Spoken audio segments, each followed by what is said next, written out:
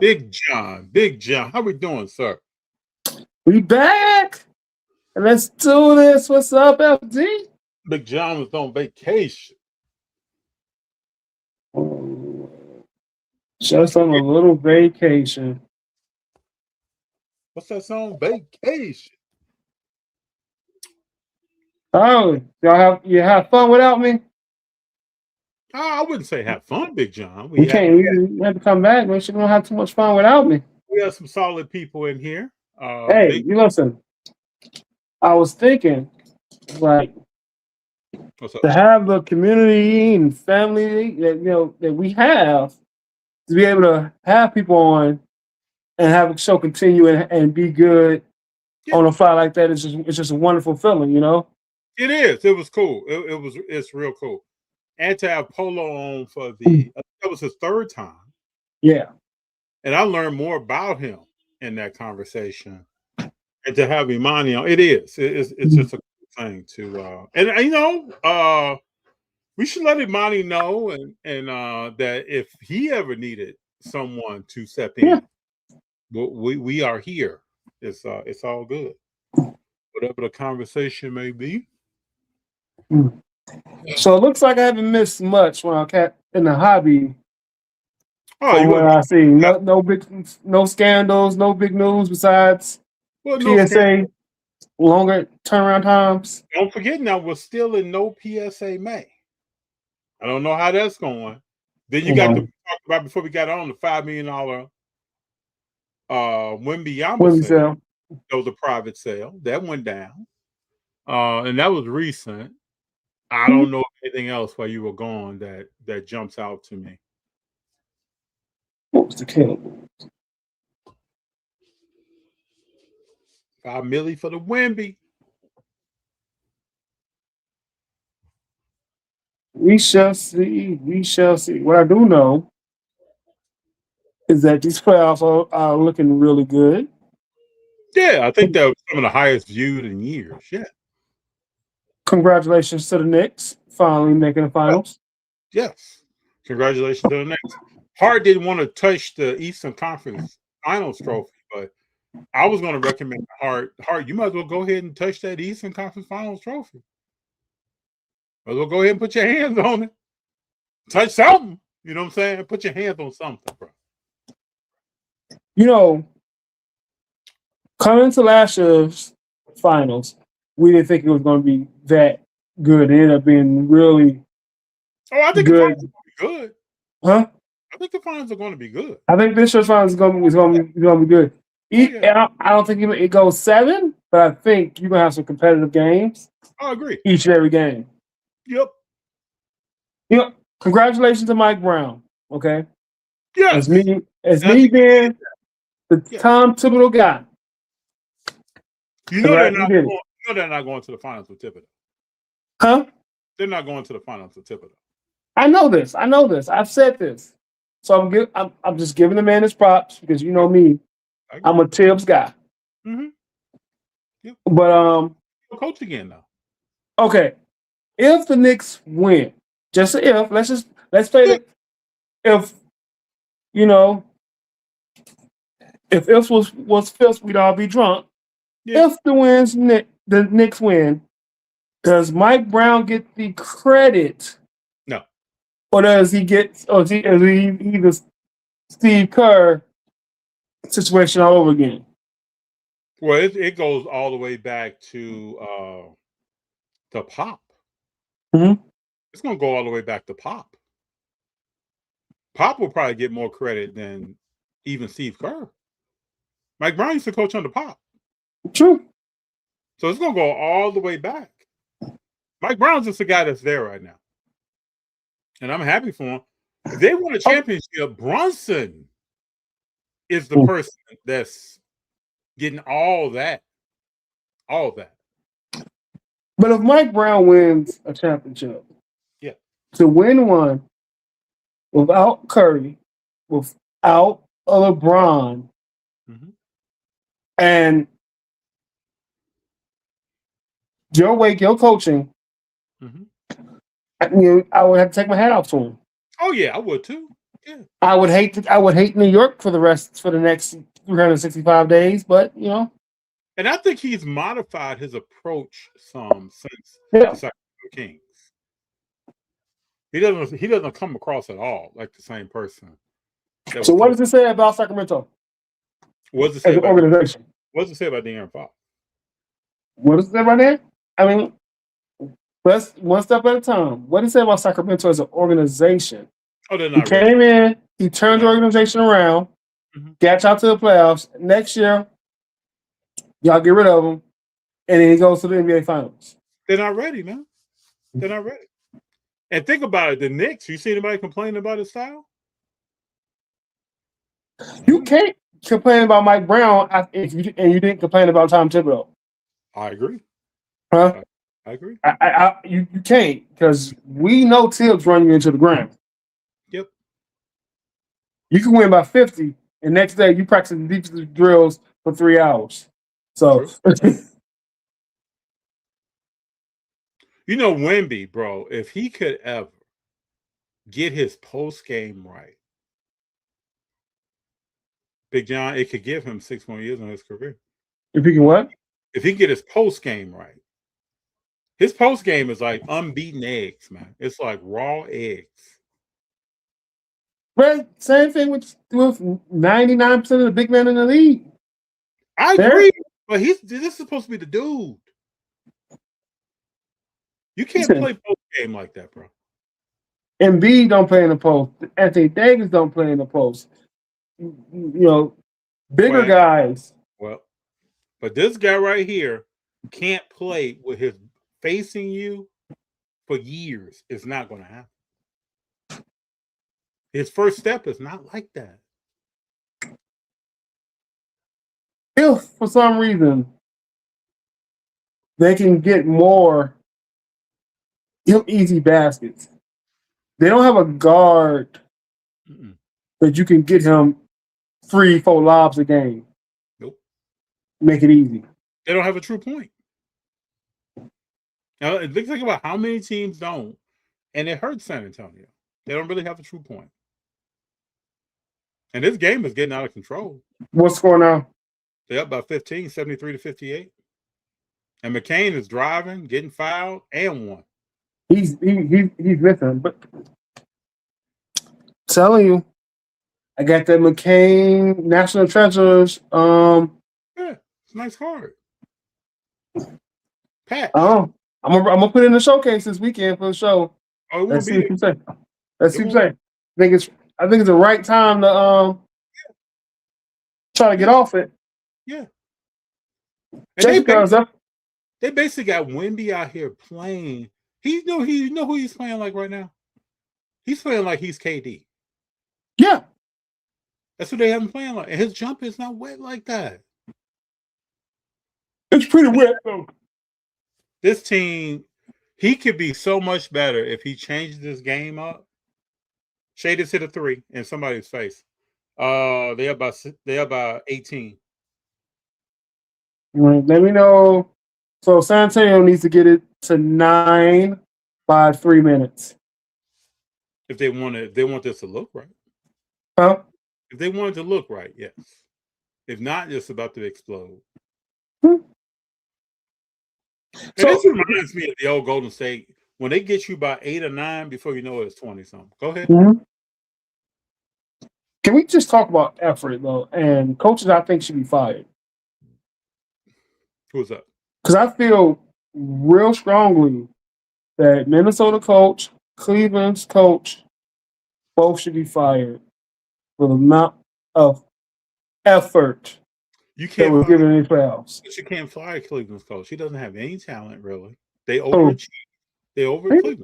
He doesn't really have a lot of talent. What does overachieving have to do with giving up? When did he give up, though? Did he give up? When did he give up as a coach? That team gave up. Yeah. But your leaders are Donovan Mitchell and a hired hand named James Harden. James Harden is a hired hand. He's not really there. I like to see where he's living in Cleveland. Somebody said. It's the condo. What's up? Somebody said that going to get James Harden to win a championship is like marrying a hooker because you want a wife. It's like what? It's like what? Marrying a hooker because you want a wife. Well, that's a crazy analogy, but it's a hired hand. He's a hired hand. He's a hired hand who can't get the job done. It's like going to get someone in the Western days to protect the town. That's who James Harden is. He's not there for. He really doesn't care, man. But how many teams want a James Harden now? A lot of teams want that. They want that extra offense that he's not. You watch him play. It's whatever, man. I believe he really stopped playing basketball 5-6 years ago. When he left Houston, he doesn't really care about that, man. Oh. But, okay, and speaking of James Harden, where was all this unethical basketball when James Harden was getting fouled with people hands behind their back because he was jumping back into him from the three-point line? Yeah. What was this unethical basketball when James Harden was going through and flipping his head back, throwing the ball up and getting fouled and jumping into people getting fouled? Nobody. Where was all this outrage for this unethical basketball in? I don't get it. I don't understand it. Dude, maybe it's just me. Wemby's in a timeout begging his teammates to show up. Wemby's in a time. Look at Champagne. Do you think Champagne is taking that message in? Listen, Champagne, I'm surprised Keldon Johnson is still on the team because he's been there 7 years through all of it, even though he won 6 Man of the Year. So 100% I'm surprised about that. You say you're surprised about what now? Keldon Johnson still been on the team. Well, you remember he said I'll go to the bench. Mm-hmm. That's the only reason he's on that team, man. The only reason he's around. Man, I'm starting to feel sad for Wemby, man. There's a game 6. It's over with, bro. This is over. Big John, it's over. It was over before it started. It was over. This team is not difficult to figure out how to play and what to do and who's going to do the scoring. Once you get beyond Castle and Wemby, and Castle's not going to shoot well. When you get beyond them, who are you looking for? I don't know. That doesn't exist. That's what I'm saying. OKC can win another championship, and Jay Will doesn't even touch the court.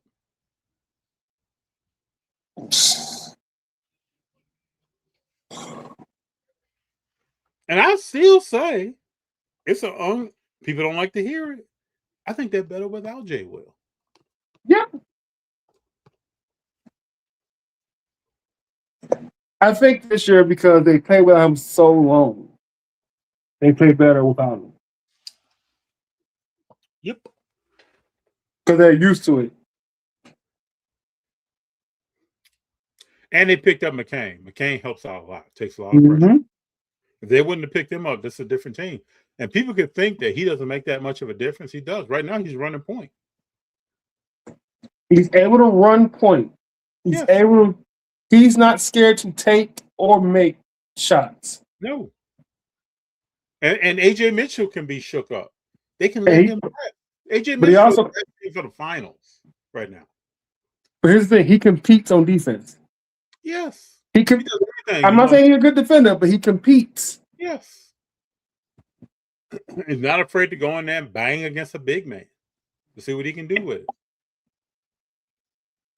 Right now, he just went in, penetrated, took a step back, hit a mid-range down the court. That helps everybody out. And that's what AJ Mitchell does.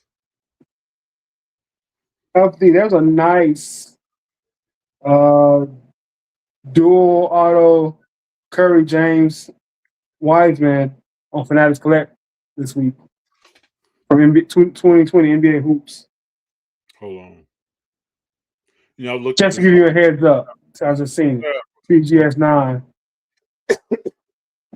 Curry Wiseman, huh? And is this a buy or a bid? Huh? Is this it's an auction? Auction. Next week's auction. Oh, I see. Hold on. I know you're looking for one Pacific card, but that's not a bad something I think you'd like. Oh, is this one right here? No. It's in 2020 hoops. Hold on.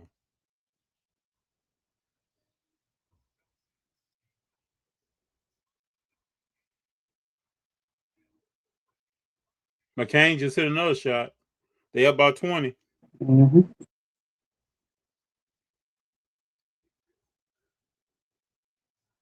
If you just search Steph Curry and it's I see it. Yeah, BGS 9. Yeah, I'll keep my eye on that. What did you say, sir? I'm sorry, you found it. Yeah, I got it. That's a hard card to grade too. It is. That hoops, soft corners. It chips. Yep, soft corners, chips around those edges up front. I've only seen one. I think it's only one pop.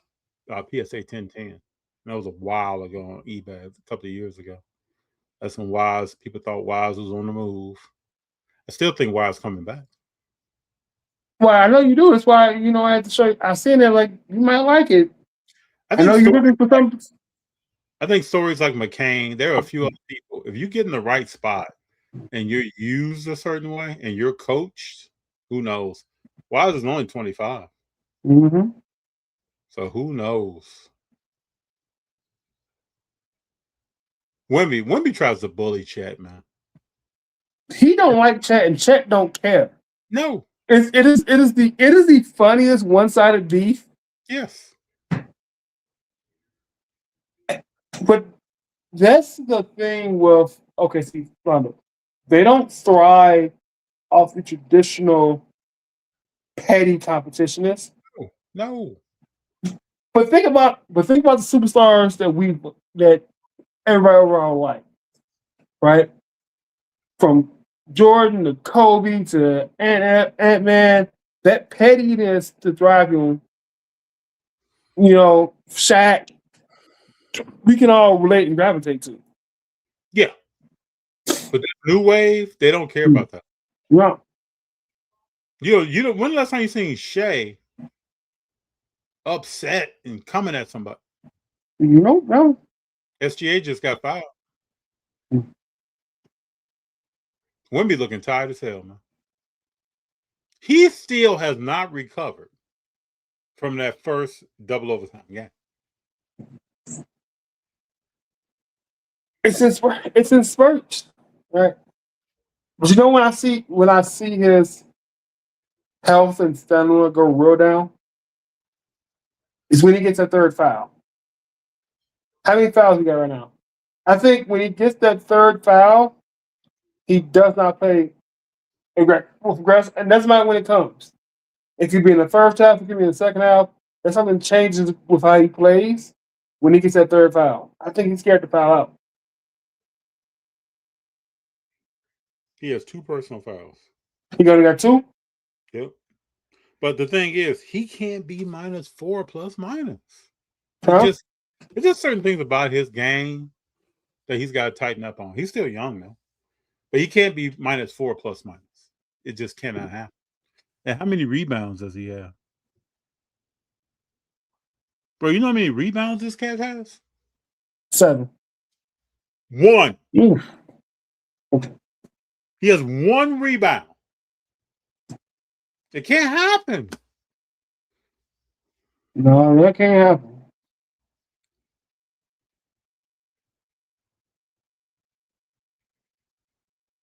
Can't happen, bro. And they just fouled Chet, and Castle's talking about us against Chet. I've learned something about Castle now. Mm-hmm. Whoever's walking around thinking this dude is next level, they're fooling themselves. He's good. He's good. He's not next level.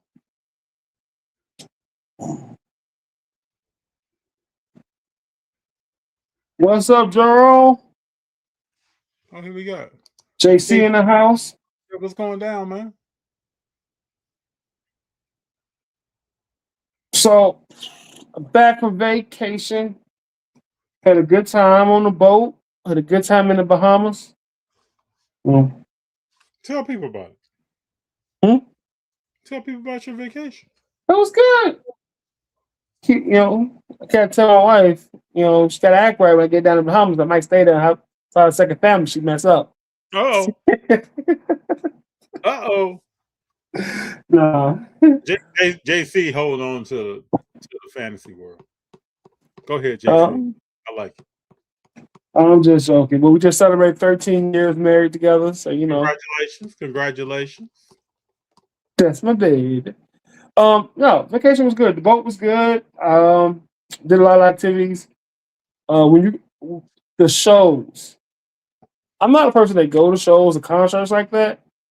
But we went to the Aqua show, and these people crazy.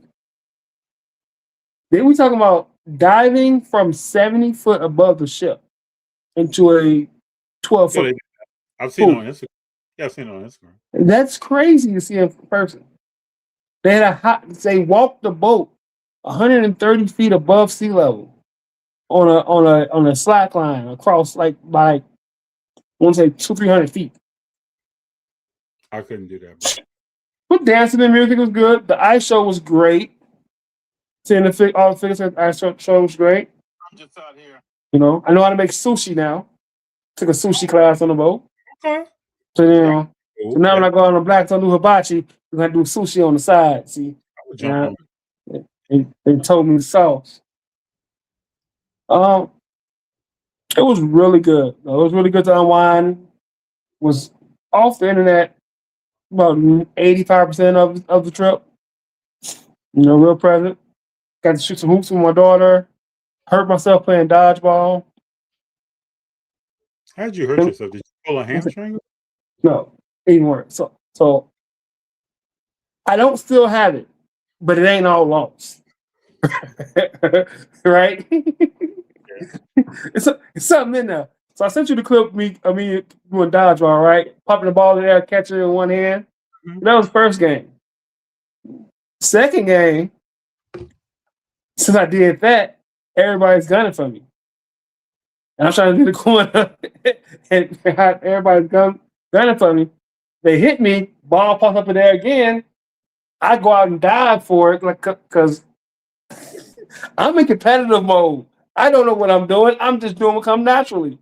Okay. I dive for it, belly flop on the ground and slide. End up bruising my foot, my big toe, swole half the trip, hurt my knee. Did you knock the wind out yourself? I knocked the wind. I knocked everything out of me. Man. The fact that my food stayed in my stomach is crazy. Wow. Everyone's like, "What is wrong with you?" I'm like, "I don't know." It's like Avatar mode. I start playing sports and I just get in competitive mode, and I forget that I'm 40. About to be 41. I just do what comes naturally, and that's compete. Yeah, you got to slow down on that, bro. I don't know how. Like we playing Uno on trip, and I'm talking mad trash playing Uno. Like when I start compete, I don't know how to stop. And you free. You're away from work. You're like, man, I'm about to do this. Walls like, no, you cannot go play volleyball in the water. No, you cannot go do the Sexiest Man Alive contest. It's like you just go sit and chill. Get you a drink. What is the Sexiest Man Alive contest? What is that? Exactly. You go out there, shirt off, do a dance move, just prove how sexy you are. Which we know I would have won, but she want to keep the good to herself. Can you blame her? I can't blame her at all. I can't blame her at all. Sure. But the ship was a big ship. I definitely got my workout in walking around the ship. But funny thing is, on vacation out on the ship, I'm up at 6 a.m, bed at 10:30. Okay, those are good hours. Okay. No, because when I'm home, I'm up at yeah, I know. If I'm not working, I'm up at 10 and I'm in bed at 1 a.m. Yeah, you're conditioned, man. let's look at this. Let's say the Knicks play Oklahoma City. OKC and No, first let's say the Knicks play San Antonio. Knicks play Spurs, Knicks in 6. Okay, but who are the Knicks better than? Person by person. Person by person. You get Wemby over Cat.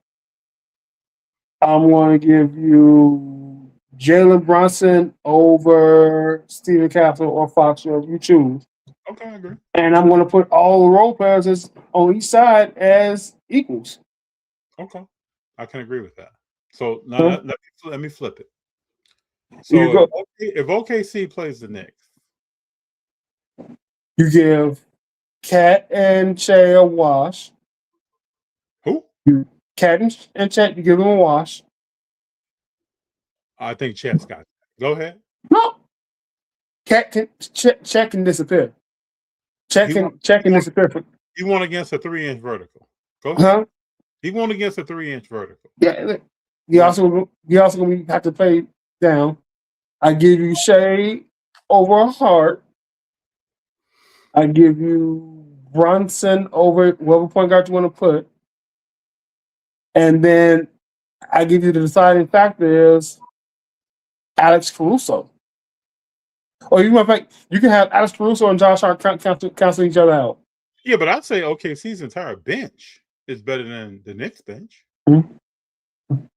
The matchup, the key to Knicks winning is going to be OG Anunoby and how well he plays. I didn't think about that. I'm saying he's a champion. And Fox is nowhere near equal to Bronson. Bro, come on, JC. Maybe 3 years ago, not this Bronson. Come on, bro. Come on. If Brunson had another dominant player, the Knicks are going to run off a dynasty. If he had a dominant player on that squad with him,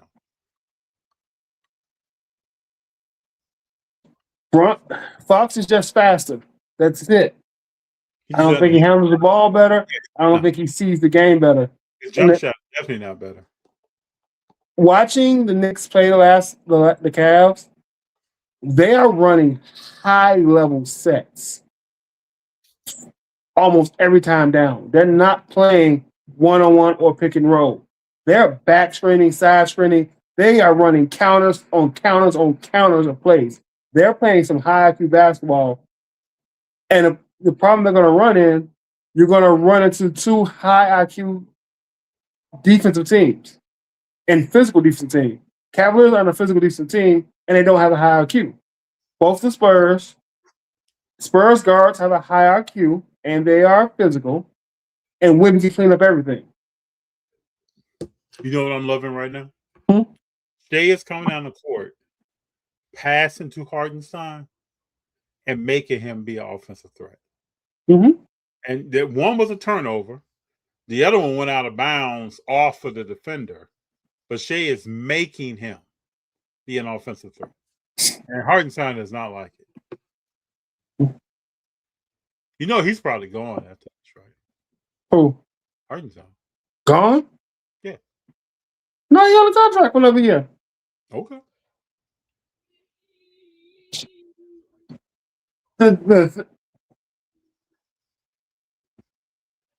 So this team is currently set. He came back to him. He just came back to him a third time and Hartenstein scored. He put him in a dunker position. Out of the post, Shea dropped it to him. He hit a one-hand jumper. Go ahead. Hartenstein was a key factor in them winning the championship last year. Yeah. Just some grit that they didn't have. Some good grit. Mm-hmm.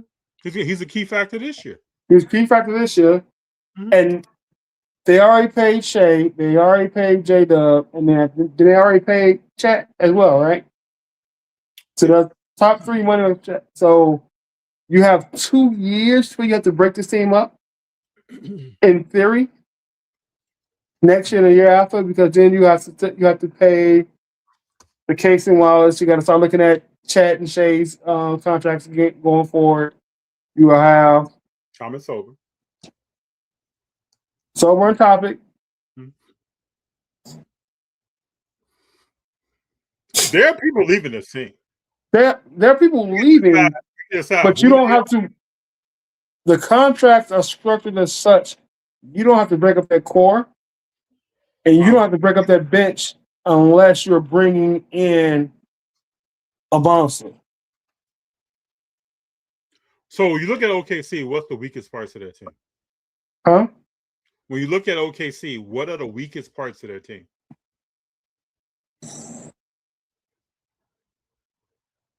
Hard to say. Hartenstein's Because it's not wing play. I guess if your weakest part is going to be wing play, I guess. Hartenstein's on that list.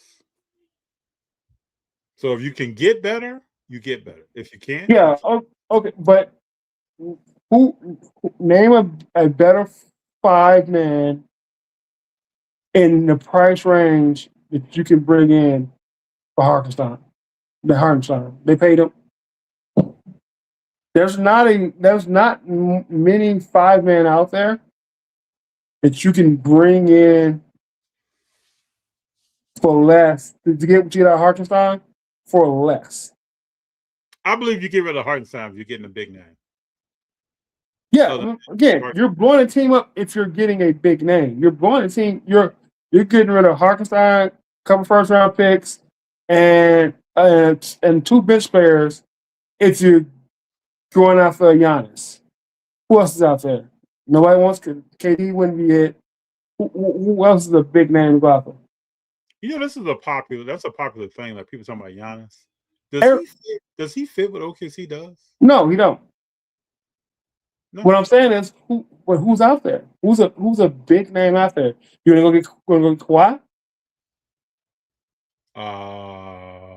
Kawhi would fit. I just don't know if you want to play that old on this thing, but he fits. And right, I 100% agree. So I don't know who's out there. You go get you're not gonna get a Jalen Johnson. You're not gonna get an Alex Sarr. Like there's not many people for that 5 spot you can go out and get that are going to, 1, not have an ego, 2, be as gritty as Hartenstein, and blow it. Like you have to. They have draft picks they have to get rid of. There has to be a significant move made next summer. Significant move, just because of the amount of draft picks they have, right? So Lou Dort, Carson Williams, J Dub number 2. Those are people that you may lose this offseason or next offseason. I would say get rid of Hartenstein and start Jay Wilmore. I don't like that. I don't think it's a bad idea. I just don't like it. He plays good defense on Wemby.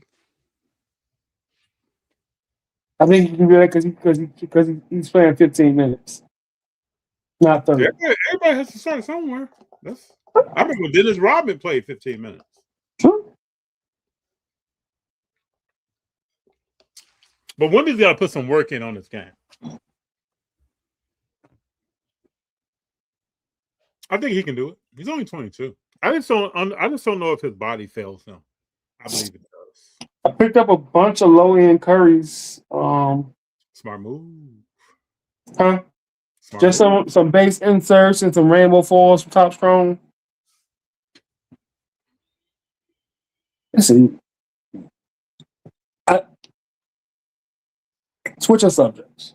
What you got? The PSA and the new wait times, and I think it don't bother me as much. Is because it was already built into my plan this year. Why talked about build that into your plan.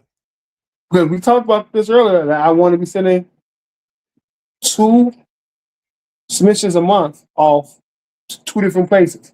One through consignment, one through GameStop. Okay. Whether it's 1 card or whether it's 4 cards, whatever I can make sense for me. Mm-hmm. In hopes to get 1 back every month. Get 1 back every month. But also, Do I care the time frame that I get TCG back? Yeah. There's no up and down factor in the time frame I get TCG back in. Yeah, less volatile. Do I care what time frame I get Curry's back, or LeBron's back, or Shohei Ohtani's back? Doesn't matter when I get them back because they solidified. They're still going to be liquid, and they're still going to be solidified players. And unless they do some off the wall, personal stuff. But if Ohtani got injured right now, his career ended right now, he'd be in the Hall of Fame in 5 years, and his car should still be exploding. Yeah, he's legit. Yeah. So, from me and what my plan was, I don't see a reason to panic and not send, or panic and send faster, because I've been already planning. I already planned 4 or 5 months to wait. So what's another month? Yeah. I've already just planned that. I'm with you. So that's just my thought process on it all from a personal standpoint. But PSA is trying to get away from certain cards being sent to them. Yeah, they're never going to get away from it. Yeah, they will. Mm-hmm. He won't. If you have a $7 card, you're not sending that to PSA right now. If I have a $7 card, because it just happened, if I have a $7, I have a $4 Ohtani 2025 Bowman card that I think is clean, and I send it, and it tends, and in 6 months, right now it's worth $165. Right? Yeah, but that's just Ohtani. I'm talking about all the cards that they get of Joe Blow. That's not coming to them anymore. It's not going to SGC, CGC either. Yeah, it is. Or it's going to be in your PC. Go to tag, maybe. Going somewhere. It won't go to PSA. Those numbers are dwindling. I think if they stop getting those type of cards, though, they're going to grade 500,000 or more or less a month. They're cool with that. They're cool with that, yes. But is the hobby cool with sending somebody else and getting half the money back? PSA, that's their problem. PSA is not concerned. But because that's their problem, that's my problem, I'm gonna still send these $7, $20, $50 cards to PSA because I don't want to miss. But that number is dwindling. It could be. We shall see. Oh, it is. But to be honest, you won't know. You won't know how much it dwindles until 7 months from now. It's all good. And if they don't, they have data right now showing that number is dwindling, and they rather grade a card that's going to help their brand than just a card. Yeah, here's what I'm saying. They have a 6-month backlog. I get that. But they don't have a 6-month backlog on certain cards. No, but what I'm saying is, if for the public to understand what they're grading, it's 7 months to a year to know if they're not sending the 21 cards, and that's with no more changes, because the gem rate data is going to be the same month to month. But this is why they keep the values, the resale values. This is why they keep that data. So they know what they're grading and what is it selling for at all times. So right now, PSA knows what have been the changes in those few weeks that they up their processing time and change their grading costs. I've even talked to several people that's like, hey, I'm not sending that back in. And when you go to shows, you're talking about a year to a year and a half from now, you're going to see different cards on tables in a PSA holder. And that's the only way to get around bottlenecks. Other than that, you always gonna have a bottleneck problem.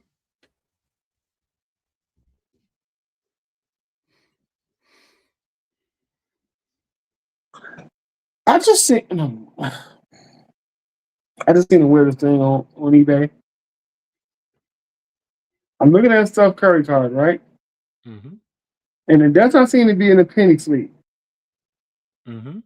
But they have a $3.99 sticker on it. $3.99 sticker on it, and it's under $75. And I'm just wondering if this sticker is actually on the card, or Hopefully, it's on the penny.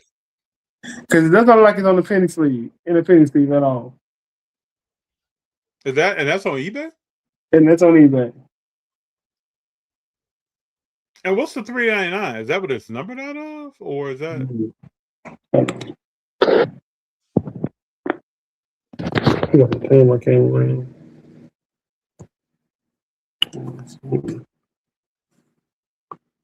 Where's the camera? Can you see the card? Mm-hmm. You see the sticker right here? Yeah, that's strange. It looks like it's on the card. Because that's not on the penny sleeve at all. Yeah, it's probably on the card. What are we doing, folks? What are we doing? JC asked a question. Do you think dime prices are going to rise? Yes. Nines are new tens. Tens are the new, what, BGS 10?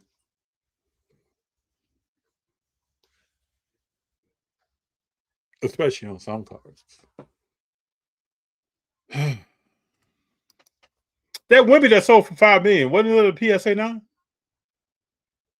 Yeah, but I think it was a 1-on-1. Yeah, but remember when that first came out? No, that was a 10.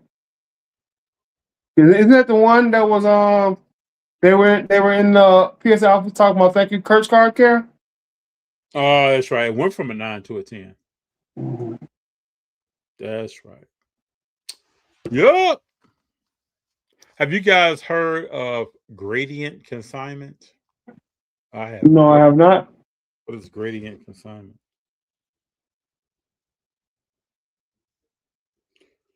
What is gradient?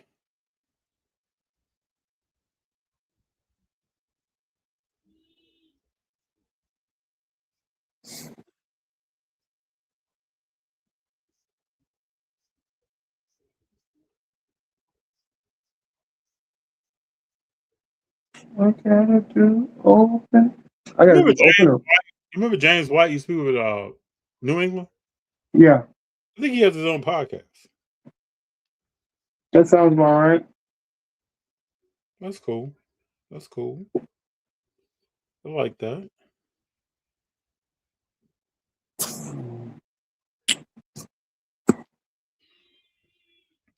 I'm digging it. Give me one moment. I had to grab something for my wife. Mm-hmm.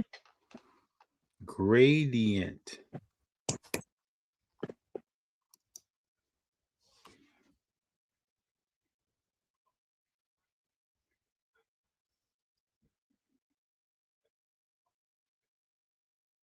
What is gradient consignment? JC, tell me what that is.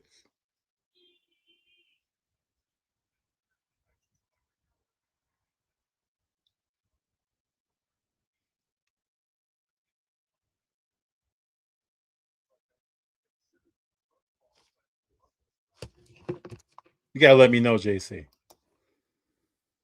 Is that a consignment service? Is it what state is it out of? Have you sent cards to them? And off-brand ComC. Oh, look.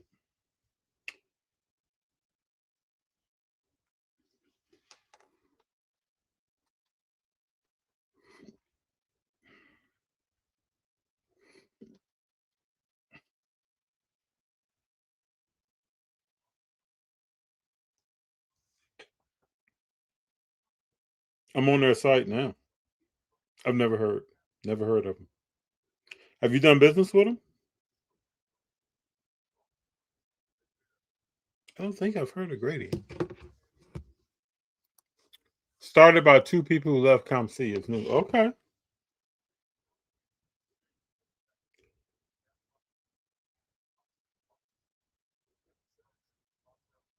Okay. You can submit your cards. Okay. I'll keep my eye out.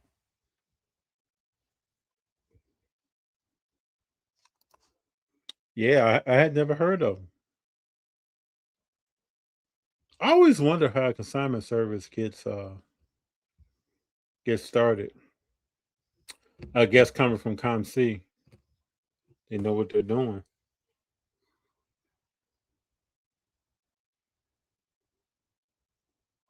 Be interesting.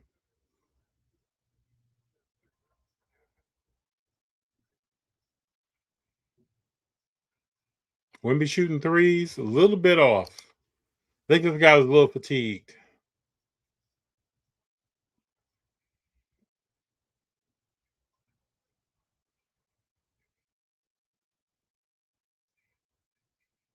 Come on, people. Come on, people.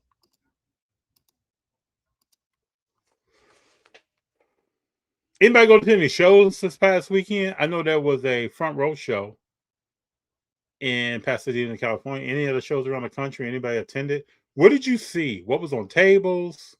What were people talking about?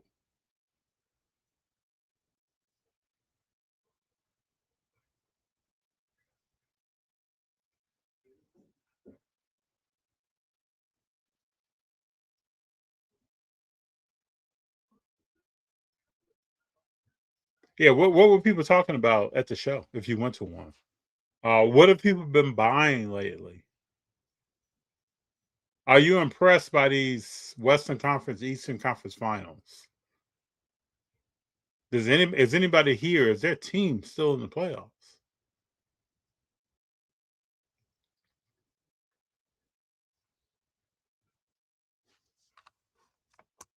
A lot of questions going on right now. You know, we got football season coming.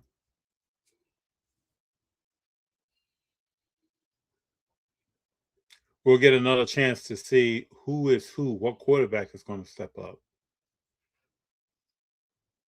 It's still probably still be by committee. You know, I don't think we've solidified who's the real deal quarterback. Big John, you back? Big John's back in the house.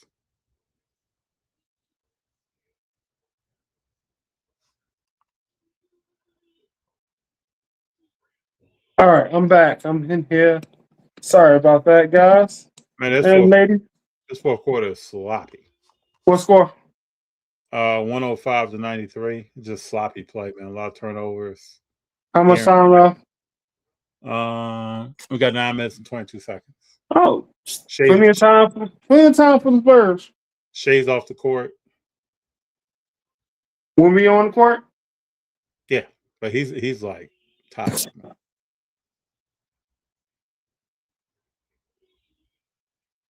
I'd like to know how many miles do these guys run in a game? Do you think the Knicks making the finals will raise their card prices, sales and prices? Only Brunson. Yeah, only Bronson, and I think only in that area. That would be my guess. I mean, I don't know. Only Bronson, though. Cat, I don't see Cat. I don't know. Now, Mr. Wax Out, is your question dependent on them winning, or you saying just making it? I know you said making it. Do you think they're going to win it? Because if they're going to win it, then there might be some additional changes.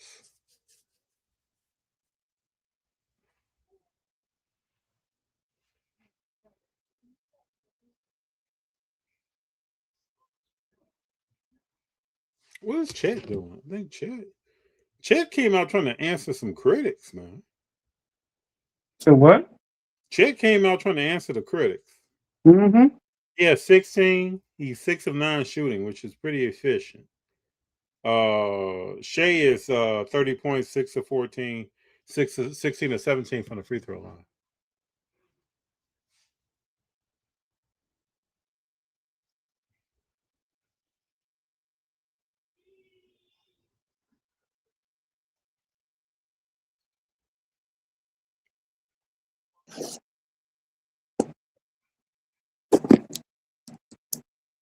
Remember when people were saying that these cats had beat them 4 games in the regular season? Yeah, if they win, what do you think? If Brunson wins the finals, if the New York Knicks wins the finals, do you see Brunson going significantly up, Big John? So you seen Brunson card spike when he made that run in Dallas, when he went to New York, a little bit when they had that early run last year. So if he wins it, yeah, I think it goes up and plateaus again. It staircases again if he wins, because he would have to have an awful finals, and they still win for his cards not to go up. How does he match up night after night with Dort, Caruso, and KCP? Oh, it's gonna be a problem. In my mind. It's the same. It's just going to be big body after big body on both ways, right?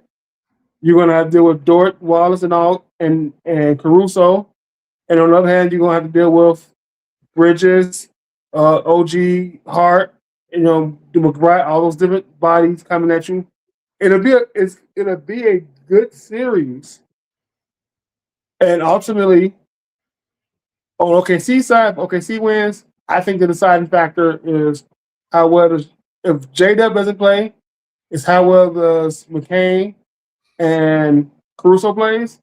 And for the Knicks, in either series, it's how well OJ and Miguel Bridges play. Take it. I will take the superstars being who they are, or the stars being who they are. I would take Cat's going to give me 25 and 12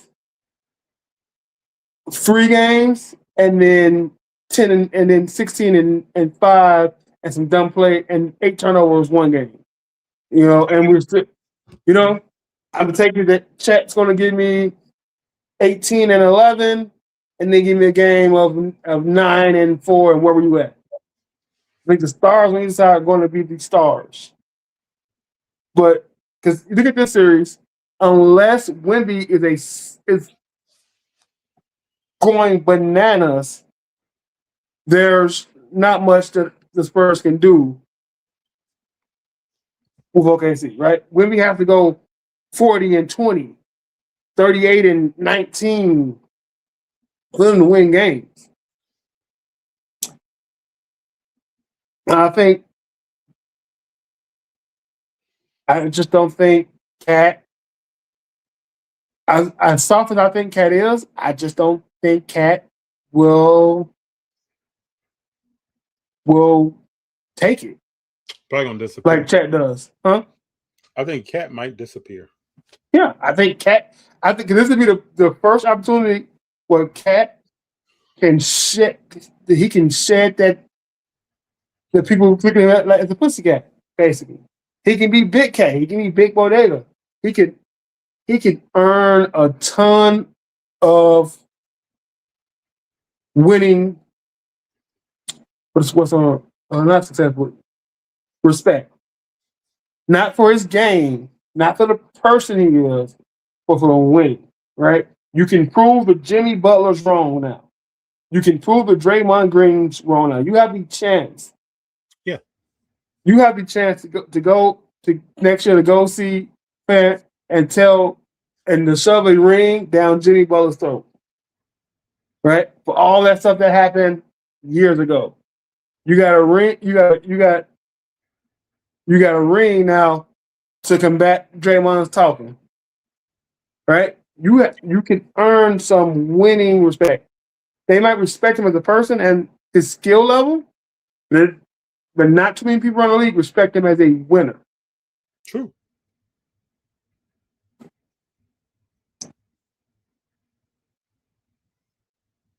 I think you respect Jalen Brunson as a winner because you see him as a driving force. You see that he is winning above what you think his level will be as a 6'1" point guard.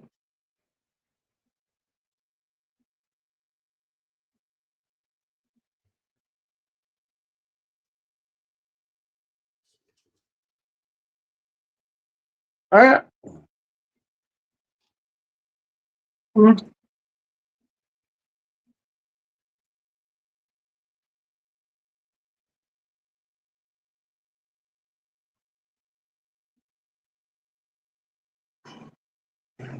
OTA started. Oh, just talking about football. Yeah. I watched a little bit of ESPN today. So I was cleaning up. Oh, what'd you see? And they already started with the Justin Herbert hype. They have to. What can Mike McDaniels do with Justin Herbert? He's never had a passion like this in his offense. And I've just, if Justin Herbert does what there's no other Tua did, he'll be MVP. There's no other quarterback that looks like Justin Herbert. Mm-hmm. There's no other quarterback. What is he, 6'6"? Mm-hmm. Throws the ball. Nobody else looks like comes across like that. They have to. He's good in front of the camera. He's good with a microphone. They have to. Can't look at Jalen Hurts all day. And people hate him. So that's a question for why do people hate Jalen Hurts? I can't. If I had the answer to the questions, I don't know. But I love the fact that he don't care. No, he doesn't give no dams. Nope. And we'll say it in a very elegant way. Mm-hmm.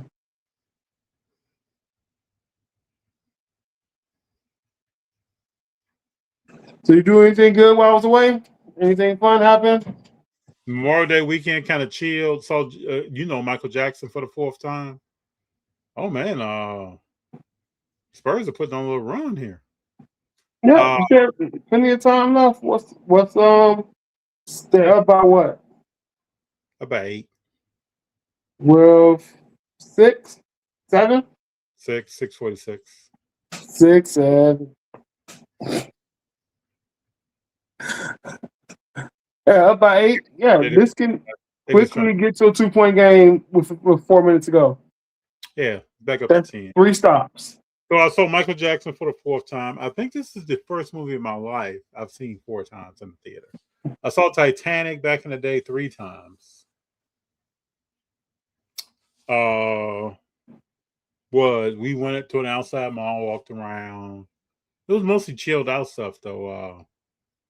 McCain has hit a 3 or 2. Excuse me, 2. Oh, 3. The only movie I can remember seeing more than once in the theater was the final Lord of the Rings. Oh, see, I haven't seen any of those. So I could see it. Lord of the Rings is one of those. Don't tell nobody. But I'm a nerd. No, I can see why people watch Lord of the Rings. I had the books. I had the original books in Elvish script. So they were written in the language of Lord of the Rings. And I read them all. The first 3. Mm-hmm. I went to watch the movies. We went to the movies at 9:00 and didn't leave the movies until 6 a.m, watching all 3 movies in a row. So, do you think Cleveland's coach should be fired? Yes. Why though? I just don't think any coaches in the playoffs where you're questioning team effort as much as you do. It's not him. He inherited the team. He inherited that team. Yeah. I'm asking a question. Why is it today that we're so immediate with stuff? Why we like? I know we got microwaves. I know we got cell phones. I know we have the internet. Why are we so immediate? I'm not. I don't think I'm being immediate or I'm being overreactive. Last year, when the Knicks lost, what did I say? Yeah, but he had been there a while. 3 years. How long has Axton been there? How long has he been? What, 3 to 5?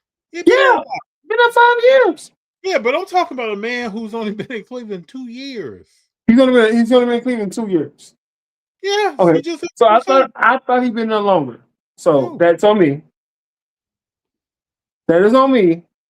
Then no, 2 years. No, I thought he'd been there like 5 years. And one of your superstars is Donovan Mitchell. We gotta give that man some grace. You Well, can't. what about Minnesota? What about Minnesota coach? Do you think he should be fired? I think he's the best coach for Anthony Edwards. So no. Okay. Yeah, So what coaches do you think should be fired? I think that's the only reason he's there. Which coaches should be fired? They already fired Memphis's coach. I thought that guy was gone. Taylor Jenkins, he already got another job. Where'd he go? I can't remember. Picked up another job though. Did he go to Milwaukee? No. Hold on.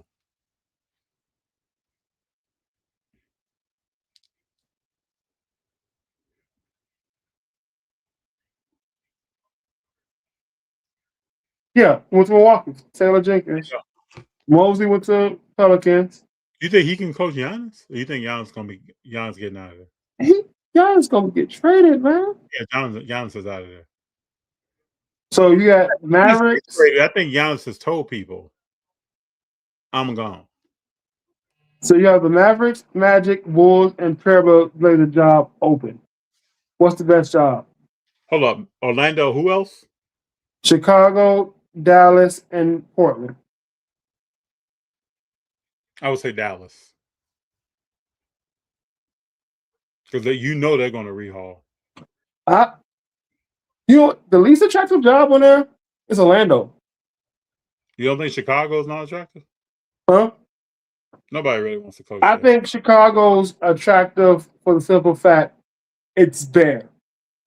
So you're gonna have a longer leash. I think Portland is talented. You know what? Take that. Portland's the worst job because of the owner. Owner's cheap. Well, see, I think the same thing about Chicago. Hmm? You know how yeah. it goes. Yeah, but this owner's new and he's cheap. He is cheap. This whole thing he's new and cheap. What was he talking about? Flights or something else? Flights and leaving hotels early and not bringing people on staff, cutting down how many trainers they have and how many masseuses they have. So the Bulls cheap. You know the Bulls cheap. The Bulls have been cheap since Jordan left. Yes. So you know this already. You are a new owner and being cheap in a place where people don't want to come in first place.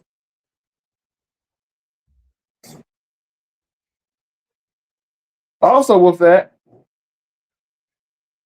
what happens to Damian Lillard?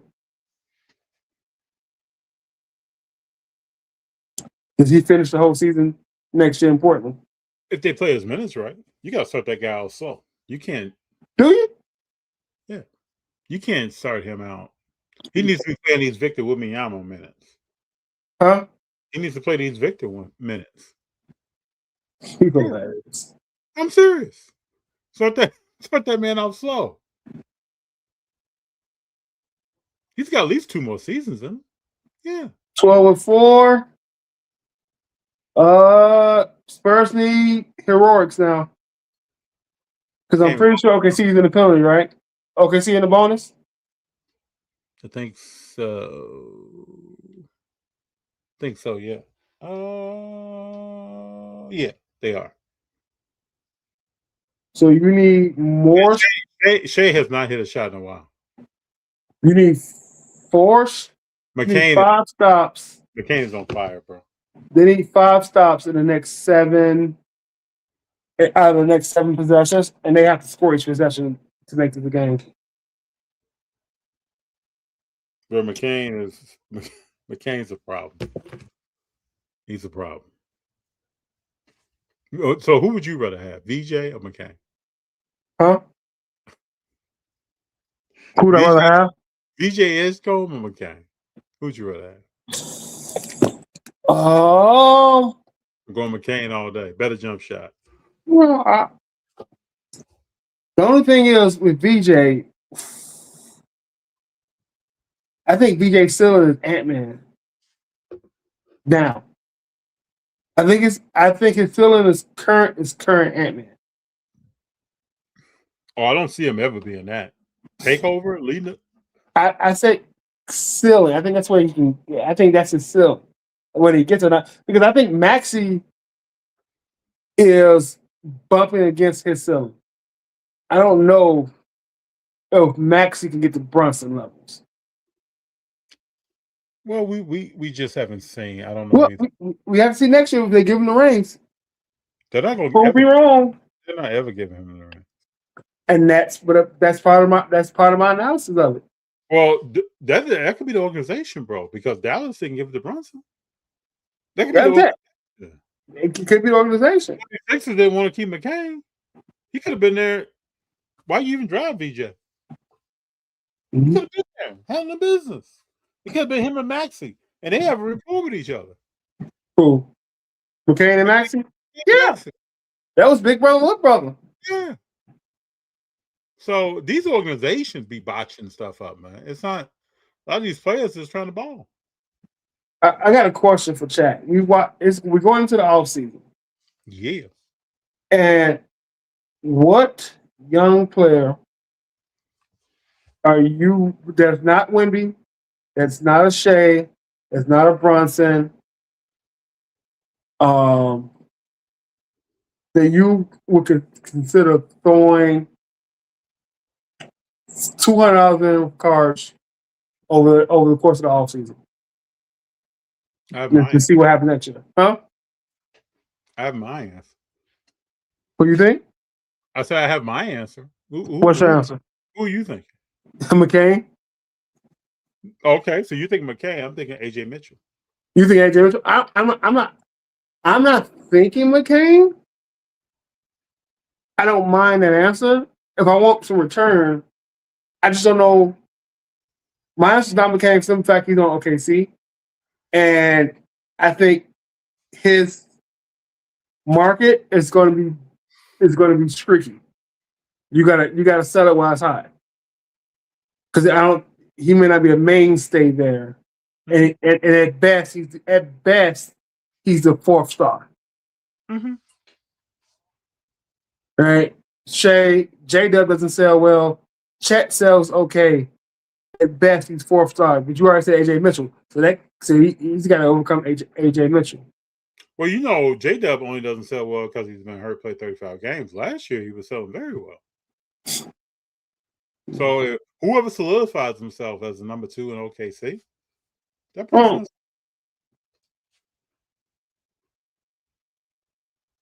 Man, Wemby looks tired, walking off with his head down. And let me ask you this question, this new thing in the NBA. It's 2 minutes left, down 14. Why is Wemby at the game? Because you can sort of listen, you hit a 3, get a stop, hit another 3.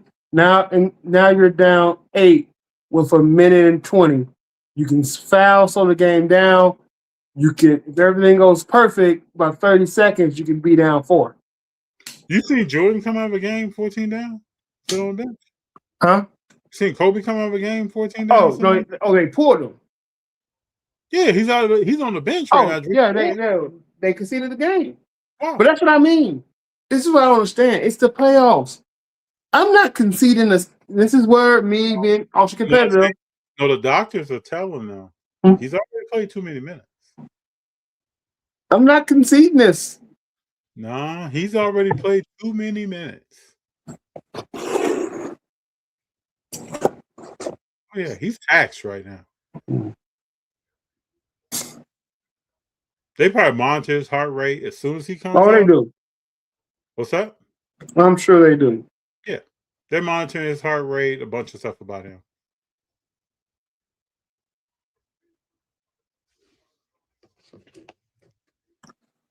Shea leaves 7 of 19 shooting, not good. 32 points, good.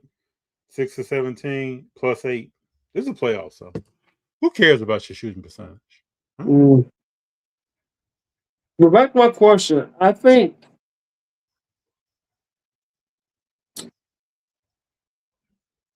I don't know.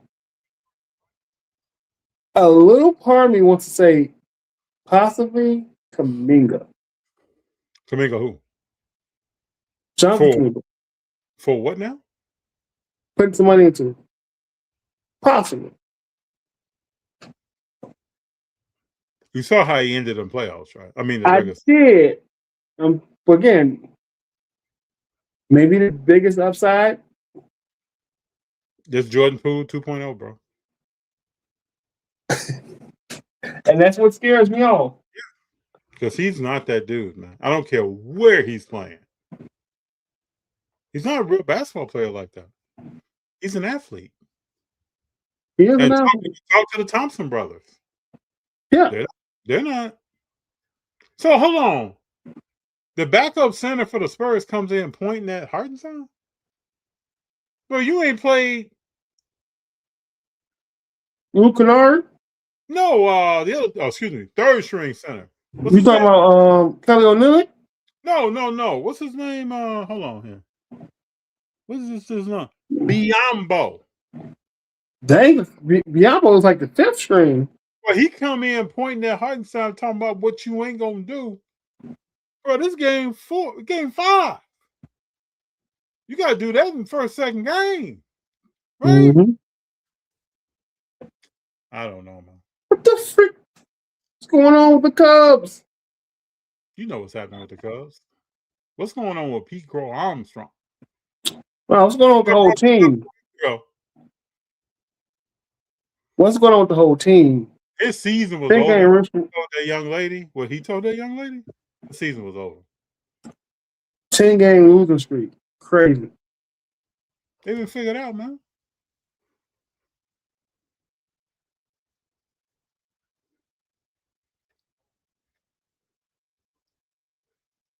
Minute left, down by 13.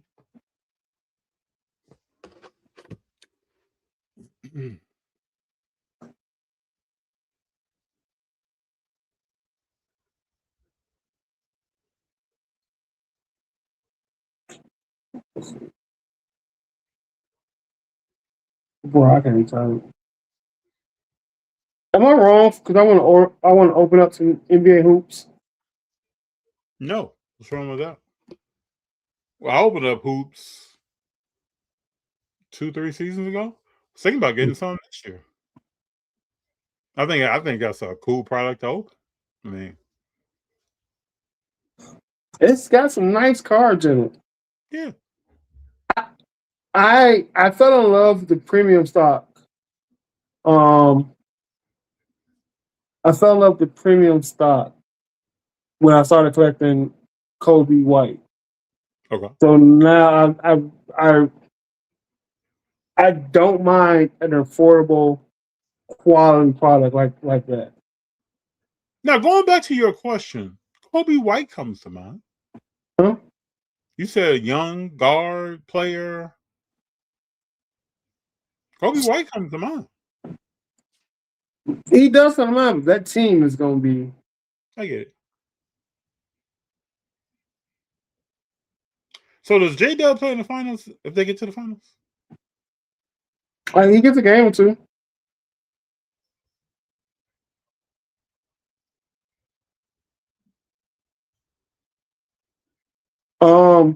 So look, can you look up a card on eBay? Yeah. What you got? 2026 Topps NBA hoops. Hold up. Let me get there. 2026 Topps NBA hoops. What's the player? SGA highlights rainbow foil. Highlights what? Rainbow foil. Rainbow. You can do the right one.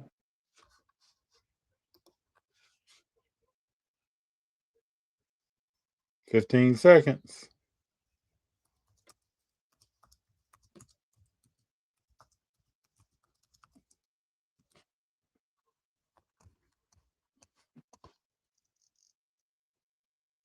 This is the one with him at the. That's great. Yeah. You can't. That is a cool shot on a card. Very much so. Whoever took the picture, very much so. And like, just so much on, just like. Bomb. All right, let me pull this up.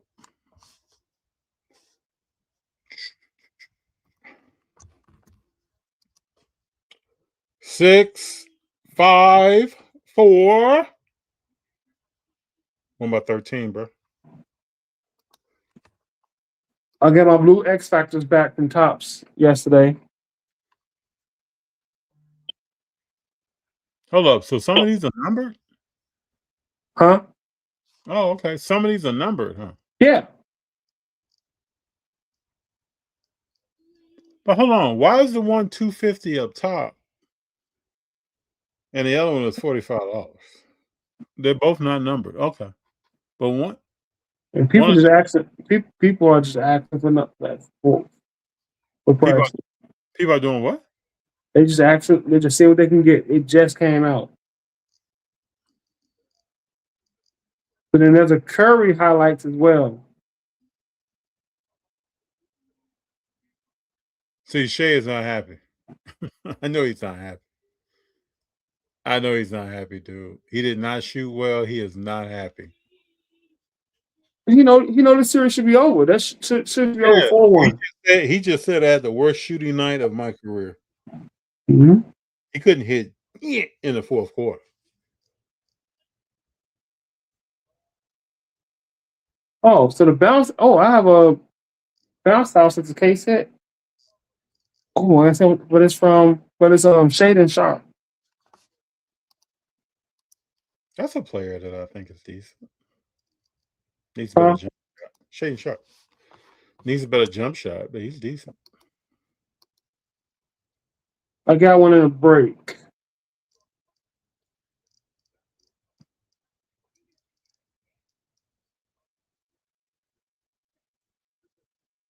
I had internet for half a second, and I got a spot for $6 on Whatnot. I was like, all right, well, let's just see if I get anything. Mm-hmm.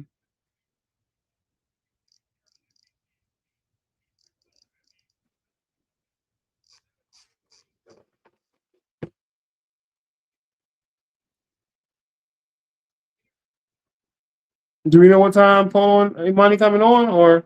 He had said 8:00, but I haven't seen him, and I haven't seen Imani at all. Mm-hmm. I don't know what happened.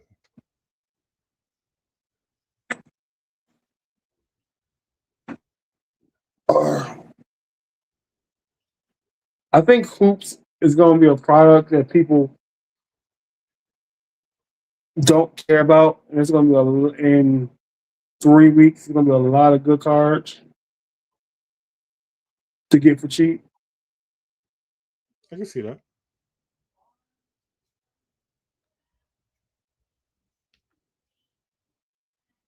Are you going to see The Mandalorian? Yes. So I think we're going this upcoming weekend. We were going to go last weekend and decided to wait. I think we're going to go this upcoming weekend. I heard it's good. You like Star Wars, man? Yeah. I watch way too much Star Wars. So I was on a boat reading. No, you. I was on a boat reading the Thrawn trilogy, reading not Alliance, but what's the word when you betray somebody?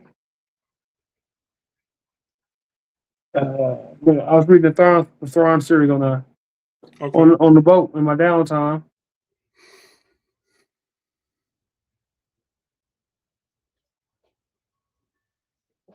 So I think the next basketball product coming out is Top Signature Class. And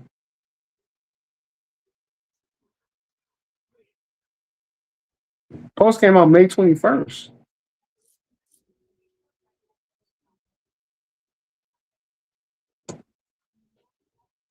You know, Topps is coming out with so many products that I've never even heard or seen before. I'm just, you know, they're going to do that, man. In my infinite research that I do, I'm just like, I seen that Topps 2 and 3 product. I ain't never heard of that. Know nothing about it. It came out a couple of years ago the first time, but you know they're going to do that. You got to put out staples, and you got to put out product that people don't know to see what sticks.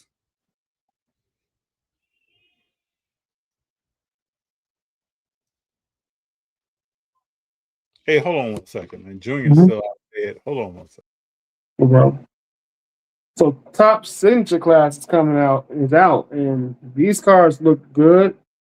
They remind me of Prestige from Panini. But I'm looking at it, just new stuff. I don't have access to chat. What's up, Jordan? Oh, Jordan, I gotta send you the video of the duck at the Aqua Show.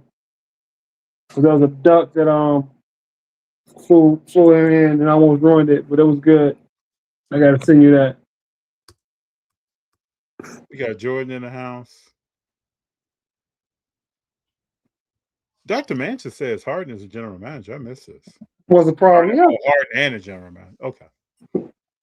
Yeah, I'm digging it. I'm digging it. But I haven't heard anybody talk about top signature class. And I'm looking at these cards. They look what are they looking like? Quality. Let's see here. No spoilers. I already know about something that I'm mad I know about it. I'm about to go see it.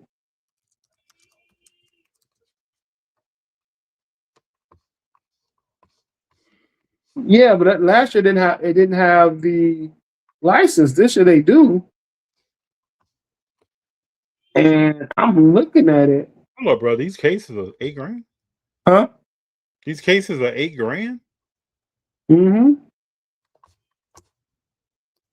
What about on car autos? Ooh, this Derrick Rose is nice.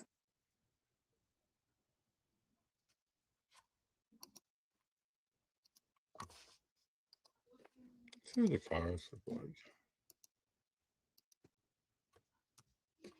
I'm gonna shoot it over to you.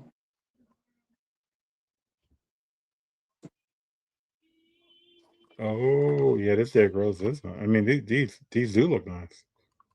You think these will get some traction?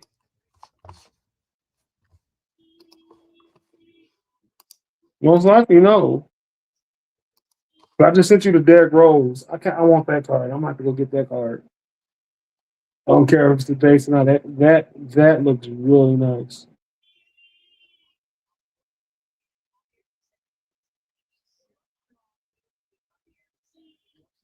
Yeah, they probably won't. We're still won't. That's nice. Huh? It's a nice looking car. It reminds me of the baseball Otani and like the player cards. It's all, what are they called? All aces. Yeah, it reminds me of that. That's a nice card. Your own Colorados are cool too. Mm-hmm. LeBron with the crown, the nipple. There's a Steph Curry Pandora 25. The end in 2 hours. I'm gonna see that that ends up Was that on eBay? on eBay. Yeah. Pandora. I don't even know if I know what that looks like.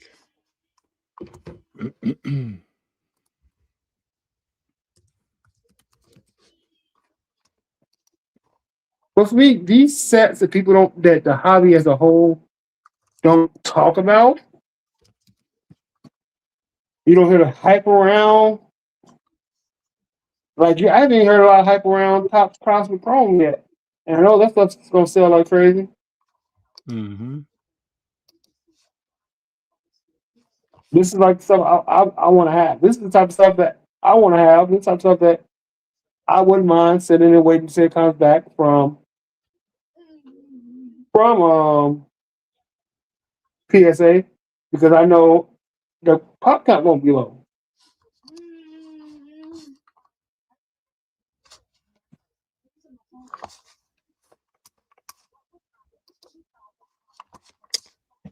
But it also brings the question: is there too many products and not enough money to go around right now? Well, some of them are going to be left in the, they're just not going to be picked up by the hobby. They're not going to jump on.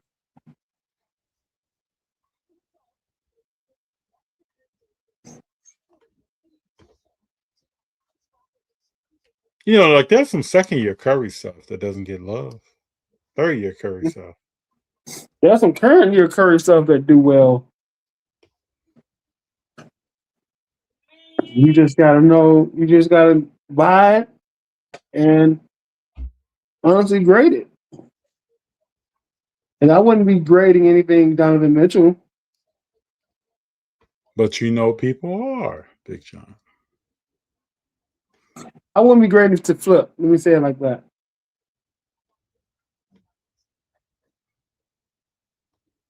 I just don't understand his shot selection. Sometimes I'm watching a game and I just don't know what he's doing. But I don't know.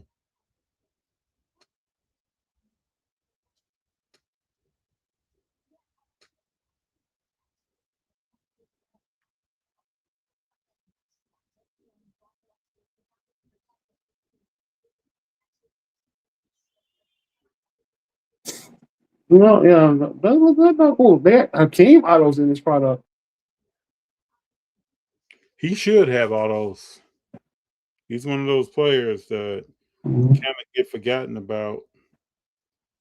That's legit.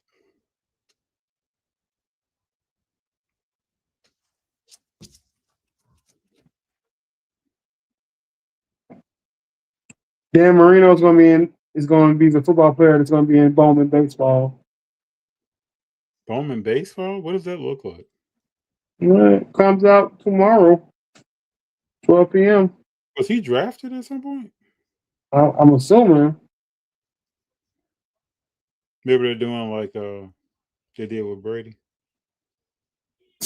Yeah, but you got Signature Class basketball coming out soon. You got Bowman Sapphire basketball coming out right after that.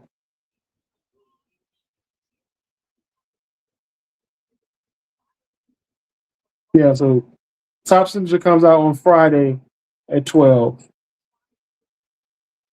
Bowman basketball Sapphire comes out Friday at 1 for the EQL.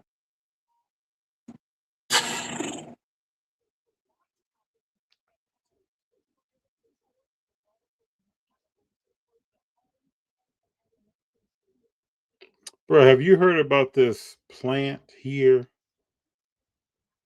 where 50,000 people have been evacuated from their homes? Where? There's like a plastics and other manufacturing plant that's been close to emitting toxic fumes that's about to explode, and they evacuated 50,000 people. Have you heard about this? I did not hear about that. Yeah, it's in Garden Grove, like Georgia. Where's it at? Garden Grove, California. What is Mr. Burns doing? What is what? What did you say, Big John? Mr. Burns, nuclear factory. Wow, that's funny. Wow, man.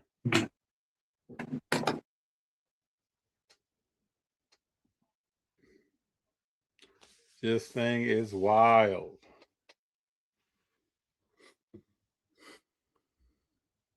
Oh, Tops think they funny. So Tops has a new collector's guide from Carl 101 called Chase the Greatest Hits. And why, for the examples all they're using, are Tops Now cards to teach you. They're from Tops Now and Top Strong. Advertising, man. Yep. They think they slick. I got them though. But that's good because everybody talks about how do you help new people in the hobby. There you go, right there. Go to Top's website, read Collectors 101 and learn. It'd be interesting to see what new brands they bring out that stick. What really gets people excited?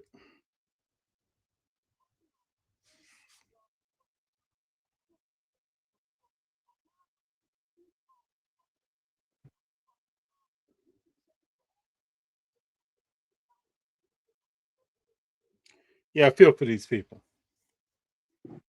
And there's some squatters that's like, I'm not going anywhere.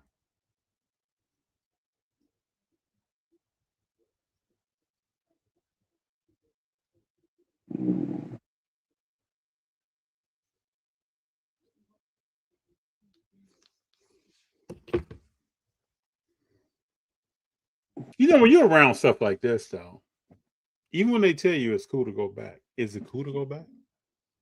No, man. Yeah, go find another job. Probably not. Listen, we had to do the yearly workplace engagement survey today. That's supposed to be anonymous. I'm pretty sure I'm gonna get called HR. Did you drop information? I tell the truth every year. I get a talking to by a GM or DM every year. Cause I tell the truth. And what I say reflects them. How they know it's you though? That's why I would say it's anonymous, but how you know I did the survey? It's anonymous. But it's to a third party. Yeah, if you want, you can find out who did it. You paying for the third party. Oh, I know that. Yeah. How you know how you know I didn't do it or did do it if it's all anonymous? Why do I have to put my employee number in? Why I gotta use my employee email?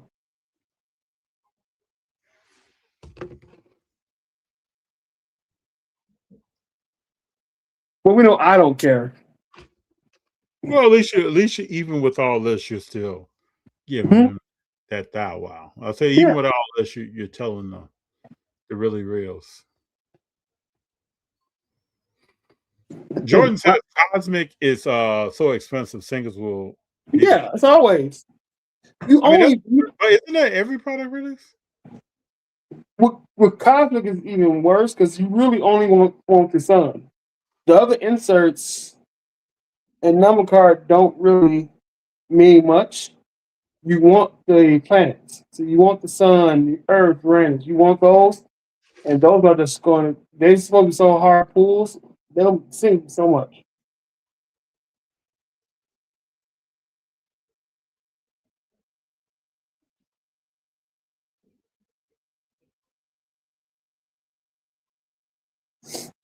How about no PSA 10s on something from limited stock?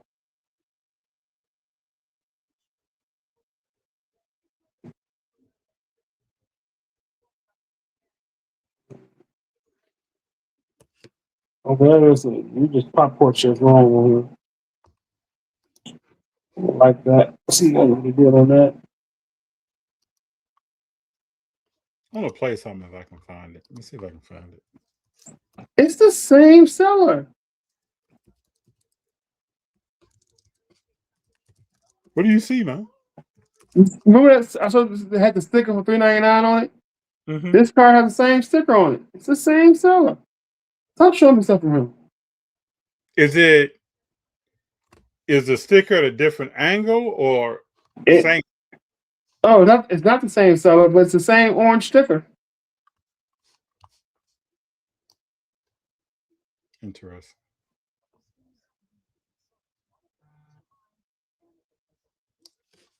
Mm-hmm. All right. So what else we can talk about, FD? I think we've hit most of it up. Cosmic cases only have 2 to 3 autos on average for a full case.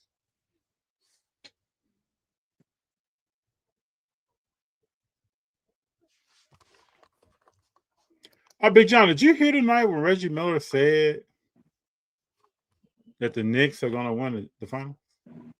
The what? The Knicks are going to win the finals. Did you hear that? He said he's going to win. He just said it won't be easy. And it won't be a cakewalk like people think it's going to be. Oh, I don't. Oh, were people saying it was going to be a cakewalk? People were saying it's going to be a cakewalk. Oh, I wouldn't think that. I wouldn't think that. I think they have more heart than San Antonio Spurs. I wouldn't think that.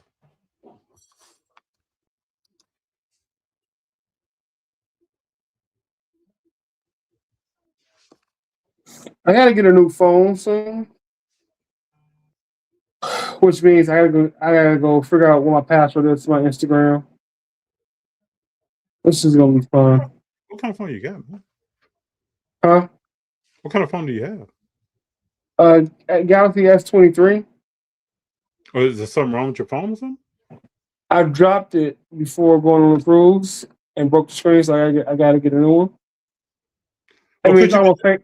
could you get the screen fixed? I could, but I'm okay. eligible for a free upgrade anyway. Yeah, I feel you. So why pay my insurance when I can just go get a free upgrade? Yep, I'm with you. So I need a new phone. I have an iPhone 12. did you just get an iPhone like a couple months ago? Nope. You had it for a while? It's been longer? Yeah, my phone's been around for a while. I took G's computer in to get a phone. I mean, to get looked at, but no.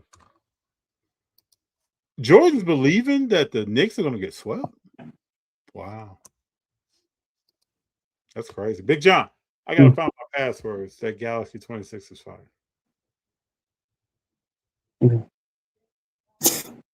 I know it is. I just gotta go through. And that's the only password I don't know because it's tied. I have Google Password Manager. That's not the problem. I don't go on Facebook on Google on my computer, and Instagram and Facebook. That's where they tied together now. That's why I don't know my Facebook password because I log in at one time and that's it. I don't log back in it unless I get a new phone. This is what I do on a daily basis for people. Jordan is help them with their computers and their passwords. Everything. My computer is used for three things: researching cars on eBay, putting cars on eBay, and an offline wrestling game that I play. Other than that, I don't go and in YouTube basically. I don't do four things. I don't do anything else on my computer. Everything else is handled on my phone.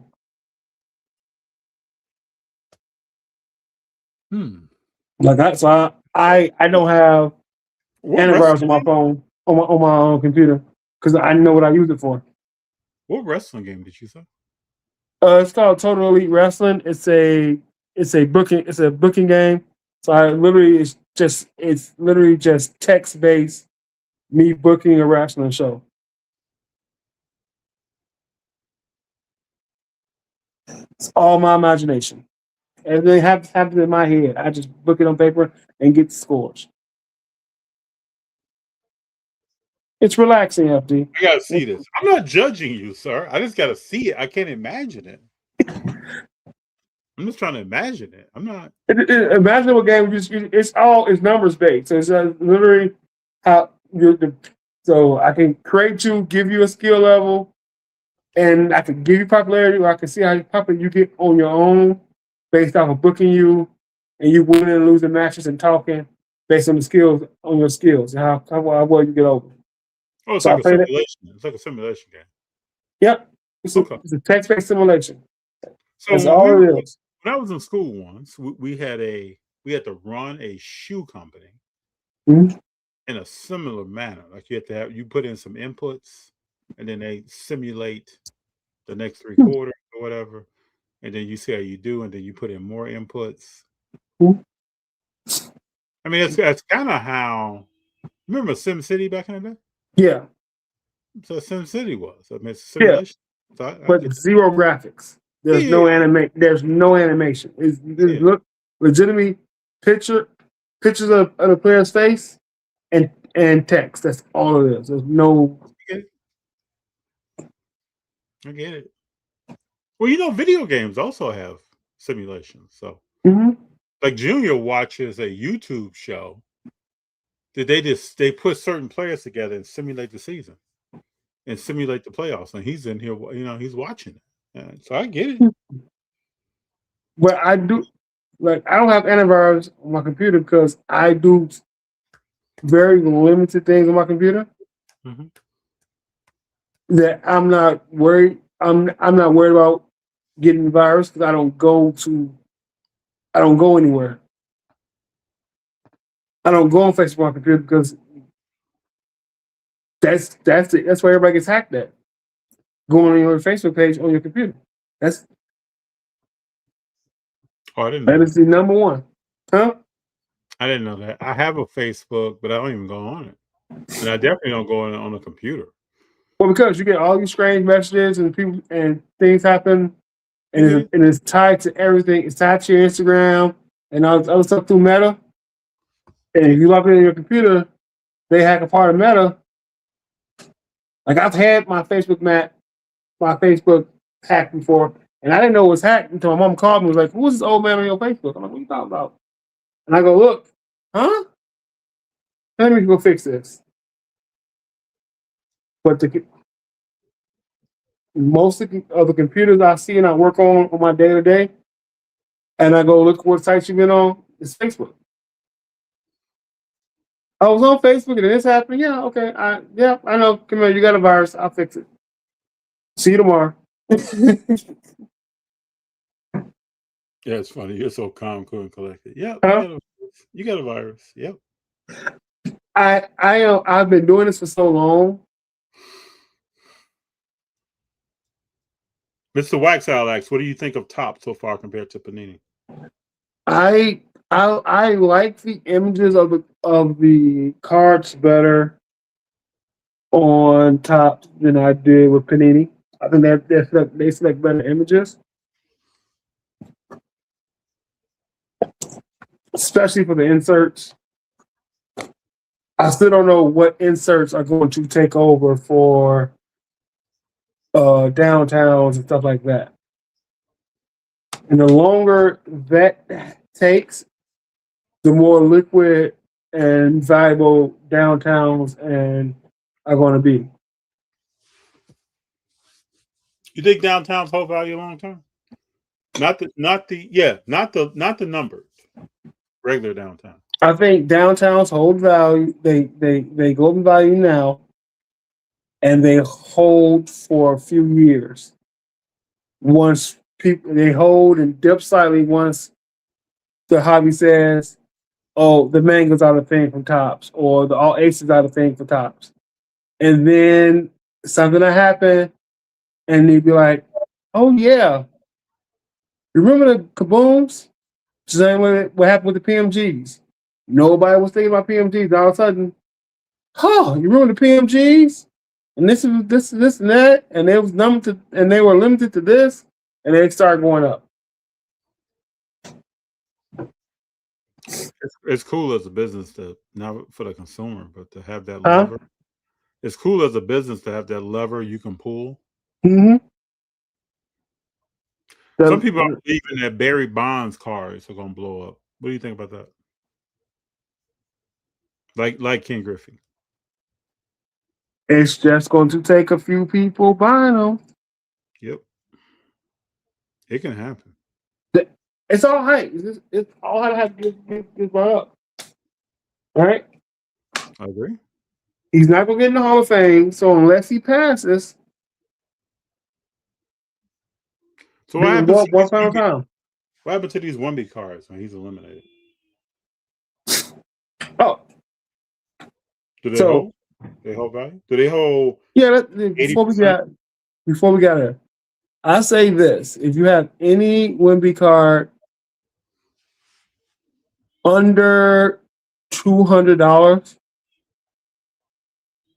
just sell it. Just go ahead and sell it now and get your money. Why do you say that? Huh? Why do you say that? Because what I'm seeing as I'm doing shows, 200 that 0 to 200, 250, liquid, people buying, no problem, no hesitation. They're spending the money. You know, that's great liquid cash now at a show going from either side of it, vendor or attendee. I think once you get to the higher price cards, you have to, if it's raw, go sit and grade it and get it back next year. Just go grade it and see what your grade comes back next year if you can afford to. Because he's going to, depending on his health, next playoffs, he's going to be hyped again. He's going to be hyped again. Mm-hmm. And if you have the big cards, sell those unless you are a Wimby fan and you believe he's going to be a top 10, top 20 player all time in his career. You can hold it for the next 15, 20 years if you can afford to it. But I think low end, you sell. Mid, go ahead and grade and don't worry about it. High end, get paid. I don't disagree with that, sir. Julian and I was just talking. I got a Wimby card that I bought from a kid at a show. He was like 15. This was like a year ago. Roundabout value? It's I gotta look it up actually. It's raw. I gotta pull the card out and look at it. I'll send you a picture of it. Yeah. We were talking about like, should we sell that? Like, I mean, how far off are you from that Curry? Would it take if it's going to take a significant did in that? Then I'm thinking about moving. I think about this weekend. Think about moving because we missed it on Saturday. Sunday Burbank's closed. Oh, they not closed, but they don't buy. And Mondays they don't buy. So think about this Saturday or something Friday. Just drop in and you can drop in and sell and be gone. Mm-hmm. And on the day, 15, 20 minutes. Yeah. And if it's getting you closer, go ahead. If it's getting you closer to that Curry goal, then I kind of know what the tier is in. I will go ahead and sell it. Yeah. There's not a reason to sell all Wimbys. I agree with you. I agree with you on your point breakdown. Because that $400 Wimby card, if it gets a 9, it's probably $700, $800 next year. Right? If he does exactly what he did this year, it's that 400 card that gets a PSA 9 now is probably $700, $800 next year. If it gets a 10, it's probably a couple of grand. You got to think the silvers went up $1,500 off of game 1 of the final of the Western Conference Finals. We went from a $1,500 card to a $3,100 card just that quick, and it's settled around $2,700 right now. Depending on what your financial situation is, my advice, or in FC case, what your hobby goal is. I know what card he's looking for. Mm-hmm. I don't think if it's raw, you said, right? Yeah. And you don't grade much. No. So in your case, yeah, and if it's where I think it is the value. What's the value graded? Yeah. I like look at that. We'll see. I mean, even if you held it, worst case scenario, you lose, and you hold it, he gets hurt. Worst case scenario, you lose 20% of value what it is current now. What's that? Say it again.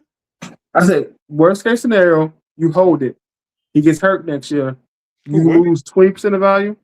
Maybe so, something like that. Yeah. Best case scenario, he's gonna be an on-off switch as long as he's in the league. Yeah. What's that? Best case scenario, you hold it. So the next year you're going to get 25% increase toward the finals next year for the playoffs. Mm-hmm. So it comes to a matter of what can you do with the money now to get to your goal. And I know what your goal is, so I just bank that to that goal. Here you go. Funds equivalent to that goal. There you go. Yep. Jordan says 50% if he gets hurt. I don't know if it's that high. I don't know. I don't think so.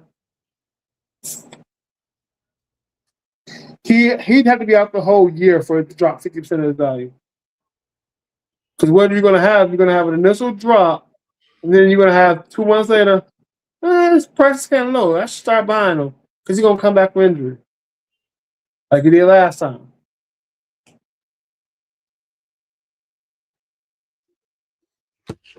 Yeah, buddy. You know I'm on cloud nine, man. So can't wait for that second. If you believe in Wemby long term, Hey, what I want to see, this is Right. what I want to say. I'm going to see how people are built. After Wemby is eliminated, I'm going to see who believes in Wemby long term. Mhm. Because it's easy to jump on the party bus. Mhm. But what happens when a wheel doesn't work, or the AC goes out, or it's out of liquor? What anybody want to be on a party bus with no liquor? Hey, when the liquor's gone, you gotta go home. Not after. I guess you could say after playoffs, Jordan. Yeah. After Thursday. On Thursday. Thursday is doomsday. I put it out there. I will be looking to buy, depending on how all my grades come out, I will be looking to buy Wemby's as soon as football season starts in August. That's probably a great time. Hmm? It's a great time. But with the PSA turnaround times, if you graded something, if you sent something graded today, the earliest expectation you should be expecting to have it back is the 1st of January. If you get it back before Christmas, great. So I would want to buy in August, send the grade, and hope to get it back around All-Star weekend when people are now paying attention to basketball and hype cycle's really kicking up. Now you got people paying attention to basketball again after the Super Bowl.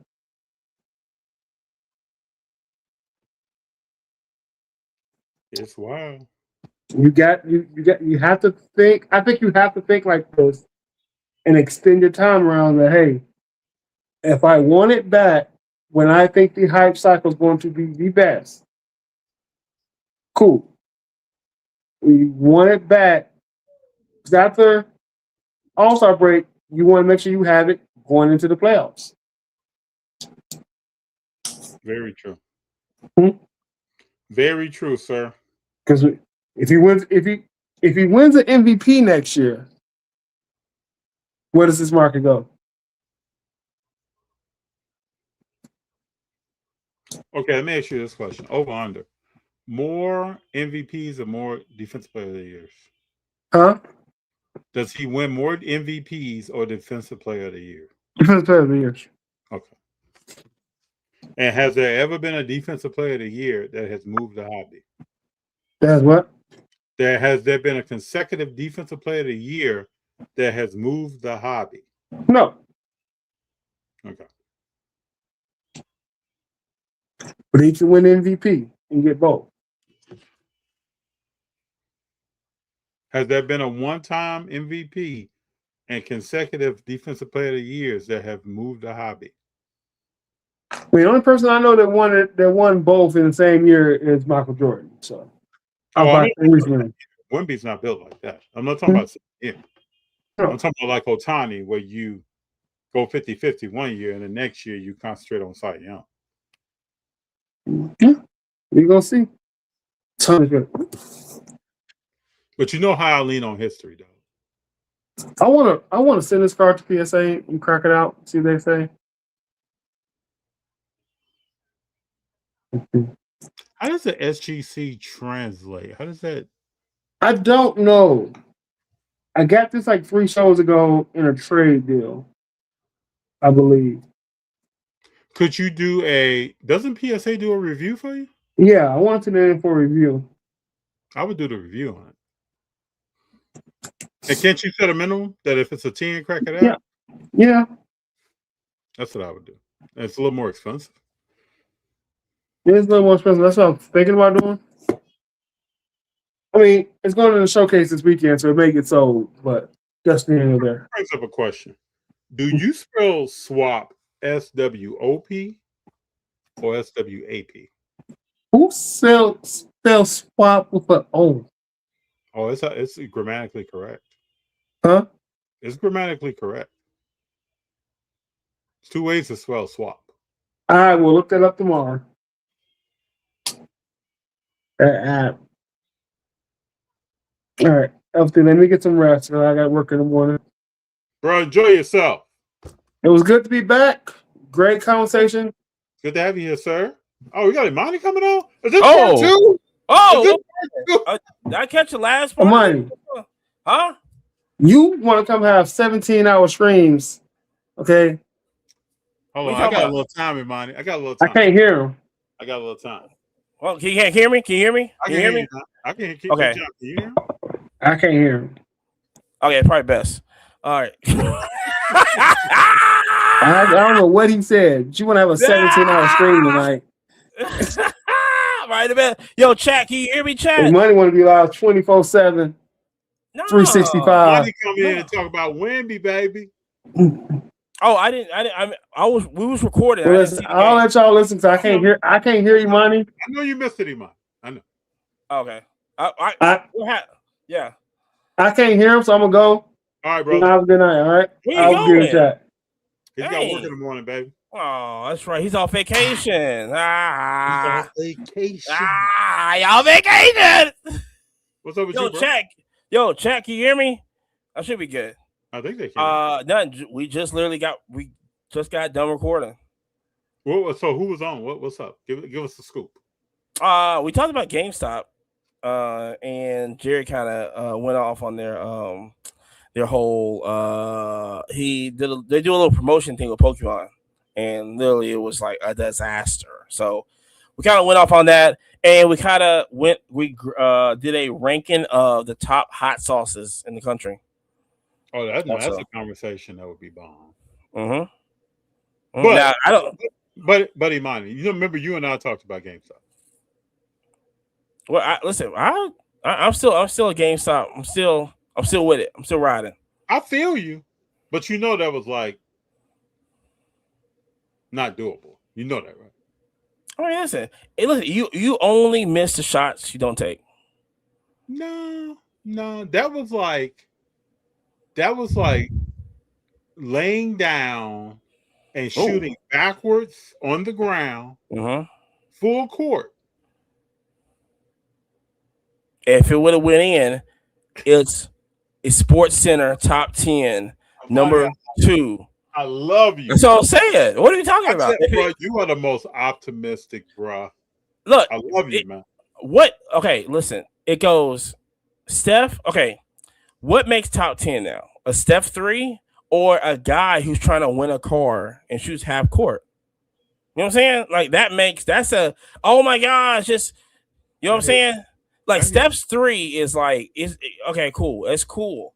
But when you got a guy that goes viral when a guy's trying to win a car and he's like at it. Like, is that what the CEO of GameStop was trying to do? He was you just go and shoot the shots. Okay. I'm digging. That's how you do it. Okay. So we did rank the best hot sauce. I don't do hot sauce. I don't do nothing spicy. Oh, hold up. What you don't hold up. You from Alabama? You don't eat spicy food? I don't do spicy food.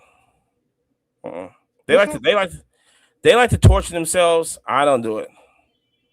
You know, when coming down there, we're gonna have a spicy vegan broth or something. You know? What are we doing? We're not doing no spicy vegan. We're not putting hot sauce on salads. I told you this. We're not doing that. We're gonna put sriracha on carrots. Oh man, what are we doing? We're not doing that. Crack me up.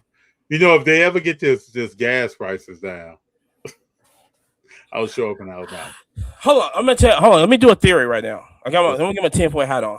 I'm gonna tell you this. Nobody wants to listen to me when I say this, but they always hear me when it's late.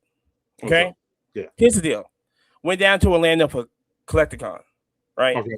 Yeah. Orlando is literally, I would say 8 to 9 hours away. Okay. You drove that each way? Yeah, it's nothing. Okay. And so basically with Yabo and I do, Yabo does a lot of Funko Pops. It's a whole team doing this, right? We got the Connect Collect, we got the Funko Pops, and he got his cars and everything. So I have a E350 van, okay, the cargo van. So since we're gonna travel to all these Collecticons, we're like, yo, how many people are in your van? No, it's a cargo van. Oh, okay. I mean, I can fit a lot of people.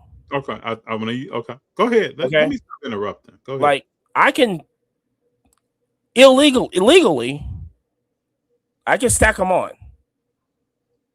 I mean, it's straight Amistad.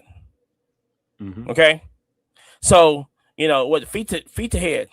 Okay, so I'm driving down there. Now I fill up here. Okay, I fill up at Costco. Okay. I'm driving down.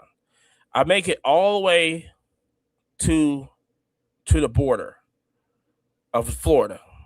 Okay. Valdosta. Okay. Oh, Valdosta, Georgia. Valdosta. Yeah. All the way at the end. I played a football game there in college. Go ahead. Oh. Okay. And so I drive all the way down there. That's so from Atlanta to here is like 3 hours. So that's another maybe 3 to 4 hours. So that's really about 5 hours. I say about 5 hour drive. I can make it with that.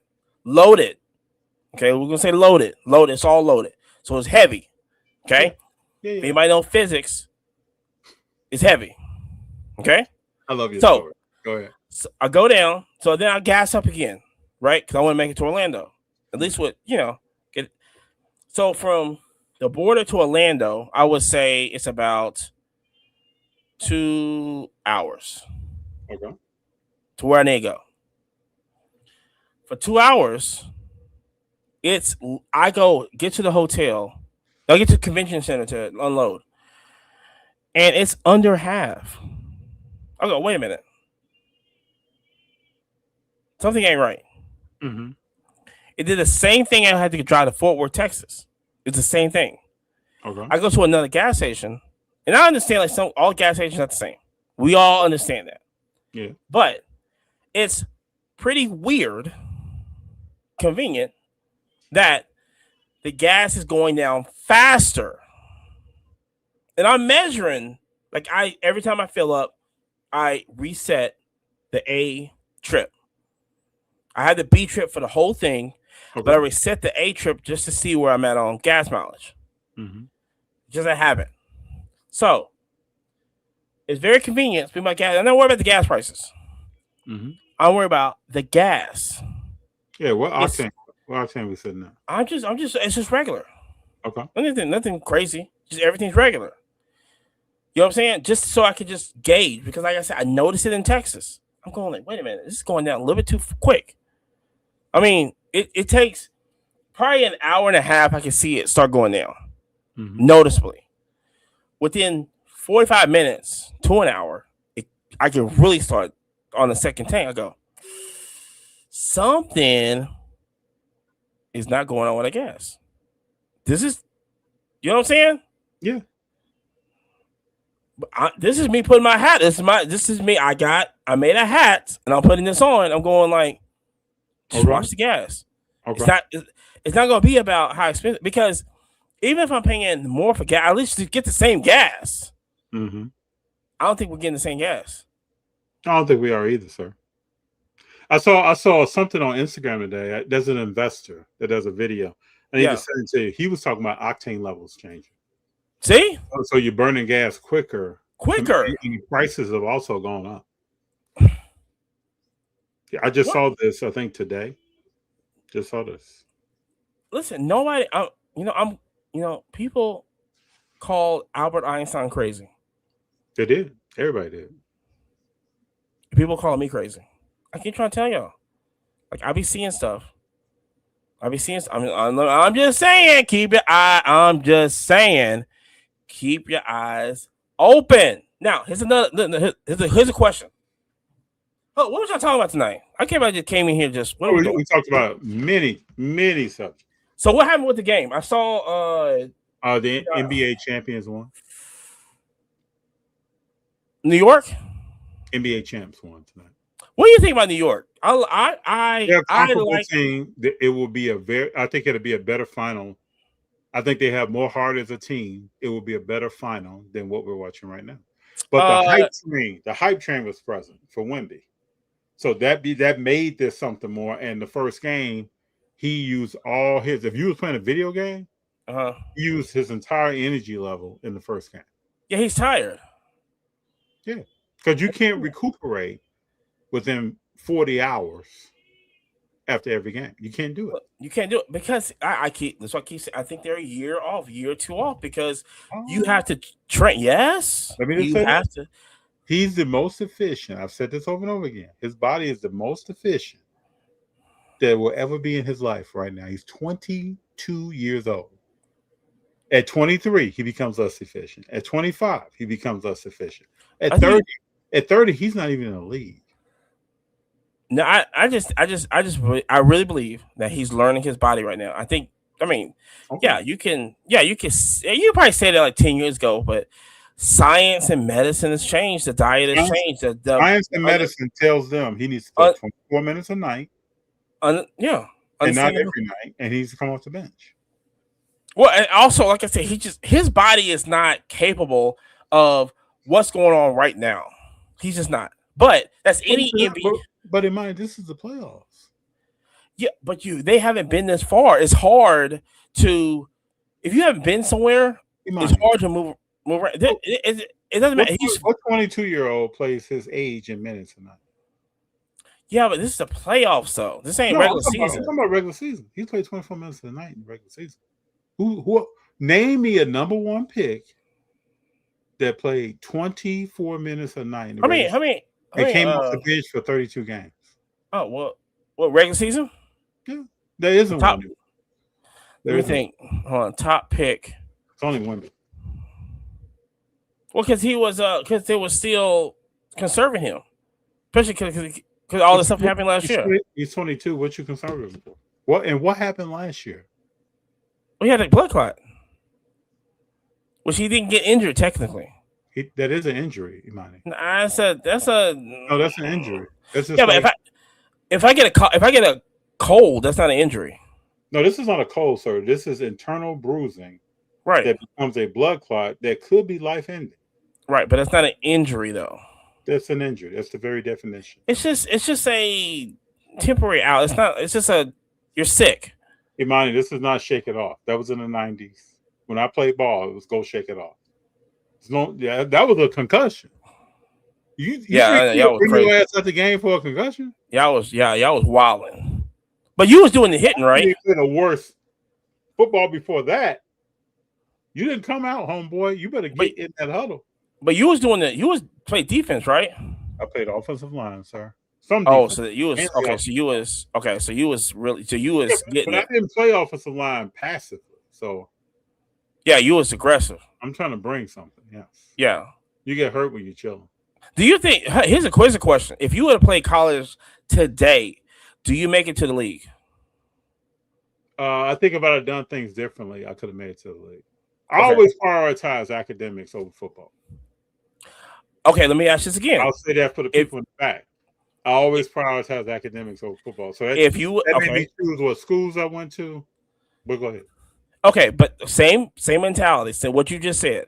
Mm-hmm. If you would have played today, mm-hmm. in NIL, is that the same mentality, or you just go, I'm gonna think I can come back and get my schooling later. Well, let me say this: NIL is not what people think it is. No, it's not. Because Shiloh Sanders mm-hmm. said the other day that people don't know that Travis Hunter and Shedeur paid out of their own pocket. That's what you're supposed to do. Paid everybody's NIL on that team. That's what you're supposed to do. So NIL is not what people think it is. Mm-hmm. But that's what you're supposed to do. There's only a handful of people really getting that money. Right. But if you're a quarterback of a team, you take care of your linemen. Period. You should, yeah. If you are the top rated defensive player, either an edge or corner, you take care of your line. Yeah, you should. You should. I would. You got to. In that position, I would. You got to. I'm gonna get mine. Yeah. So I'm not worried about that. But I'm gonna make sure my boys get theirs. Yes. 100%. You got to. And I'm gonna have this ain't gonna be no word of mouth. We're gonna have paperwork, contracts. We're gonna have the whole nine. You're gonna be protected. I'm gonna be protected. Mm-hmm. It's gonna be protected. I've always said that NIL was built for basketball, not football. I think football just. I would agree with that. Yeah, it just made it louder. We still haven't been able to get beyond the helmet. No. Basketball is so easy because you see the player make the move and shoot the jump shot. Mm-hmm. Oh, I gotta come take my helmet off before you can personalize with me. Shout out to the U. Yeah. And when Michael Irvin and them did that, they said nope. It changed everything. Yeah, because that's what they said. They said the basketball players, they see their face. I want to take my helmet off, and NCAA came through was like, Let me take my helmet off and celebrate. Let me get my Merc tanks on. Let me pop. Why not? Let's have Luke in the end zone with some dancers. One of the greatest. All this went down. 30 for 30s. Luke is over here in the end zone with some dancers. I catch the rock. I score. People got to go over there. They brought historically black universities to Miami. Yes, that's what they did. Yeah, they got busy, man.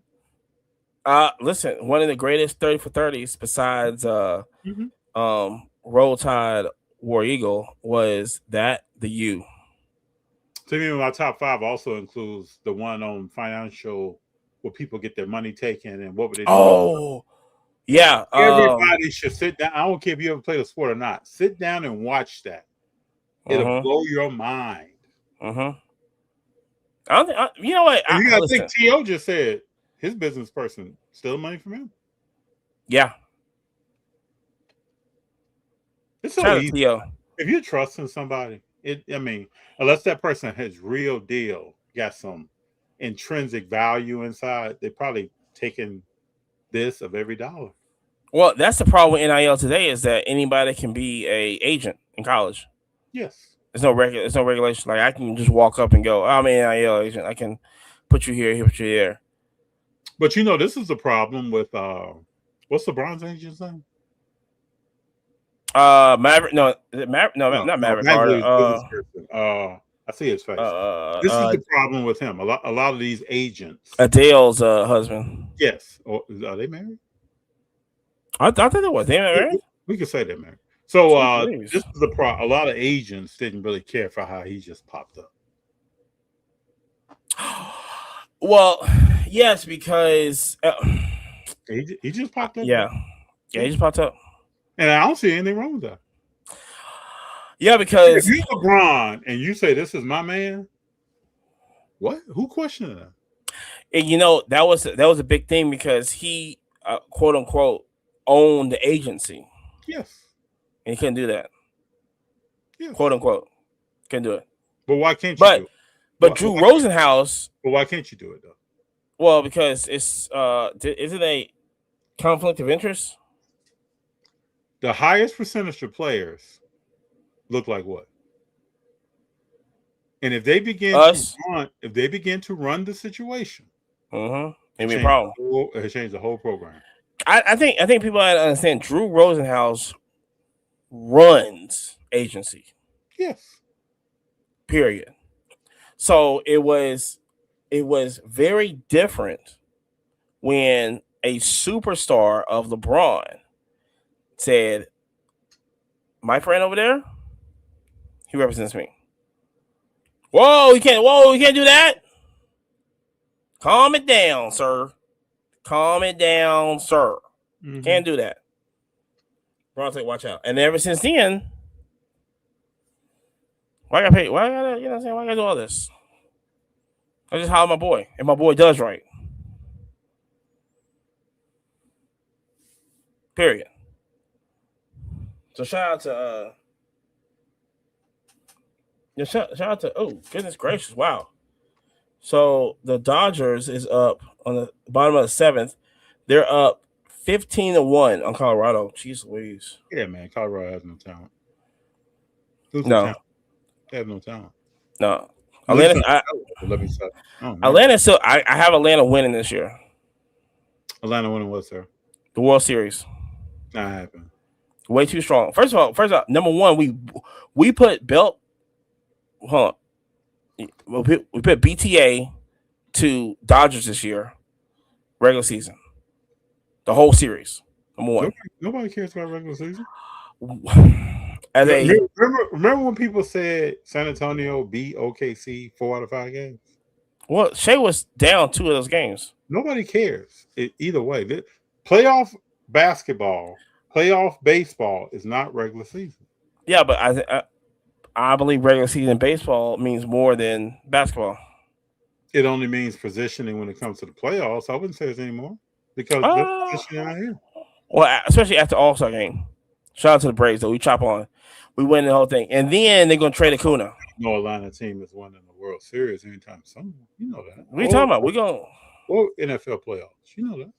What are you talking about? We just won it 2-3 years ago. We're going to win it. It was then, man. Yeah, but we're going to win again. We're getting it this year. It's going to be us and Tampa Bay. Okay. That's what I tell you. By that time, Mookie's batting better. Everybody's good, man. Okay. I mean, like I said, even Freddie Freeman is healthy right now. Watch what I'm saying. We'll see y'all in the playoffs. I'm saying. You know, Ohtani's not retiring with less than 4 rings. Probably less than 5. And he's gonna have what? How many MVPs does he have right now? 4? Golly, he has it. 4. I thought it was 4. He has 4. He's probably gonna have a Cy Young or 2. I wonder what the record of MVPs in baseball is. It's 7 with Barry Bonds. That's so crazy. He's not in the Hall of Fame. Should be. Could not. Well, if Pete Rose didn't make it while he was alive, Barry Bonds won't make it while he's alive. No. And then Pete has been reinstated, so he may make it at some point. Yeah, don't put me in there. If I'm the family, just don't even bother. Ain't no point. I've been fighting for 20 years plus. I wonder what he told people though. Pete Rose had to. I asked him one time in Vegas. I said, "What did you tell people?" He started laughing. I said, "What did you said something? You told the wrong people to go jump off a bridge." I think sometimes I think you get blinded, and you think you can just inch and trying to get away with this, and I think you may be right. He said I can say it over here. Yeah, he laughed and told me, "Yeah, I did some stuff." That's all he said. Did some stuff. Damn, but keep out to the Hall of Fame is crazy. Bro, you can tell the way he was treated, the way people talked about him. He said something. He did something. But he had a personality that doesn't really matter what. He didn't really care. So. That was his career? What do you mean? Like his personality, you mean? Yeah. Johnny Bench talks about stuff when they played together. Yeah. Pete Rose wasn't kissing anybody's ass, man, or taking a back seat. Okay, I see what you're saying. None of that. Just none of that. Who's I see what you're saying. Who's better than him? Pete Rose? Yeah. I don't know. On the ball. Who's getting on base? Who's driving them runs? Who's scoring runs? Hold on. It's not, bro. You gotta be Hank Aaron and all. Now anybody that did something on the field, I have a lot of respect for. I got a guy I can ask that. I wouldn't know the answer at all. Oh, I don't think it's any names. You really? I mean, they put the bat on the ball, got on base, drove in, scored himself. There's maybe 3 players that can come up. Other than that, who's talking to him? When it comes to baseball, it's not happening. I wouldn't know. I would not know the answer. Say who hit more home runs than Mickey Mantle. You can name certain things about players. It's not. Ohtani's going to be one of these players. Who did it better than him? So let me make a phone call. I need to call a friend. This is I know it's late. You phone a friend. This is Who Wants to Be a Millionaire. Let's see if he answers. This is for $1 million. It's for $1 million. Yo, you sleep? No. Listen, you want? Hold on, FD, can you hear him? Yeah, he's like, nah. You on a podcast right now? All right. We're talking about Pete Rose. Who what player is better than Pete Rose? See? What player? Yeah, a lot of players better than Pete Rose. You mean See? young players? Yeah, baseball players. Older players? Anybody? Yeah. Anybody. Anybody walking, living, ever There's be. a lot of people.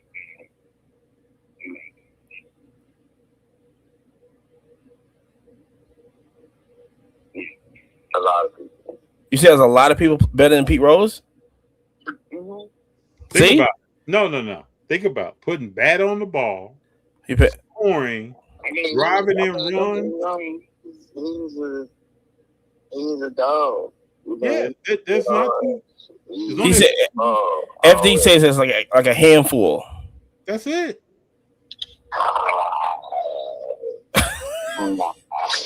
He says it's more. He says it's 20. You gotta name them. Who? Can you name any? Willie Mays. Okay, that's one. I agree. Two. I agree. Willie McCovey. No, I don't know about He, that. FD said don't Lynn McCuffey. I go Ken Griffey. You said Griffey, FD? I go Griffey. He's better than him. Barry Bonds is better than him. I agree with that. You said agree with that one. Yeah. It's gonna survive to get bleak right now. I mean, He says about to get. There are a lot of players, man. I mean, I could go daggone like Greenberg was better than him. Was better than him. He said It's about to get bleak, bro. FD says it's about to get bleak right now. Yeah, bleak. Hey, bro. Yogi Berra was better than him. Yogi Berra better? Nah, bro, you can't play every three days now, bro. He said FD said you can't play every 3 days. He said Yogi Berra don't count. No. Johnny Bench doesn't count every day. He said Johnny Bench don't count either. Johnny Bench is better than him. You can't play once a week, bro. He can't play once a week. Every day. Johnny's getting bleak. This is who he is. We don't like his personality, so people don't like to talk about it. There's a lot. He says a lot. Oh. We got to bring him on the podcast. You know, I got mad love, respect, Gabo. Yeah.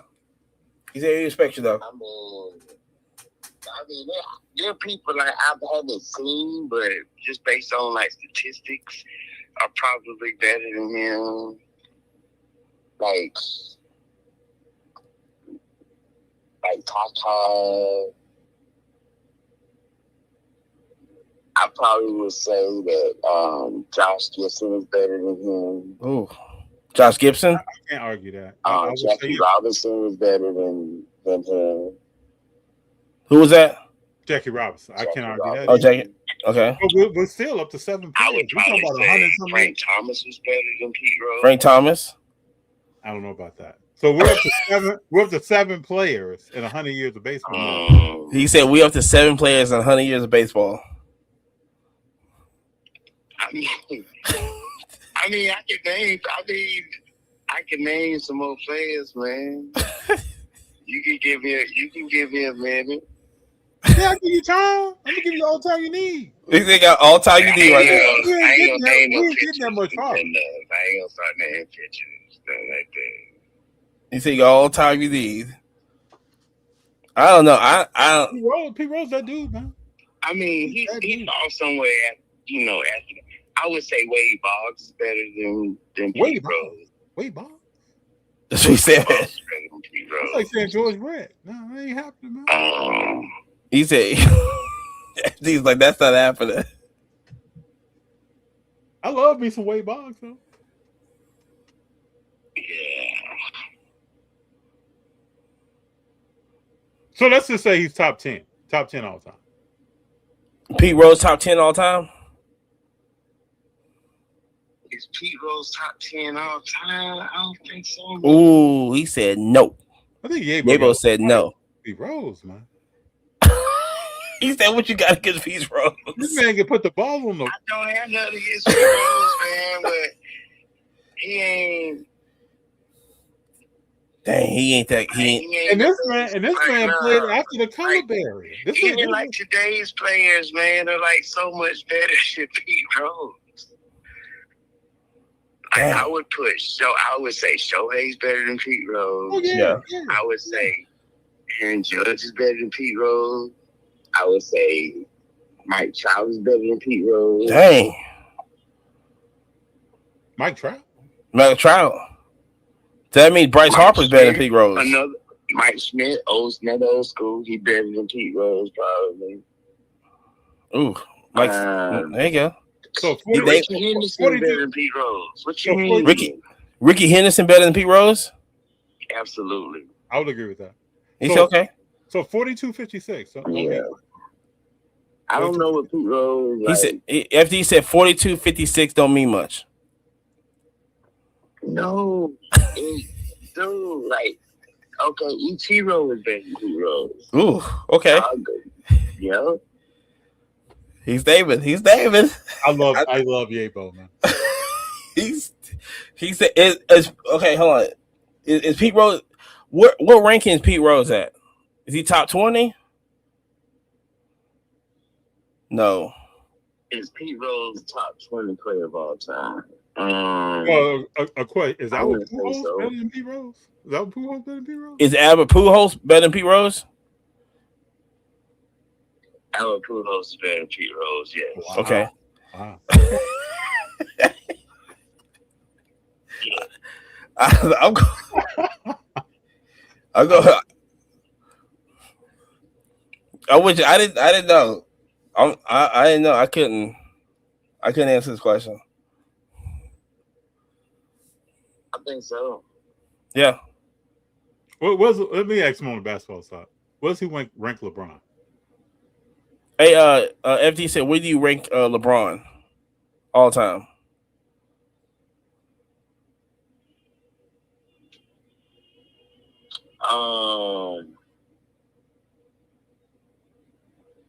Top 10?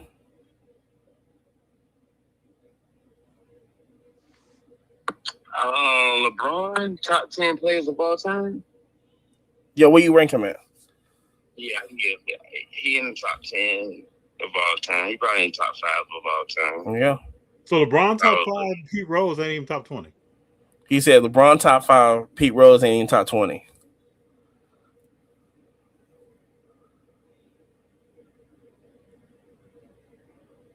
He said LeBron ain't in his top 20? No, that's what I'm saying. LeBron, so he's saying that you put in LeBron top 5, but you put Pete Rose not even top 20.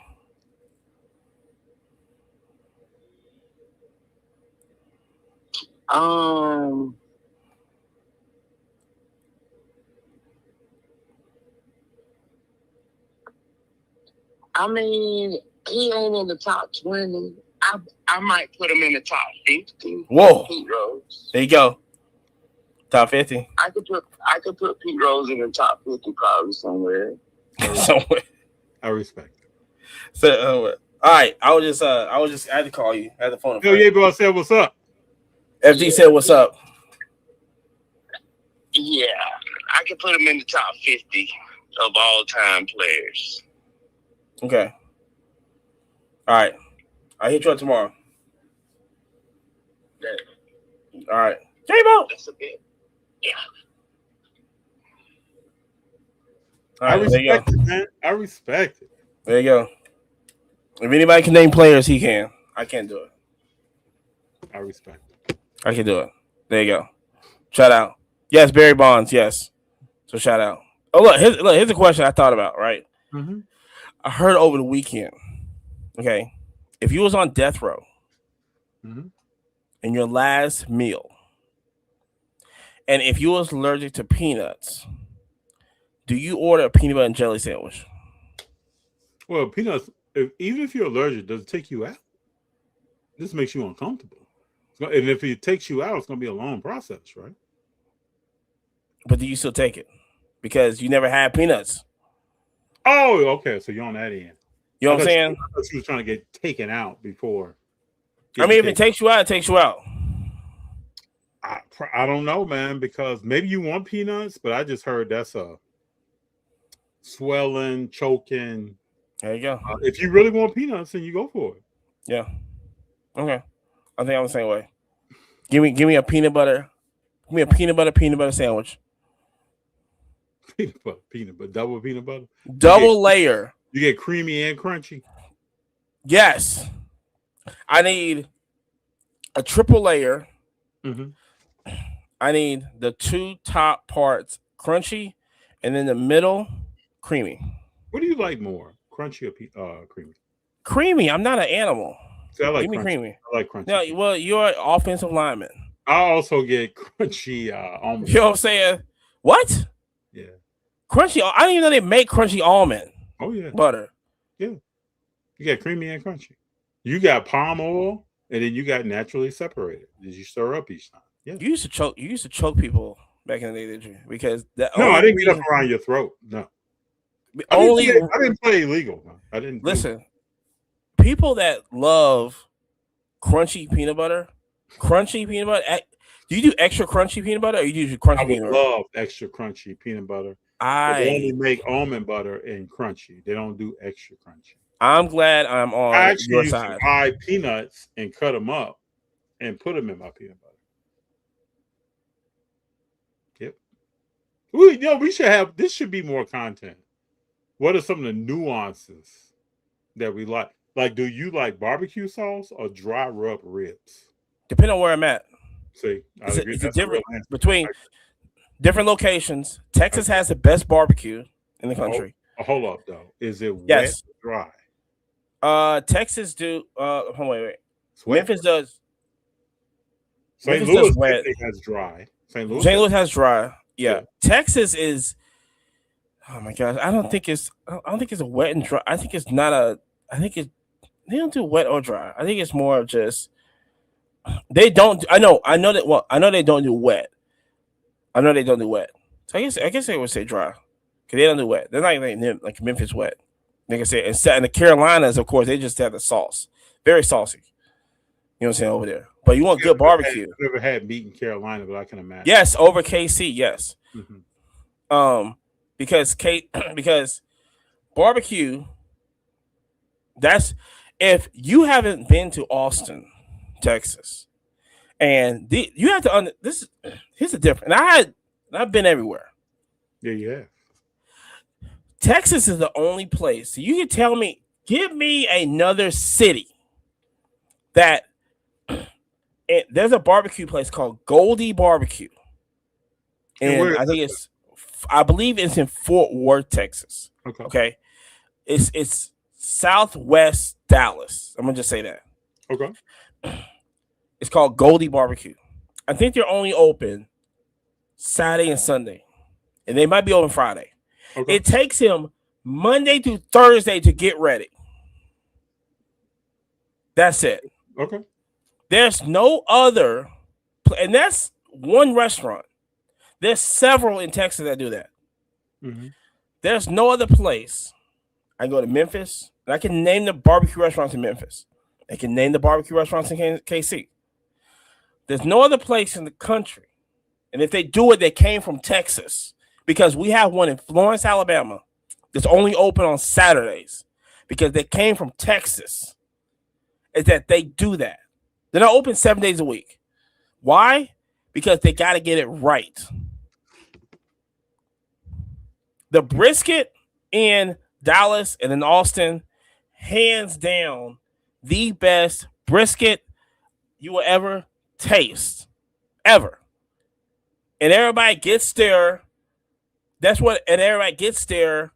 recipes and how to do it from Texas. That's how I learned how to barbecue. That's how I learned how to fix brisket, was in Texas. I learned it from people in Texas. There's no other place. KC has their own. Now, like I said, I like KC barbecue too. KC barbecue is very good. It's not Texas barbecue. Memphis barbecue is good. I go to BB King's. I go to Interstate Barbecue. Okay, which is good ribs. It's not Texas. Period. I'm listening to you, bro. I haven't had barbecue in years, so You should. nah. You come over to this Mississippi. Listen, they got. Listen, you come over here. They got a vegan. There's got to be some vegan barbecue somewhere. Yeah, some vegan barbecue over here. Yeah, I'll make you some vegan barbecue, and you can tell me if it tastes like the real thing. No, you're gonna make me the real thing. I know how you do. I can put a little lettuce on it and be like, "Look at this." Hold up, Jordan. Where's Fields at? Where's that at? That's in KC, right? Jordan knows that the Medibles, man. Jordan, where is Fields at? It should be in KC, right? But we always speaking of food, we always had this in San Diego. Now listen, hold on. Let me just say this. And I'm on record to coming on this podcast and other podcasts and saying this before. San Diego is where God started making the world, because San Diego is so perfect. I feel every time I have tacos there, every time I have food in San Diego, when I walk around San Diego, I'm like, this is such a perfect place. So I don't know if I'm eating great food or I'm just having it in San Diego. I can never figure that out. You know what I'm saying? It's so, if nobody's ever been to San Diego, go to San Diego, walk down the street. It's the best walk you ever have. It's so when I drive in San Diego, it's the best drive I ever have. It's the best tacos I ever had. I go to the barbecue, it's the best bar, it's the best sandwich. Everything about San Diego is so perfect. It's like the best ever I have in San Diego. And it's so crazy. It's like I don't know if it's good or I don't know if it's just San Diego. It's the only place that I can just say I can go there and go like, man, this is such a great atmosphere here. Everything's perfect. There's nothing wrong with San Diego. I don't see. There's nothing wrong. I can go. Like I want to go. Like right now, I'm thinking about saying I want to go. I should just book a flight and go to San Diego and just walk out. Only thing I want to do, get a hotel room, walk out my hotel room, and just walk down the street. And that'd be the best walk I've ever had in 10 years. San Diego's, listen, if I'm lying, I'm flying. Coach. Great city, man. I love San Diego. Great city. I love LA. I might be in LA soon. Come through. Let me ask you a question. When are you coming through? When? So there's a Collecticon in I think I just literally decided this today. There's a Collecticon in Las Vegas in June. Okay. And so the one thing I hate, besides Toe Jam, is leaving Vegas, coming over here in the East Coast. It's terrible flights. I don't have the same problem in Vegas. I don't have the same problem in Phoenix. I don't have the same problem in Utah. I don't have the same. So what are you talking about? No, it's just the time. Like it's everything is like 10 p.m., 11 p.m., especially flying back to the East Coast. It's terrible timing. Okay. I don't have that problem in LA. I don't have a problem in Seattle. I don't have that problem in San Diego. I don't have the problem in Hawaii. Mm-hmm. It's always Vegas for some reason.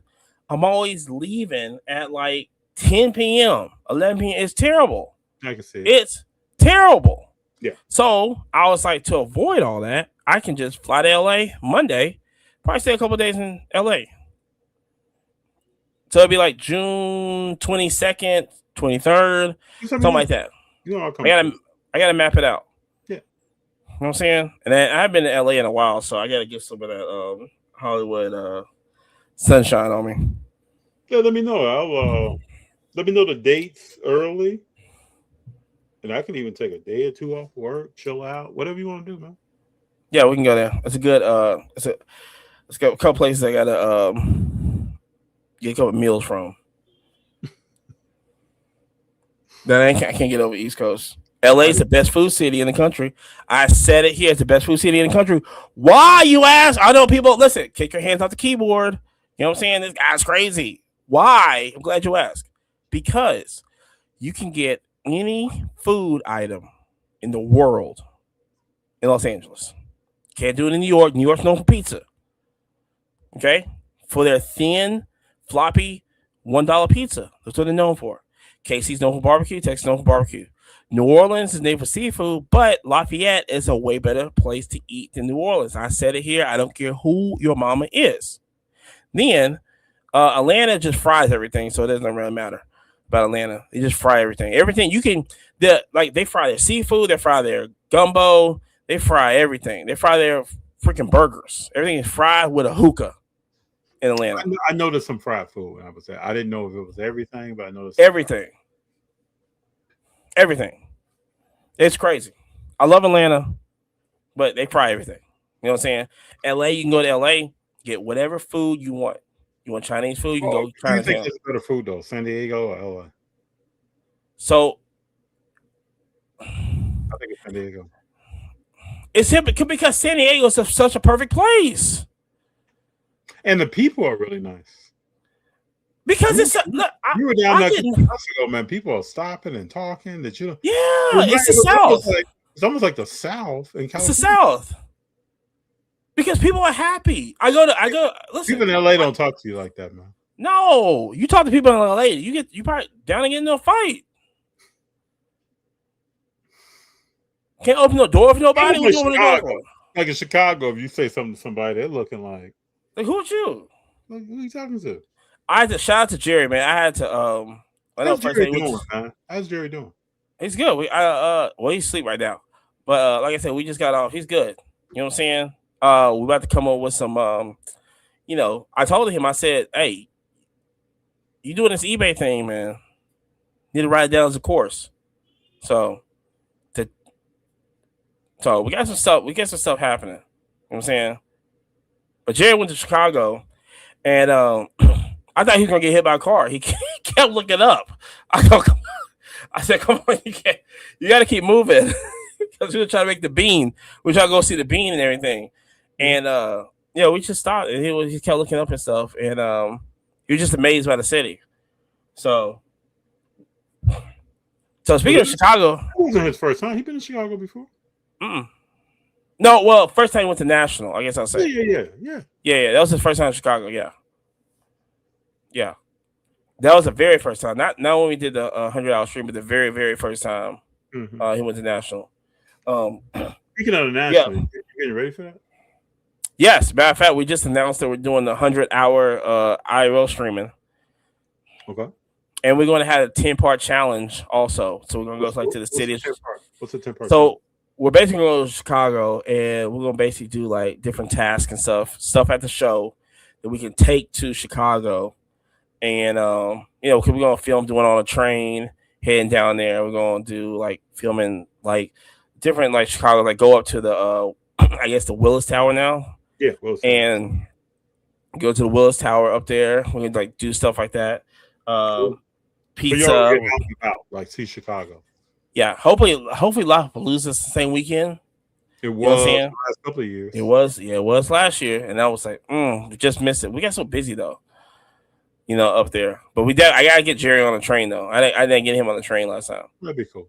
Gotta get him on Blue Line. The train down there. Yeah, the train from O'Hare downtown would be. Yeah, it's right there. Yeah.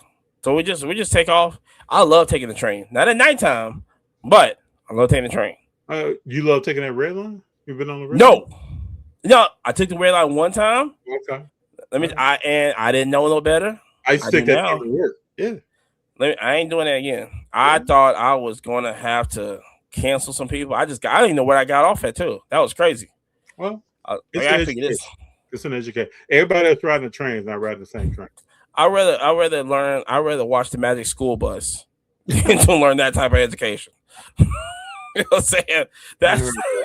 I'm not trying to get that. I would tell G some stories from when I used to work downtown, living on the South Side, and he would just be looking at me because we take the train sometimes from LA to San Diego. It's a different ride. I mean, yeah, of course, yeah. It's nothing like.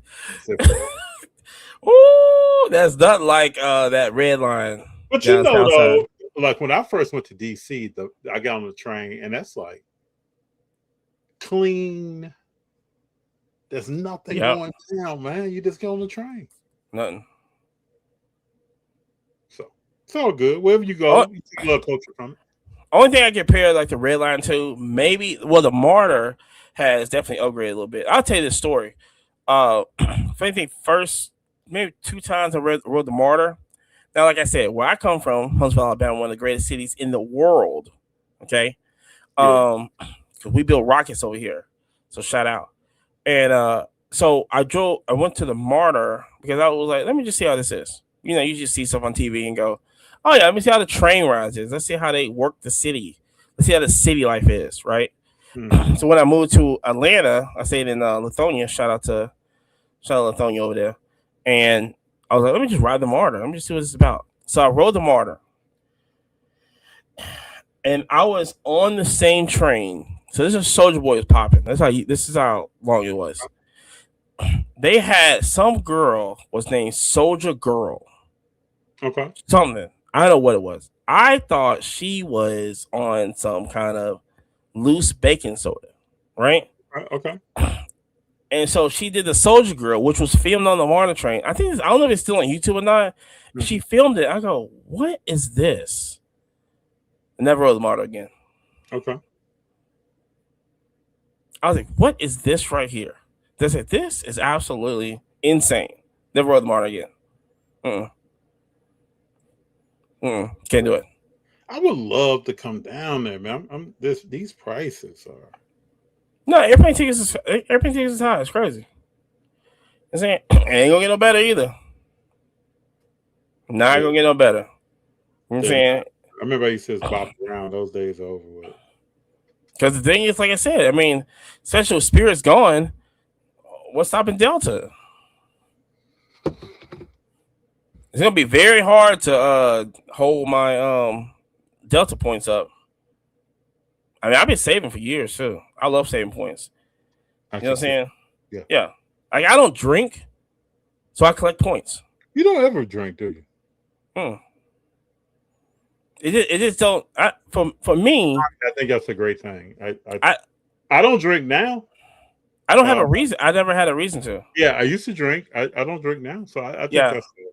And I don't have the urge. Like when I go somewhere, like if we were out kicking it and people are drinking, I do not have an urge. I just never got it. I was like, you go out and you're eating, and then you have cognac. I go, I could just drink sweet tea. I don't understand.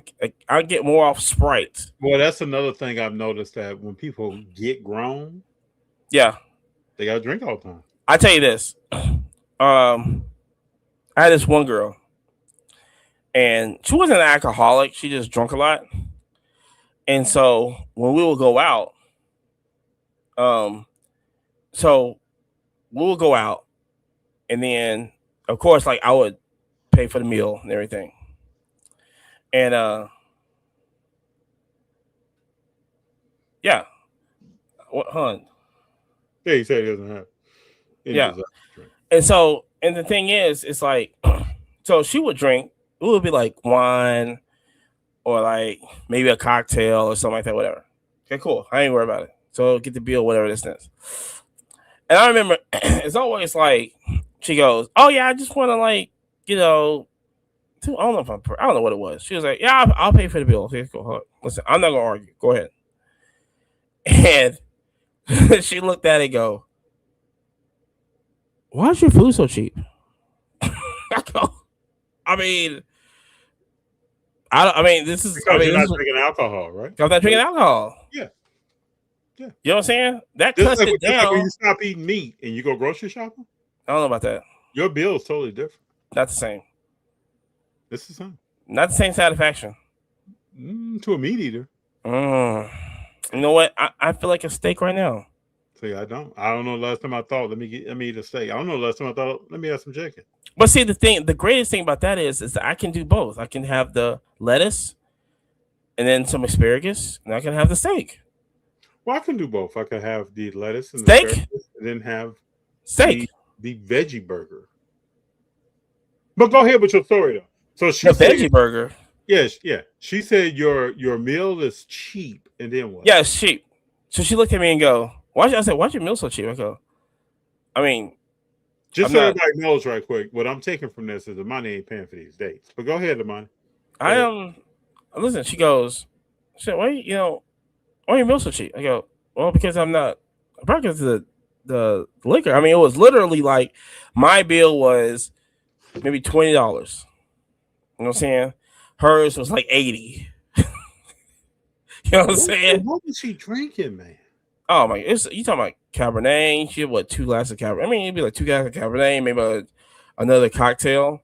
Has she been? That's what we were saying in Chicago. Like, she got buzz going? I don't think so. Oh, just every day, all day. She keeps a bottle, if I remember right. Every day, all day. Yeah, she keeps a bottle. EDAD. You know what I'm saying? But like I said, it's just No judgment. Yeah, Hey, I used to have a kitchen table. Not yet. But there's no judgment. I used to have a kitchen table with alcohol all over it. So there's no judgment for me. Yes. This is 20 years ago in St. Louis. I used to kick it all the time. Yeah, but I mean, we're making drinks before we go somewhere. Yeah. See, I never see. Okay, so I have a lot of cousins. Okay, I got a lot of cousins that they be getting turned up.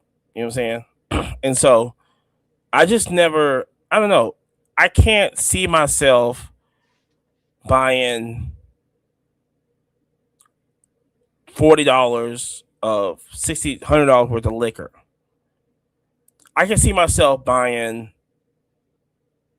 $40 worth of Sprite and enjoying that. But I never could never put 2 to 2 together of why people would drink before they go out, then drink, then go back to the house and then drink. Or you drink at home so that when you go out, your bill is lighter. And then you go back because for many reasons. That could be. We got it. But I got it. Yeah. We got it. But I just don't see. I guess I don't see the satisfaction in it. Like, it's just this is what got me. And for most people, you may say, "Man, Anthony, you tripping," but this is what I started thinking about. I used to go to a doctor, and the doctor would ask me, "Hey, do you drink?" I used to go to the doctor, and the doctor would ask, "Hey, do you drink?" No, they couldn't even get drink out. Hey, do you drink? Are you occasional drinker? Do you drink? No, I don't drink. Then I started going to the doctor. The doctor would say, "Hey, do you drink?" I mean, not regularly. Then I would go to the doctor, and the doctor would ask, "Hey, do you drink?" And I would say, like, what constitutes drinking? Like, how much would I have to consume? And so now we're having conversations about how much I'm consuming before I can really answer that question appropriately. So then I said to myself, bro, you got to do something about this, man.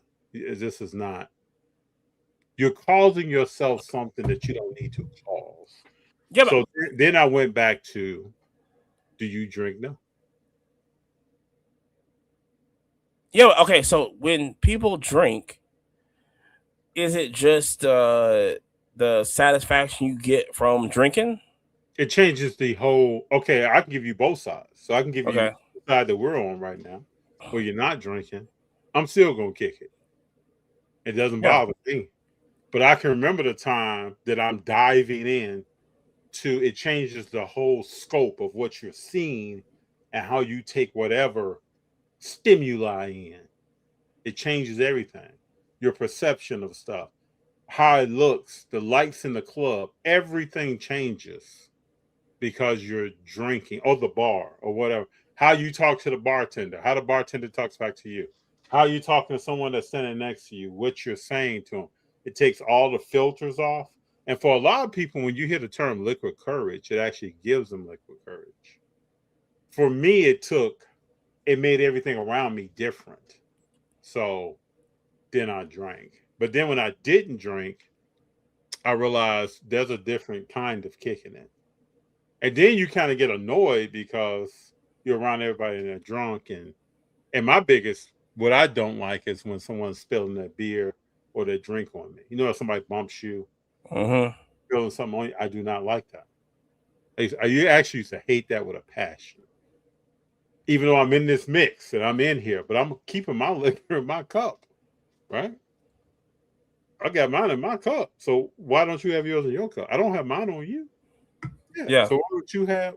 So then I just came out and was just like, after I stopped drinking, hang out with friends, and I'm not a snob. So when I sit down, if you have a T-bone steak on your plate, it's all good by me. I'm not on your plate and talking about it, and I'm the same way. If I go out, if we're hanging out and I'm around people that's drinking, I am not tripping. You don't hear anything from me. You probably wouldn't even know unless somebody says, "Fabe, do you want something to drink?" I'd be like, "Nah, I'm good," and that's about it. That's what I do too. I don't know. I just can't. For me, it just never added up. It was. I think it's a great thing that it never added up. I think it's helping you long term that it never made sense to you. Yeah, that makes sense to me. Yeah, like I was still doing the exact same thing when I wasn't drinking. And then everybody else that was drinking. Hey, Monty, you have. I'm not playing games. You have a natural energy level that probably a lot of people don't have. So they kind of have to, just like you got people that take PEDs playing sports to get to a certain level. You got people that have to get amped up and not think about themselves. I was telling G and I were talking with them, and this is like real life conversation because he's 21 now. I was saying, bro, when we were in San Diego and we were walking past, getting out of a baseball game, we were walking past bars, and I was just picking his brain. Young people, I like to just ask questions, see what they're thinking. And I was asking him about alcohol and what his thoughts were, and he was saying, "Well, I don't like being around a lot of people." So that was out of that bar. And I said, I just want you to understand, there's a lot of people in that bar that don't like being around people. Yeah, and that's why they're drinking. So don't fool yourself. Don't think that the switch up. They're doing that to enter that establishment and be a part of that. And they got to take that edge off. And then we all know people who, no judgment on anybody. Believe me. We all know people that self-medicate. And, it is what it is. If you love them, you put them aside and say something to them about it. But then, well, my son also, he's, how old is my son? 19? He's 19. And so, you can drink in the South at 19, right? You can drink in at 17. 13. Yeah, see. Because I knew when I lived in Northern California. Illegally, of course. No, I'm talking about legally. You could come into a place, they had 18 with wristbands on one side, but you would mix. You would go into two different doors, then you would mix. And there was some 18-year-olds drinking. Of course. That. But I've been to states where 17, 18, you can legally drink. Listen, I'm finna criminalize myself right now, but I have lawyers. But my uncle, let's see, my uncle and my cousin, way older than me. Shout out to a part of Alabama my dad's from. When I used to go over there and kick it, we used to go down to the stream. Okay. You'd be chilling, you know what I'm saying? And he had his whole little makeshift lab and everything like that. And I learned how to make moonshine. Yeah. I've had over there. Moonshine. Yeah, so I learned how to make moonshine on accident because I was just following. I was just go put that over here, go put that over there. I was just staying busy. Okay. We'll make moonshine and we'll pour it in old orange juice containers. Okay. And we'll just we'll get back in the back of the truck and be like a whole truck bed of them, and then we'll head down, deep in the country. We'll hand the sheriff 2 of them, and then we'll go hand out the rest. Oh, so you like the movie Life? Yeah, but out of jail. Yeah, I'm saying you on a movie. Yeah, we'll hand the sheriff 2, and then we'll go pass out the rest. So let me tell you my first moonshine story. So I'm in college. Oh, okay. And I'm walking down the street, and the little club in town had let out. So I'm walking back to my dorm, and just walk. This is a typical school, man. Just walking, and I'm pretty sure everybody has these stories. And a guy says, "Hey, man, what's up?" But he has this strong Russian accent, and I'm like, "Hey, what's going on, bro?" And we started talking, and he's like, "You ever had moonshine?" He's standing in the doorway of an apartment. People inside are kicking it, music playing, people dancing. Yeah. I'm looking through the door. And I was like, "Nah, I never had moonshine." And he picks up a bottle. Yeah. That's probably so big, and it's probably 75% full. And this stuff was crystal clear. Like you could look. Yeah. You could look straight through. I picked it up and looked through it, and I'm still seeing the people in the back dancing. Wow, yeah. And I'm like, man, that looks real, bro. And he was like, "You want to take a drink?" I was like, I really don't drink stuff that I don't know. And he was like, "Well, let you smell it." He took the top off, let me smell it. I ended up taking a drink of it. Ooh, ended up taking several drinks of it. Wow. And then I'm in the party kicking it, man. Yes. Yeah. Kicking it, bro. Yeah. Did it burn? No. This was almost like drinking pure, like really high level vodka. This was like, it was so clear that it had no bite on the other side. Wow. No bite. Wow. But 2-3 sips. Gone. It was the real deal. Yeah, it was gone. Gone. So what? Wake up the next day. I went for a jog, man. I was back on my grind. What am I, 20, 22 or something? I'll get up that next day, man. I'm back. I used to get up and run, and I'm back. Let me tell you what I'm doing. I tell you this. Like I said, I had many cousins up in great state of Kentucky that drinks. And I was always like the designated driver, right? Especially when I started driving. So we was just driving, clubbing. A couple cousins, they got some kind of rum. From I think Puerto Rico. Okay. I don't know how they got it back in the States. I mean, I don't know how they got it back in the States. Everybody's drinking it. You know what I'm saying? We just chill at the house, right? Don't incriminate too much. But we at the house. We chilling. It's a lot of us because upstairs, downstairs, we all here. And I know we're playing spades on the kitchen table, dining room table. And so everybody's drinking. Everybody's getting loose. I'm right here. The window of the kitchen is behind me. There's an island to the right of me a little bit. And then to the left of me, I'm still in the kitchen. If you go look past the refrigerator, there's a little hall that connects to another hall where my cousin stayed. To the right, you go to the left. It was basically the dining room. You go to the left, it's like the living room over there. So I'm playing. There's a rule in the house. This should be behind a paywall. What I'm finna say. There's a rule in the house that the big guy gets first dibs. It is what it is. You know. Mm-hmm. So door's locked. I had another cousin who's gone. Okay. I seen on a corner. I'm like this, corner of my eye right here. Well, how are you seeing it? I see him go living room. And I'm looking down the hallway. He goes, no. I'm going. Like, I can't. Guys. Hey, we can't. Guys.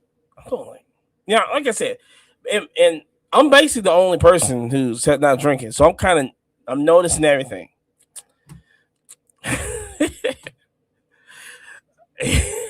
Next thing I know, he's doing the worm, no clothes on, in the hole,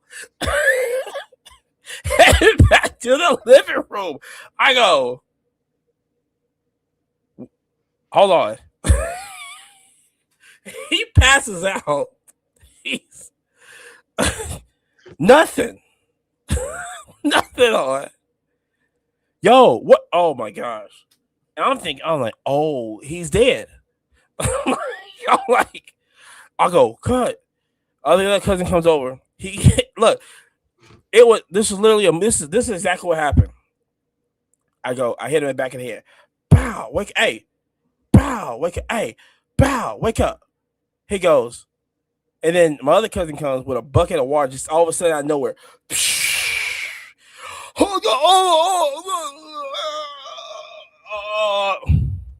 Yeah, put your damn clothes on. Did he sober up? He sobered immediately after that, but then he started drinking again. Wow. Ah! People kicking it, man. You gotta love the alcohol. Nobody said, You know what I'm saying? let me do the worm. Hero 3 asked a question. Any good pickup sites? Hold on, you know what? Hold on. Matter of fact. Here we go. I got this right here. Let me click my little camera a little bit. Like I said, I just got back from Collecticon Orlando. What you got? And I picked up a Black Star promo PSA 1. It's a PSA 1. Oh, looks cool, man. Yeah. PSA 1. You know what I'm saying? So I'm going to trade it off to Jerry tomorrow. So I know Jerry collects ones, right? Yes. It's the thing. You know what I'm saying? So, and I think the rest of the stuff I got graded. But I did hold my first 52 Mantle in hand. You take a picture of that? Yes. Yeah, I saw that. What was it? Yeah. 3 or 4 or 5? It was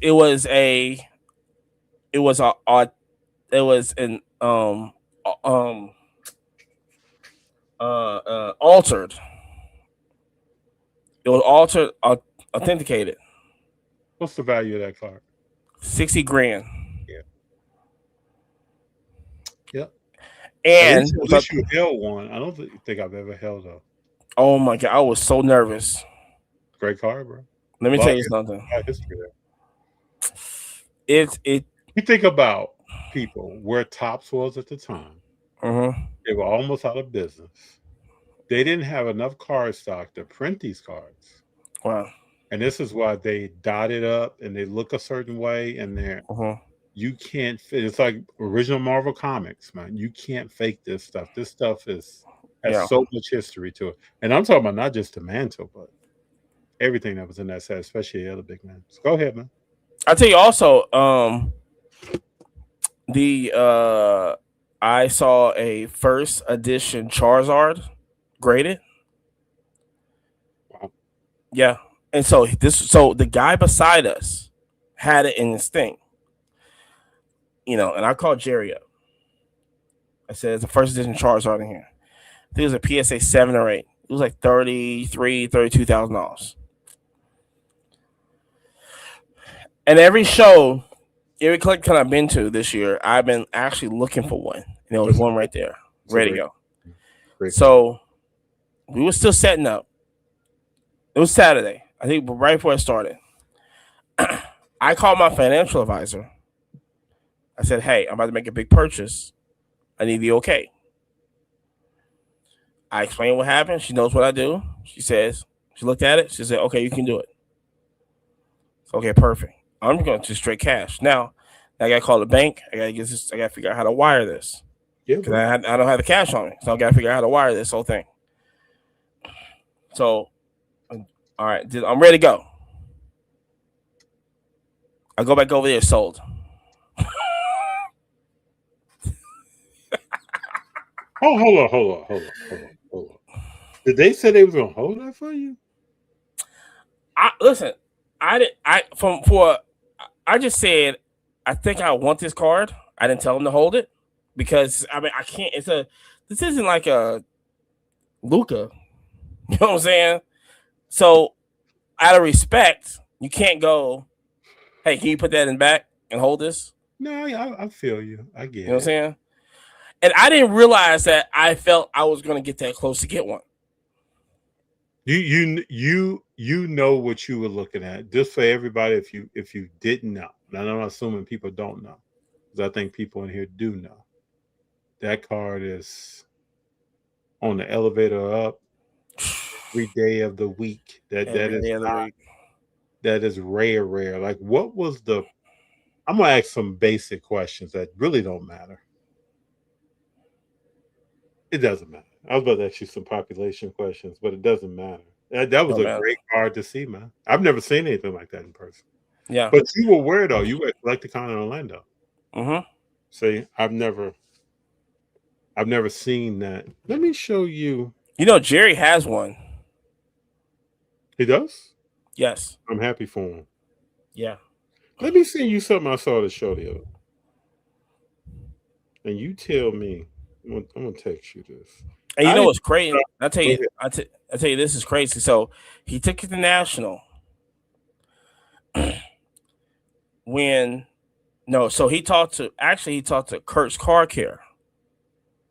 Because it's a little beat up. It's a CGC 3.5. Okay. He talked to Kurt and was like, he asked Kurt and go, should I crack this out? PSA slap it. Kurt looked at it. Keep it where it's at. I agree with that. But little I know. I don't know too much about Pokemon on that level, but look at that card I just sent you. I saw this at a show. What's the value of that?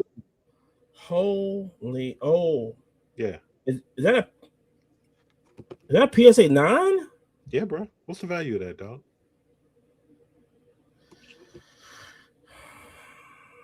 I just asked her, can I take a picture of this? You see what it's seeing.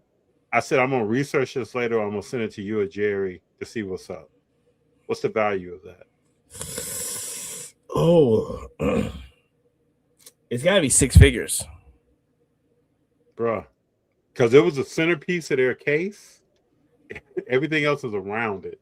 And I said, can I please take a picture of this? She was eating her lunch. Oh, yeah. Oh, yeah, it's crazy. That's what she hit me with. That she was putting a fry in her mouth. Oh, yeah. And I thought, this is bomb. I tried to get as close of a center picture as I could. Yeah. And I said, I'm going to send it to somebody. Now we're talking about this. And there we go. That's got to be a big dog, man. I've never seen anything like that. And I don't know a lot about Pokemon, but something said I need to document this. Can't just walk by that. Send that to Jerry and just let me know later. What does he think of that? He's gonna flip. I can already know. That's probably the biggest thing I saw at that show, and the show was probably 90% Pokemon. I'll tell you this. This is on the podcast, which drops tomorrow, which I need to. I'll edit later. I'll be all right. And Jerry went to Nashville. He saw 2 first edition Charizards, one graded, one non-graded. Both of them in Spanish. Both in Spanish? Mm-hmm. And the one that was non-graded, he said it had a pinhole in it. Where he used to just hang up the cards, on the wall and stuff. Had a pinhole in it, and looked like somebody, he said, had a marker to kind of fill in the card on the back of it. Jerry goes, he was still trying to get it. Could not get to a number. He said he tried everything, could not get to a number. I don't blame. Yeah. Because get a little preview of the show. Because now he goes, I just have one in every language.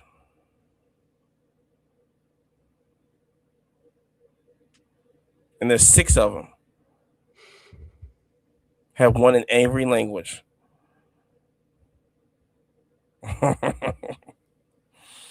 Yeah. I wonder what stories we're gonna have when we're old guys. It's gonna be amazing. And we talked about how people are just constantly trying to bring down the hobby. Oh, it's going to bust. It's gonna burst. It's gonna da. Do you It's believe gonna in it? Do you believe in it? no. No. So I just keep And it moving. and the example that we put tonight is that in in Huntsville, Alabama, the greatest city in the world, over the past year, not year and a half, less than a year, I think yes in a year, there has been 5 sports cards had opened up in a 100-mile radius of the city. In the city, outside the city. 5 sports cards / Pokemon cards shops had opened up.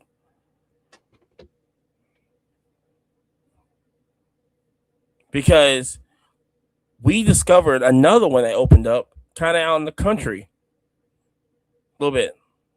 Kind of outside the city, just a little bit. Still in the city, but a little outside the city. We just found another one open up. So father and son ran one. Hobby's dying? It's not. No.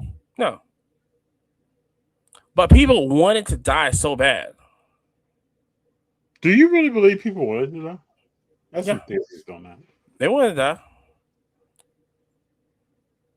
Because either there's cards they see that try to get the value down on it, or they just I don't know, they just want to make good content or make content.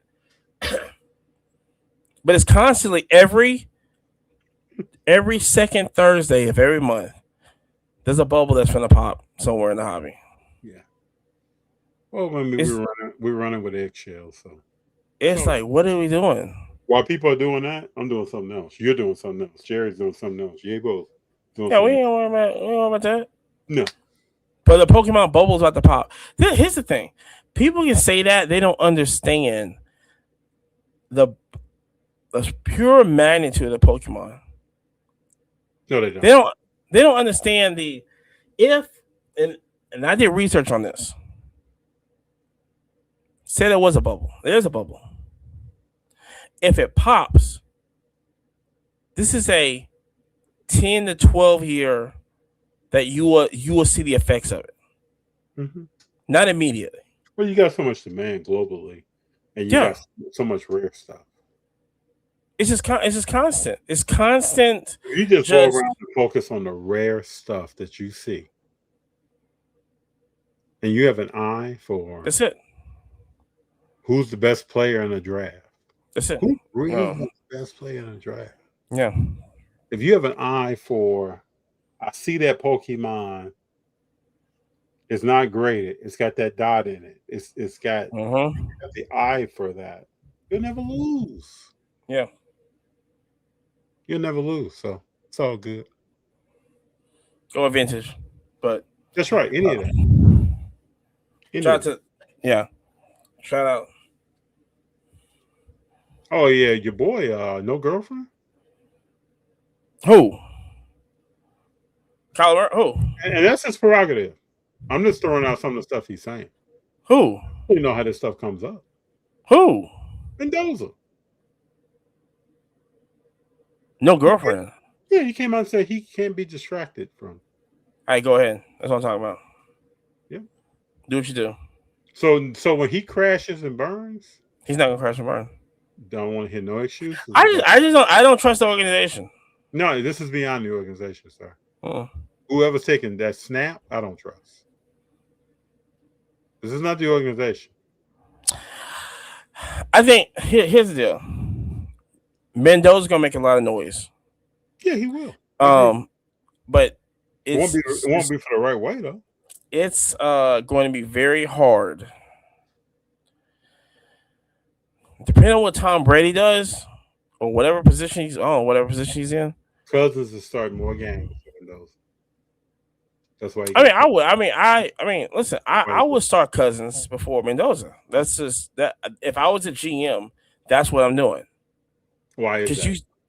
Well, number one, you have to get. I believe that a new quarterback should sit. That's what any scale should just sit, learn, figure everything out. Then you put him out there. I can't disagree with that. I agree. So it seems I'm willing to pay him, but I think they'll sit him and let him soak up some stuff. Yeah, but what happened with Then he'll still come in and crash and burn. He's not gonna crash and burn. His abilities, and like I said, I'm gonna be on record with this. I believe I've said it, Ty Simpson's a better quarterback. He just don't have the arm. I think Ty Simpson can read the defense better than Mendoza. I don't even think Ty Simpson is a quarterback. Ty Simpson is a quarterback. That's why we kept having all these false starts and stuff, because he can read his before the snap knowledge is the best in the draft, hands down. The thing that hurt us this year was nobody was catching the ball. Nobody was catching the ball. Ty Simpson's in a better place at the Rams than Mendoza is in LA.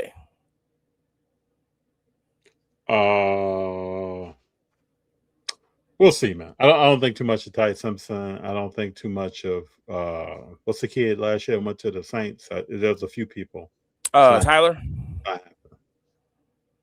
It's not happening. Feels good, looks good, storyline, right? Everybody got the proper haircut. It's cool. It's not happening. Mendoza is. I keep watching, and I'm still working on giving grades for the draft and trying to figure out who they drafted and what they need and all this other stuff. Let me know your grade for Mendoza when you get. I got you. And so I just can't. I don't know if the Raiders is going to do what they're supposed to do, because they got a lot to. They have a lot on the team now, but I don't know. I just hiring Pete Carroll was like, what are we doing? Getting Geno Smith, what are we doing? Well, they only brought him in because Pete Carroll was accustomed to him. Man, you're 76 years old. You're not trying to train a quarterback, man. No. You want to take the snap. And then Sam Darnold goes to the Seahawks and just wins it. Yeah. But he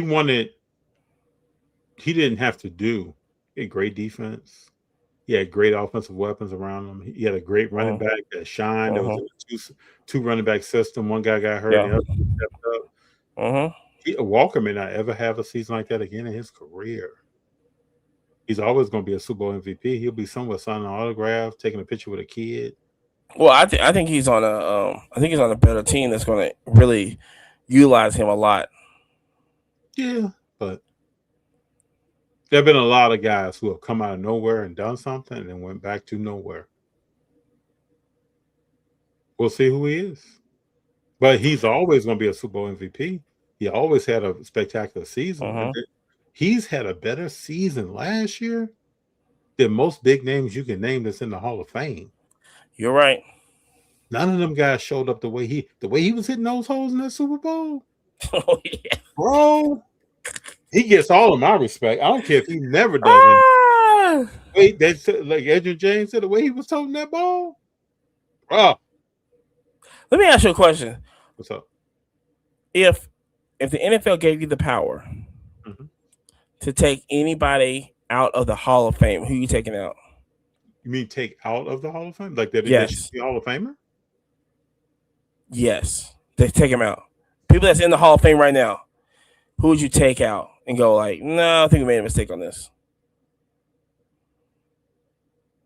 Whenever they put Eli Manning in?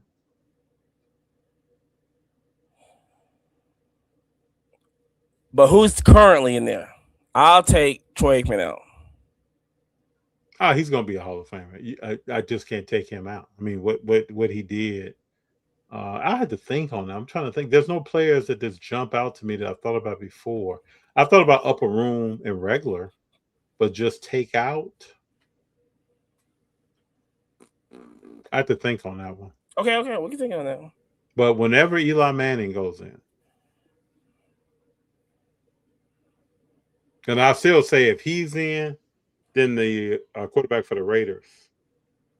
What's the old school quarterback for the Raiders should be in? Are you talking about No. How far are we talking about? Are you talking about the don't he do something on ESPN now? He used to do football commentating. Oh man, not Rex Run.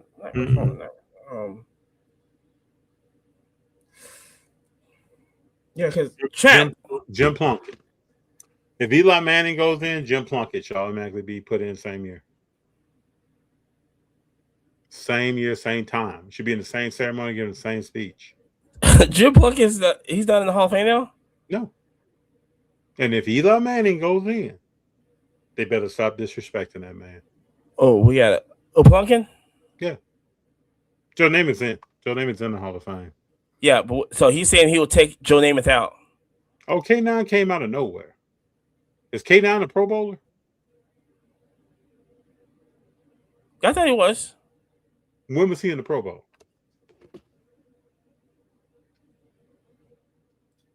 Was he Pro Bowl last year? He got two-time Pro Bowler, ain't he?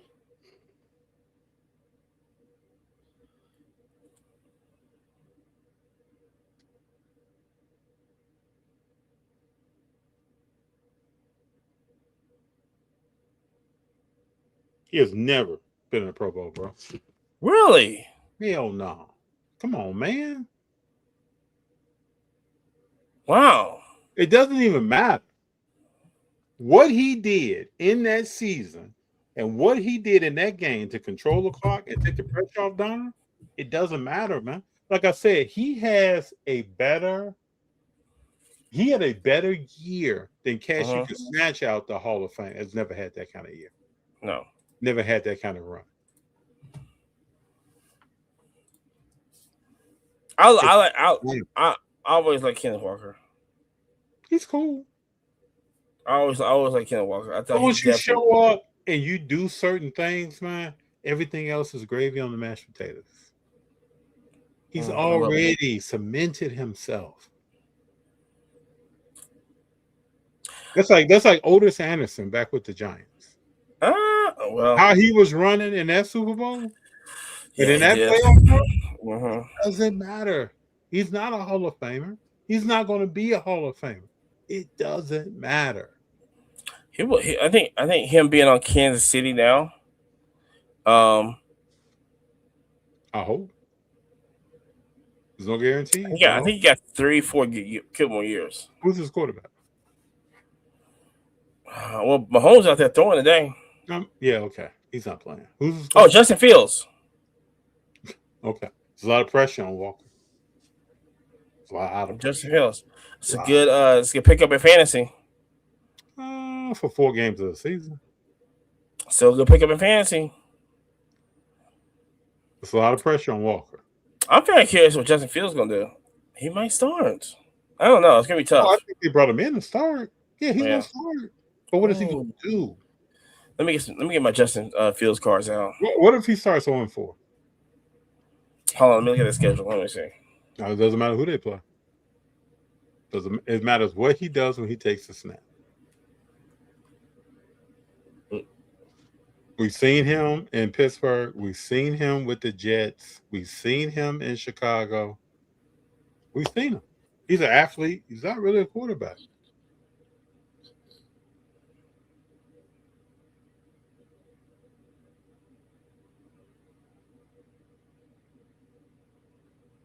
Oops.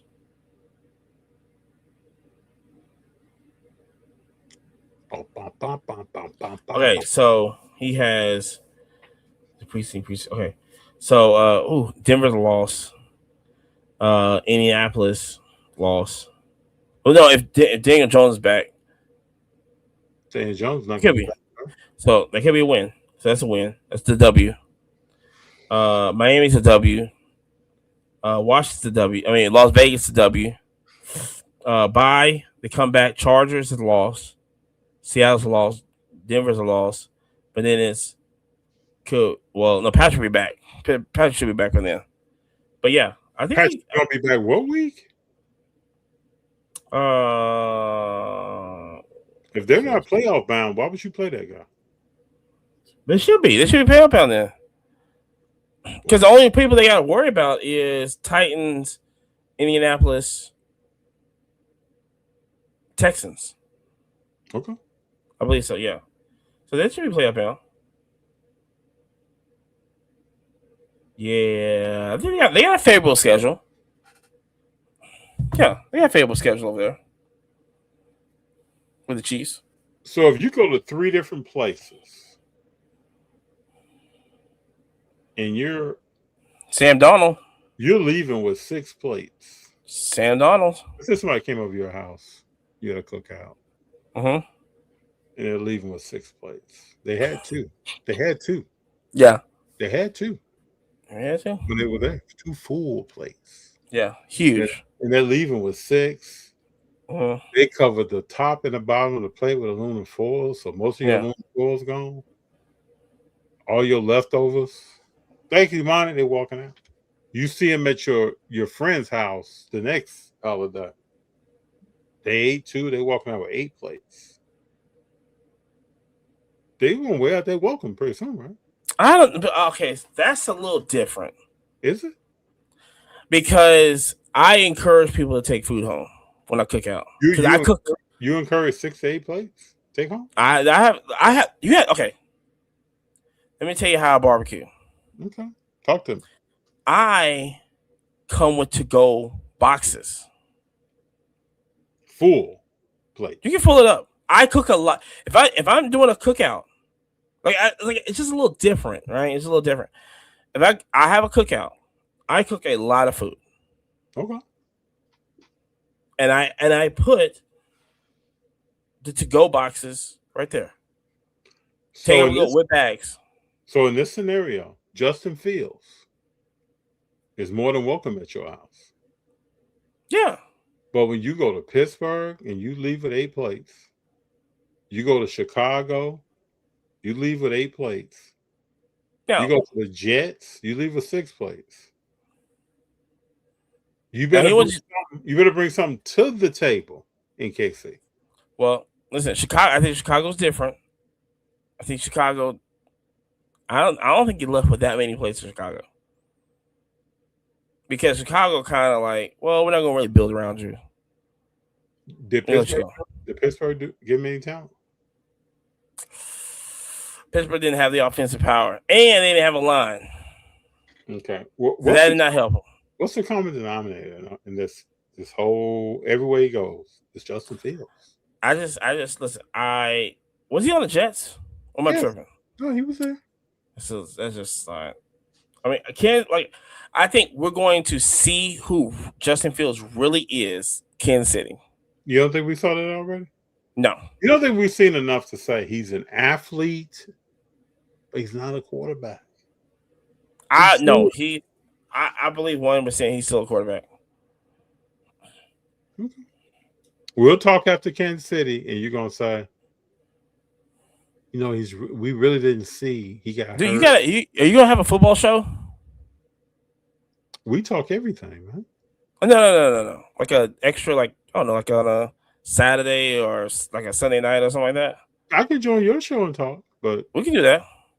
I come on anytime, and then we'll pull on Justin, and you'll be like, "Yeah, man."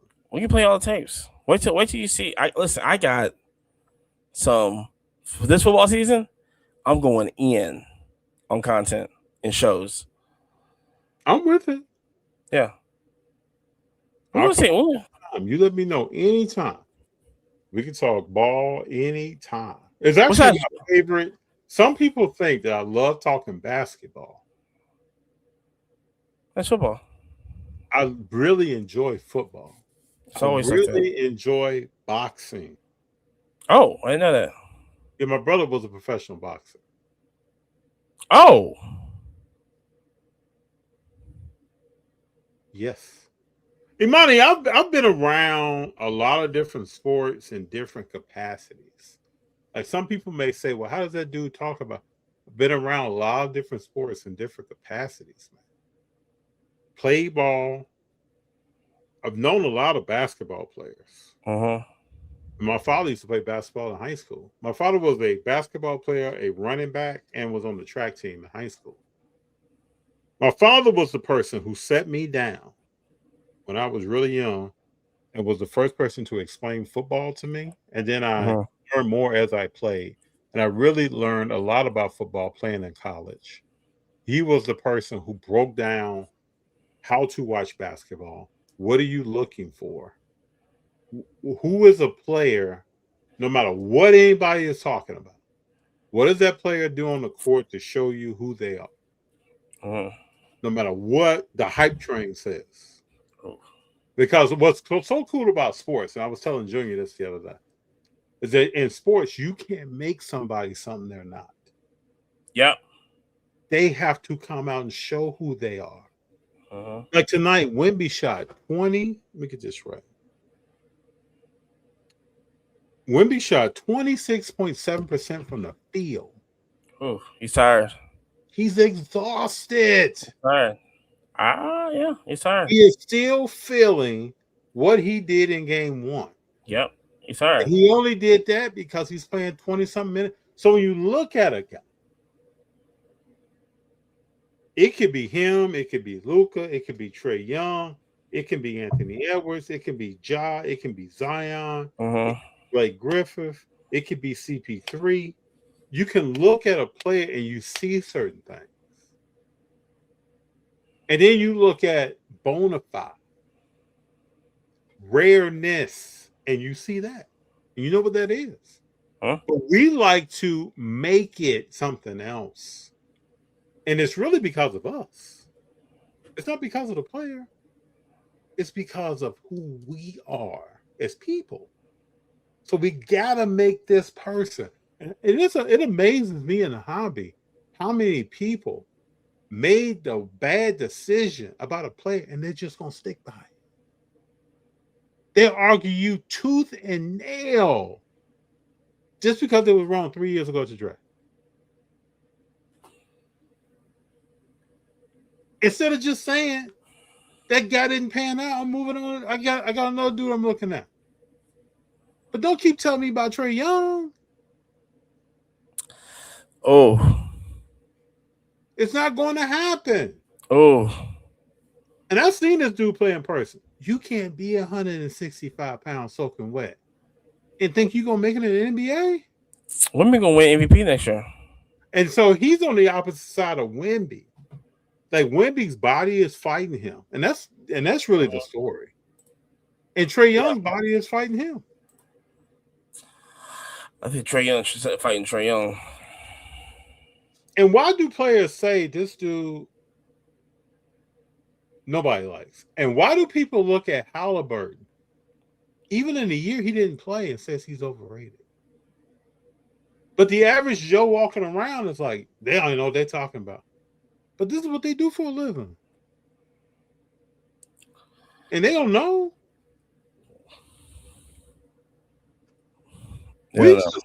As human beings, man, we just lie to ourselves. And it's right in front of our face. And it is amazing that you can watch a sport and people see totally different things. Interesting. Like there were people walking around who really thought San Antonio was about to. Well, history has shown us it's not going to happen. No, not this year. Who is Castle? Look, they're young. No, see, winning. This is another misnomer that people say. Winning is not about age. OKC was young. About experience. It's not about experience. Okay, but they ball. See, I'm a person. I don't believe in home and away games. They've been there though. Ball. I will come to your backyard and ball. Yeah, but the thing is that when you go there, you go to somebody else's house, ball out, who's been balling all day, who's warmed up, who's been doing this, and then you move on to somebody else, you start getting tired because you're like, okay, maybe I shouldn't leave the three people's houses. It's the same thing with It's the same thing with OKC 3 years ago. How did they win last year though? Yes, but they've been there. They were young. No, they was younger the year before when I was like, they can't make it because Because they haven't been Josh there Giddey. yet. Because they had Josh Giddey on the roster. Oh yeah, they did have John. Well, and that too. But yeah, And when they put that shoehorn on, yeah, they good. But then after that, yes, they've been there, and this is why I have them definitely ahead of New York, because New York has not been to the finals, so their bodies is not. They don't understand what's going to happen. New York is not beating OKC, bro. I don't think so either. This is a wrap. We can start talking about next season, unless there's a catastrophic injury. It's like the Raptors weren't beating Golden State until 2 Hall of Famers got hurt. It's not happening. Unless there's a major injury. And what's going to happen? I've asked this question and nobody wants to answer it.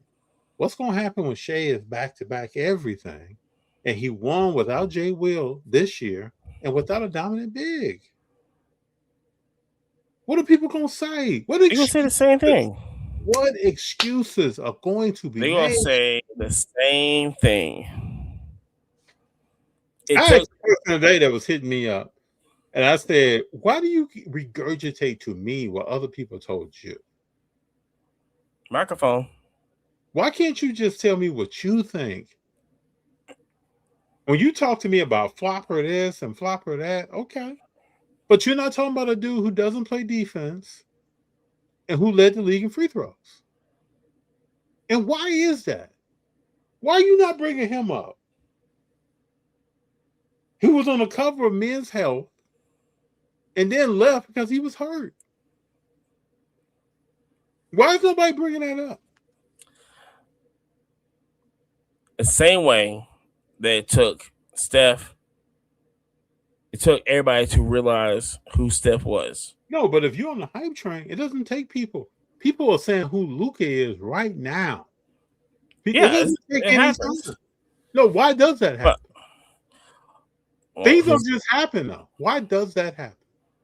Well, the thing is that Shea is not flashy. Luka's not flashy. What Luka's flashy. What, shooting an elbow jumper? Like Steph is flashy. He doesn't do any of that. What does he do? Yeah, Steph is flashy. Because he comes out and scores 70 points against the Washington Wizards? He's just scoring points.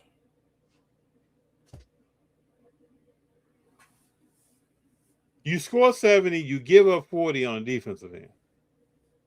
Yeah, nobody talks about defense. You fouling out of finals games? Who fouls out of the finals? You can't do that. Can't do that. It's all good, man. That's why you can't follow the hype train. You just follow the hype train to the mechanic shop. But Wemby is, I guess we could say Wemby win the MVP next year. Imani. How does this man play 65 games in over 24 minutes? He barely getting through this Western Conference Finals. Yeah, I know. He's young. He hasn't been here for. Yeah, but his body, when people tell me he's young, right? His body is at its most efficient state. Right. So how does he do this at 25? How does he get it done at 30? It's a lot of people do it. Why couldn't Yao Ming do it? Well, that was back in the day. Now, why didn't George Muresan do it? No, because that's back in the day. Why didn't Bobo do it? He wasn't talented. Why didn't Ralph Sampson do it? It was back in the day. You're at Victor Wembanyama to that same list of why did he do it? No. Then you'll look back. I'm gonna tell you right now. You'll look back to Game 1 of the Western Conference Finals this year. You'll be like, man, if we could have just bottled that up. Well, that's what they're trying to do. But like I said, the thing with Shea is they're going to give you the same excuses every time. But New Breed, if you gotta say who are you saying that about? Who are you saying, man, Anthony Edwards is going to win the MVP if he stays healthy? And at 22, he got to stop dunking the ball. Who are we saying that about? He got to stop dunking the ball. Nobody said that about Ja. And Ja going to win MVP if he stays healthy. John Morant? Yeah. Where do you think he's going to go to? You think he's going to go to Chicago? Doesn't matter. I can't waste time on that. Doesn't matter. I know. Wherever he goes, he's gonna shoot 19% from the three Oof. and 35% from the field with a jump shot. Yeah, he only dunk. And he's what is he? 175? Yeah. He's Trae Young's big brother. Ooh. But as viewers, I don't know why we can't just. I don't know. We can't spot this stuff? Well,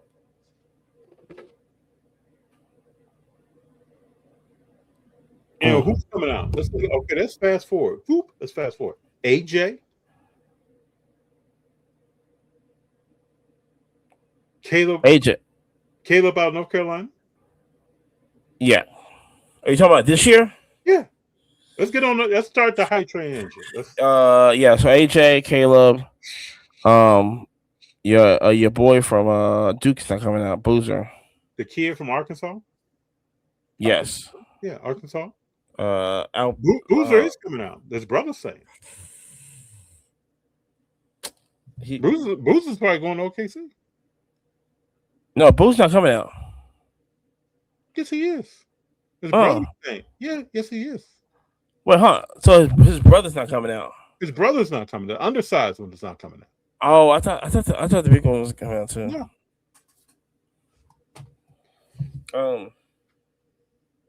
Let me see.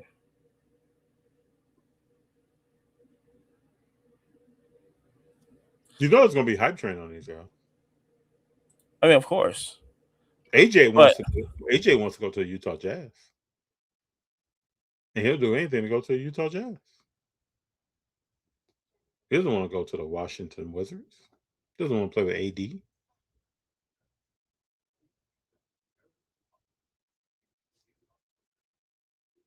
I got to watch all those guys play. See what they do. Ace Bailey has a lot of talent. See what he does. And that was this year's draft. So we'll see. But there'll always be a hype train. That's how it's designed.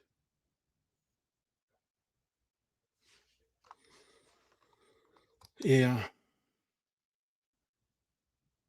Any of these people, Jordan, you hang your head on? You think it's a real deal? Imani, any of these people you think it's a real deal right here?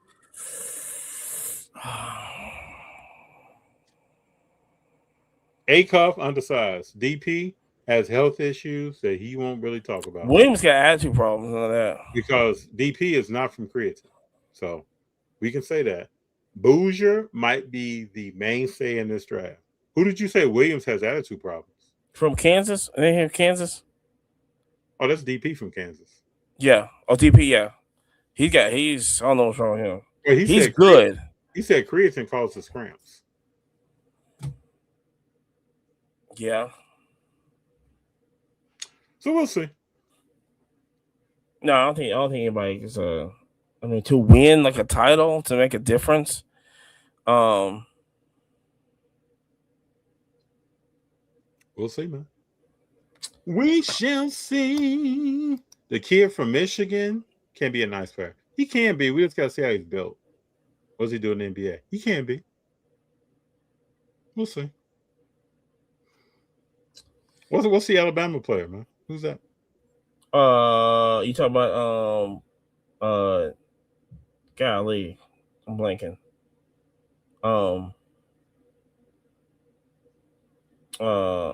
Philon. Oh yeah. I know I'm saying his name wrong. Yeah, he's gonna be good. I think he's gonna get on a good team and ball. If you're like in the middle at the end, you have a better chance.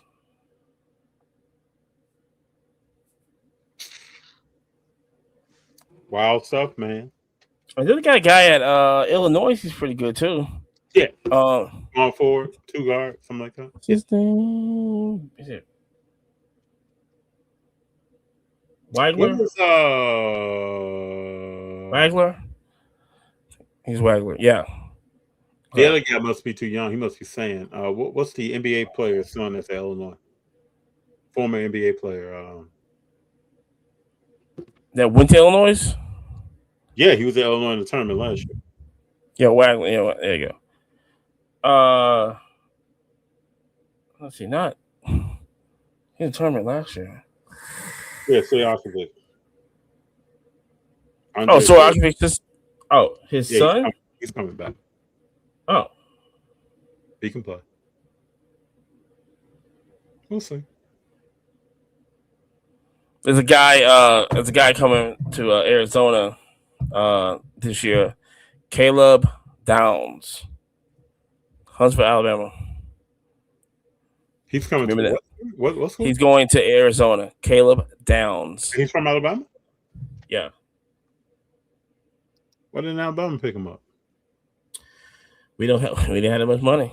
We offered. He's been offered many a times.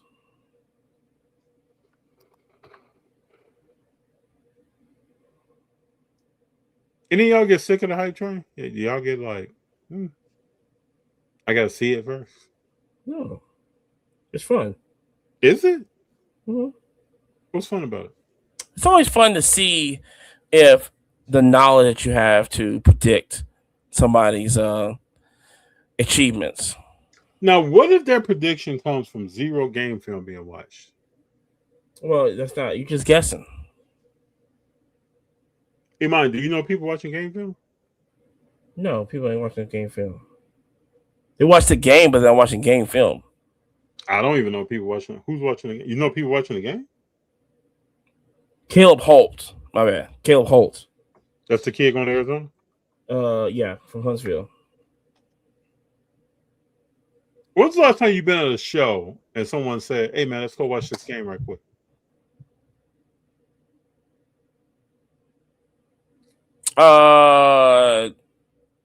Like football, basketball, whatever sport's being played, sir.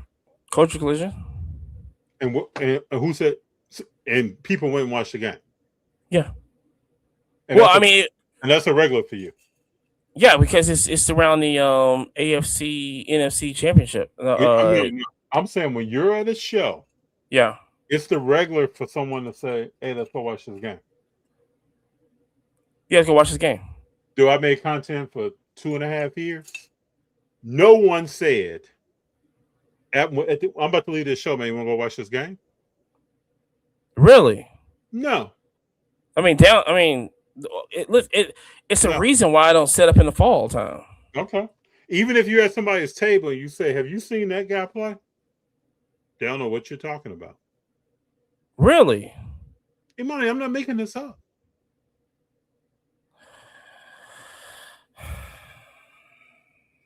That's crazy. I mean, you got to understand, there's like down here, I know a couple of people who only sell college football cards, and they know every single player that they sell. And we just chop it up. So you saying this is a California thing? I'm gonna tell you this. I'll tell you this. There's a guy who I'm gonna tell you this. I met him in the first Culture Collision first Collecticon in Atlanta this year. He had Sarah Strong out of UConn, her 1-of-1 cards, right? Mm-hmm. Now this is in January, February. I did the argument of, because I didn't really hear or know about Sarah's game. I always knew AZ, okay, or Juju, of course. This guy broke down Sarah Strong like I never heard anybody break down a college basketball, women's basketball player was like better than Juju. I go, I was like, that's got to be a stretch. You know what I'm saying? But the way he described, and I met him again in Orlando. I said, you was the guy that had the Sarah Strong stuff. And we just chopped it up like that. Yeah. Explained the whole, because he was like, yeah, this is how Sarah Strong, he has 3 of her 1-on-1s. because he believes in Sarah Strong that much. So I'm asking you, is that a one-off situation, or do you find that being the norm? I feel like being the norm down here. Maya, are you being optimistic right now? No, I just down here. No, that's what I'm saying. I can chop like when I'm at a show, chopping up with people. I mean, like I said, well, do you gotta understand this? We watch sports down here. You know what I'm saying? So it isn't like I don't know if I can say myself I've ever been to a table where I go, There you have. Caleb Downs. There you have. What you know about Caleb Downs? There you have. You've been in a table. table. And they'll break down Caleb Downs. You've been to a table. You've asked questions about a player, and you get a deer in the headlights. There you have. I don't even have to be there. I don't. Let me think. I don't. Also, here's another thing. Also, I set up more than I go to shows. Let me just say that also. But when I do go to shows, the ball knowledge is there. Kimani. Well, what you talking about? Come on.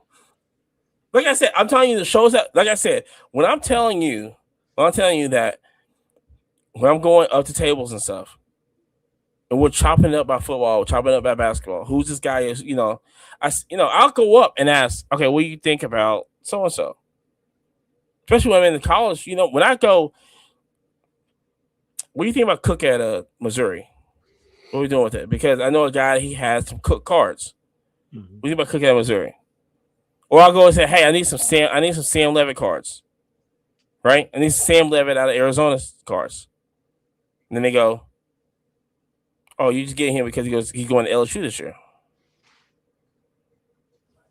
We talk ball down here. I don't understand what's going on. You mind? Come on, FD. Come on, bro. FD. Come on. What I got? What? I know you're down here. Man. I know you're very optimistic. Wait till you get down here. I can come down there. I've been to a lot of states, bro. Wait till you get down here and you come to these shows down here.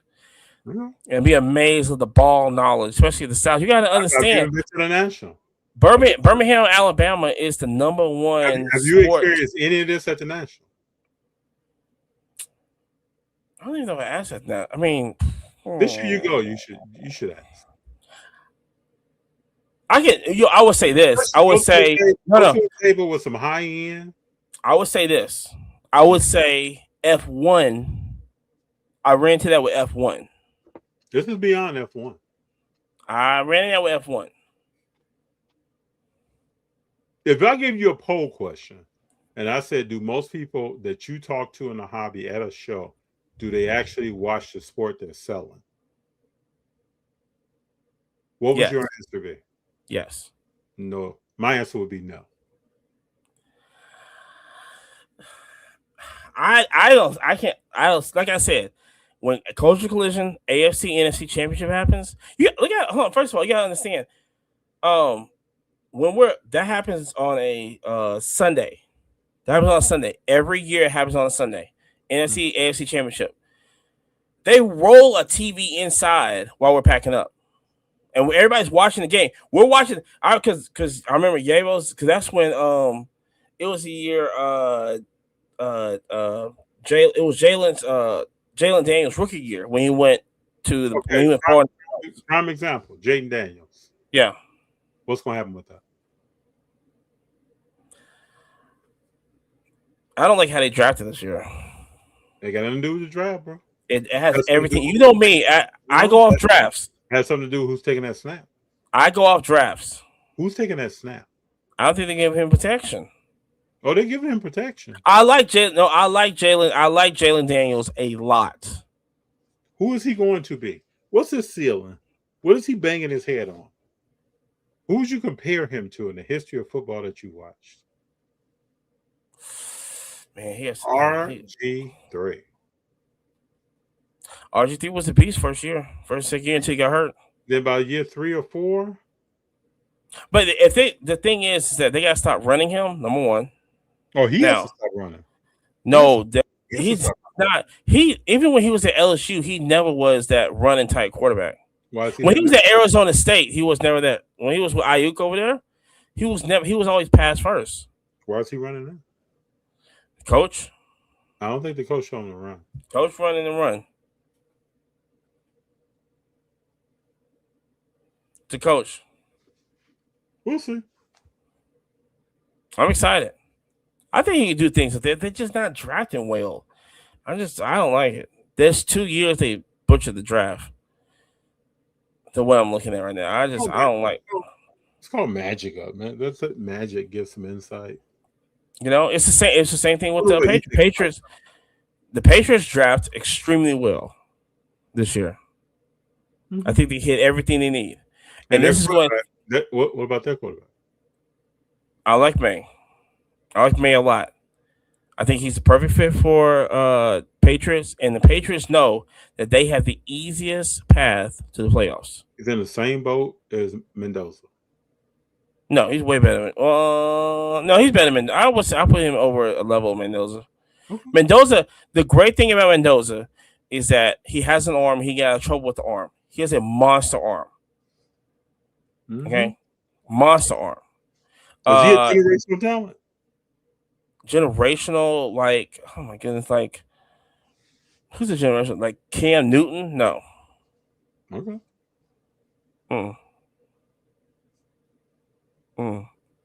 Generational talent. What's the last generational talent quarterback out there? Patrick Mahomes? Yep. Dang, that was the last one? Yeah, I guess so. You're going to get 2 every 20 years, bro.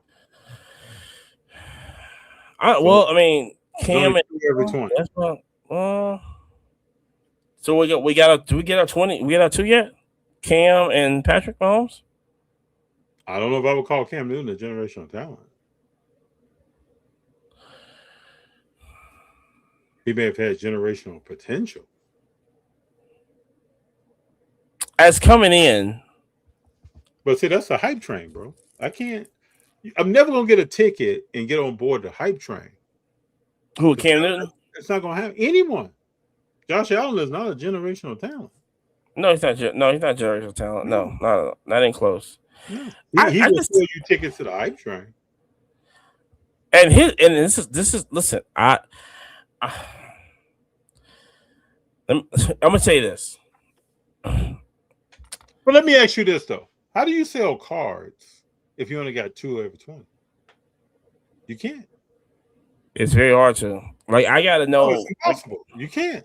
So you have to have the Andrew Luck, who was a good quarterback who got beat down. I respect Andrew Luck more than I do Josh Allen. Yeah, of course. Okay. Now, I'm gonna say a name: Skylar Bale. Who's that? Phenomenal wide receiver at UConn is at the Bills right now. Got drafted. Okay, he's gonna take Keon. That you want to talk about hype train? No, man. That was hype train. People saw his. No, they didn't. Interviews when he first. Oh yeah. He jumped about a ticket and jumped on board. When he was at Michigan State, I was just like, and he transferred to Florida State. I was like, this guy, and I was so surprised that he got drafted. I don't know. Still don't understand to this day how he got drafted. What? That high. It's all good though, bro. It's just not my philosophy, man. I just can't jump on because a guy had a good interview or because he looks a certain way, like Herbert, or I watch him play, it still doesn't stack up. I just can't get hyped over that. But then as a group and as a community, we look at players who are producing and we talk poorly about them, but we look at players that aren't producing and we make excuses. Like, it's going to be tough. I just don't understand it. Like, it's going to be... You think Deshaun Watson going to play this year? Yeah, he's probably going to play. Cleveland probably start him because they're paying him. Yeah. I think he's going to get hurt before the season starts on purpose. Could be. But they're going to play who they're paying at that position. It's always like that. Yes. It's always like that. Is he the better quarterback? No. I don't think so. No, he's been out for so many. You He's can't. actually had his prime slip by. Yeah. Michael Vick had his prime slip by because of something. Yeah. There are several players. Who else in the NBA? Ja Morant has had his prime slip by. Oh yeah. Has had his prime slip by. There Yeah. are players that is over with, but there'll still be people who will say that this person is. Oh man, they're gonna be all right.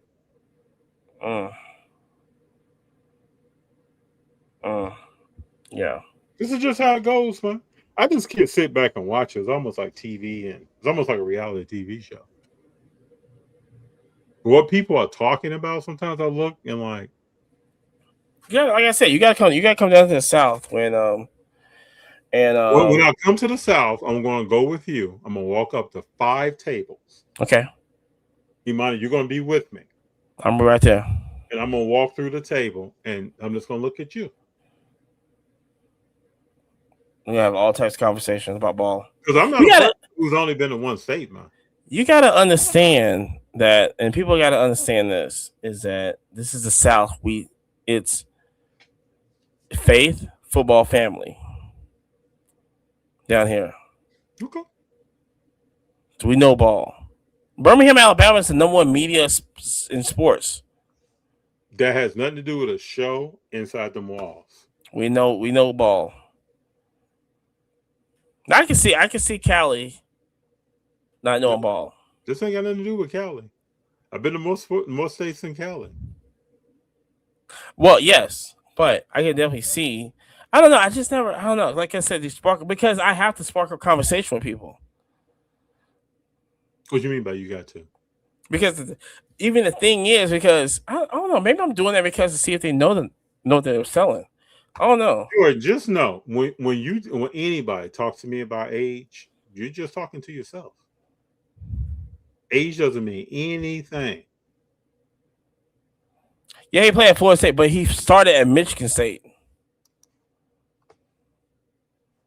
And he didn't make the Michigan State team. Well, he did, but he wasn't good. Probably has some stuff going on that's still going on right now. Yeah, he can't catch. No, there's more going on with Keon Coleman. Yeah, he can't catch. There's much more going on than that. He's not fast. No. The knowledge ain't there. Much more going on than that. His IQ's not there. There's reports out of Buffalo that this cat is leaving the club. Yeah. Falling asleep in meetings. Yeah, because he just don't. That's what I'm saying.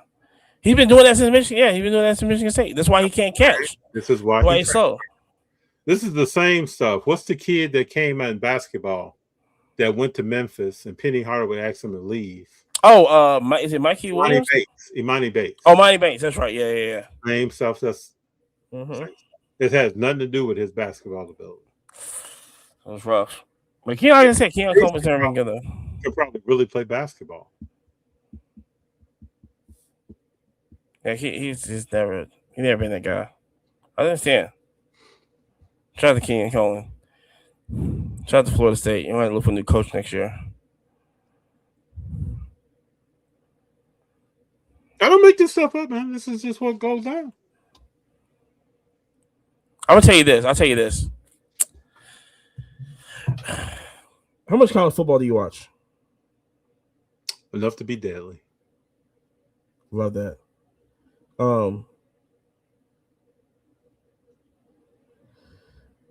Wisconsin got a quarterback. I'm putting knowledge of people right now. Got a quarterback and okay. And, you looking at this comment? Yeah, looking at that comment. Irrelevant versus sorry. Listen, y'all got y'all win. I'll give y'all that. But y'all won the battle, you're not gonna win the war ever. Let's see. They got a quarterback on the team. Mm-hmm. He transferred from Old Dominion.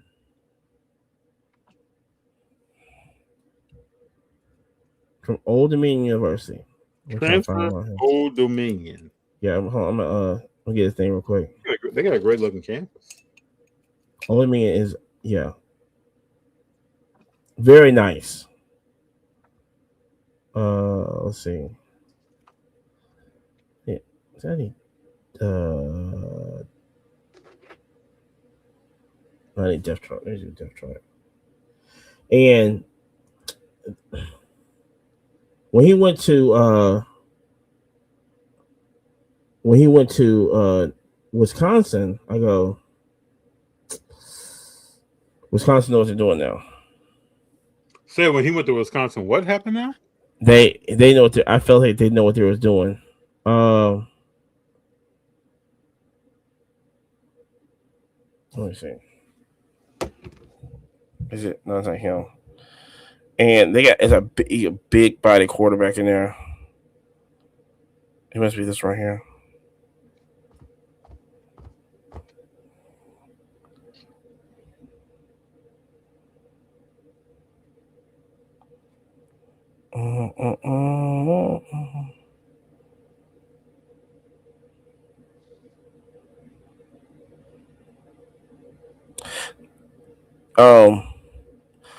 Colton Jeffrey. No, Colton Joseph. Yeah, Colton Joseph. And what is he from? Quarterback. If you want to see film on a guy, he used to play at Old Dominion. He transferred to Wisconsin. Watch him play at Wisconsin next year. Lights out. Lights out. He's going to make so much noise.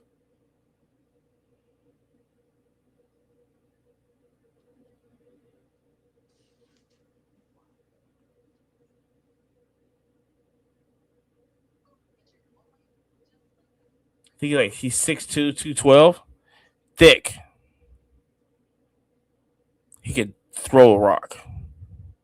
He likes to run too, right? Did you tell me about this guy before? I believe when he transferred out, I might have called you a senior text message or something, but yeah. I think you told me about this guy because he likes to run. Mm-hmm. Yeah, like the first two highlights on his tape is he's running versus in the air.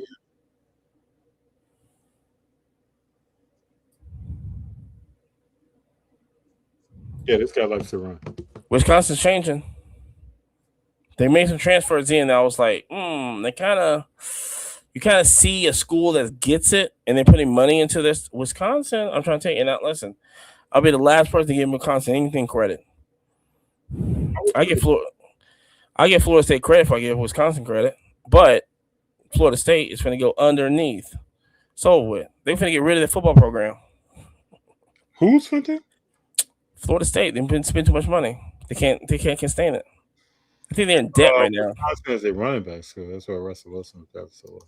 Yeah, they're running back school. But they're changing though.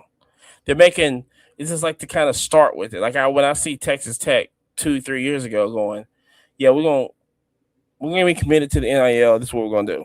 Okay, boom. I'm really disappointed. It's not really disappointed that the transfer from Cincinnati that's dealing with the NCAA right now. I hate that he's not going to play. I hate it because he was such a good quarterback. Such a good quarterback, man. I hate that he just admitted that he gambled and all this other stuff, and it's over with. So, but it is what it is. Very hyped this year. I'm gonna give you the truth. I'm gonna give you the truth right now. Alabama's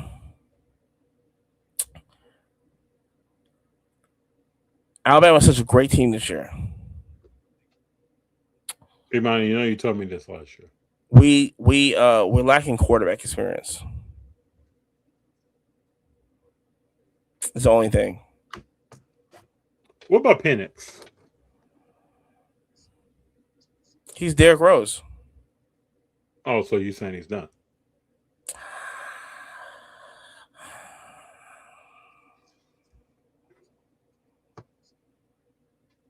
You go ahead and say, man. If we draft another quarterback this year, I wouldn't be upset. Don't stop what you know. Don't be huffing up. I hate it. I hated that we picked him. I think Bo Nix was in the same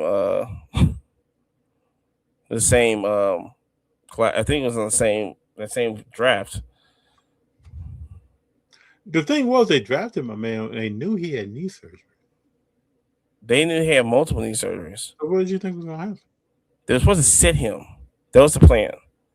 We sit him for 4 years. But then also became a problem, and I expressed that, was because the market was changing. Say if it worked out, and Kirk Cousins is still the quarterback right now, okay? Yeah. And Penix is still sitting. 4 years later, we had to re-sign him to a way bigger contract. Way bigger, big, huge, maybe $500 million. Just saying, maybe. We don't know what he does, and then he gets hurt. We in a huge pickle. But they got too anxious, and they want to start him. Now we should have got Dallas Turner.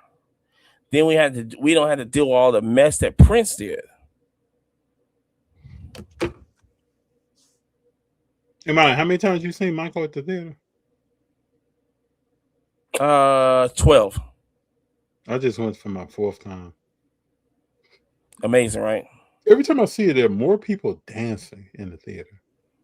Yes. I think they're there just like me. They're there multiple times. Here's the deal. I am actually actively, when I get back from Miami, I'm actively looking for a drive-in movie theater that's showing Michael. Look here. I have to go to a drive-in movie theater now to go see Michael. Hold on, we might do that this weekend. Because it's like I've seen IMAX, Michael.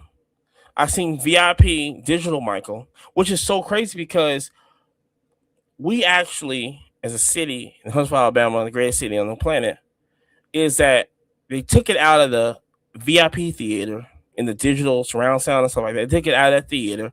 We actually demanded they put that back in the movie theater, and they put that back in the VIP theater. Yeah. And I went before I went to Orlando, and it was halfway packed in there. And it's so crazy because even when I watch it still, it's so good that it's like, bro. I just when they play Human Nature, when he starts Human Nature, it's so spooky. How close it's so spooky. How close the last performance when Victory toured Dodger Stadium and then it becomes bad. Oh, that's I could play that, bro. I could play that. Dude, I'm getting goosebumps. Thinking of that's my favorite scene when he goes, "It's over." It's over. When Billy sticks up, he says, "It's over." And then I like his father, Michael. What you mean, boy? You say it's over? You say it's over. You don't say it's over when I say it's over. You know it's over. I'm your father, boy. And Billy steps up. Hey, Joe, it's over. You start walking out. This is my favorite. Well, one of my favorite things because the performances. And that last part is. You'll never let me down. And I make you ready. Mm-hmm. So I moved to the big eggs. We started tomorrow. So, son, we don't need to work on that hard. First thing about work. I understand that, but they have school. Let me tell you something. Well, you're a loser. You know? Mm-hmm.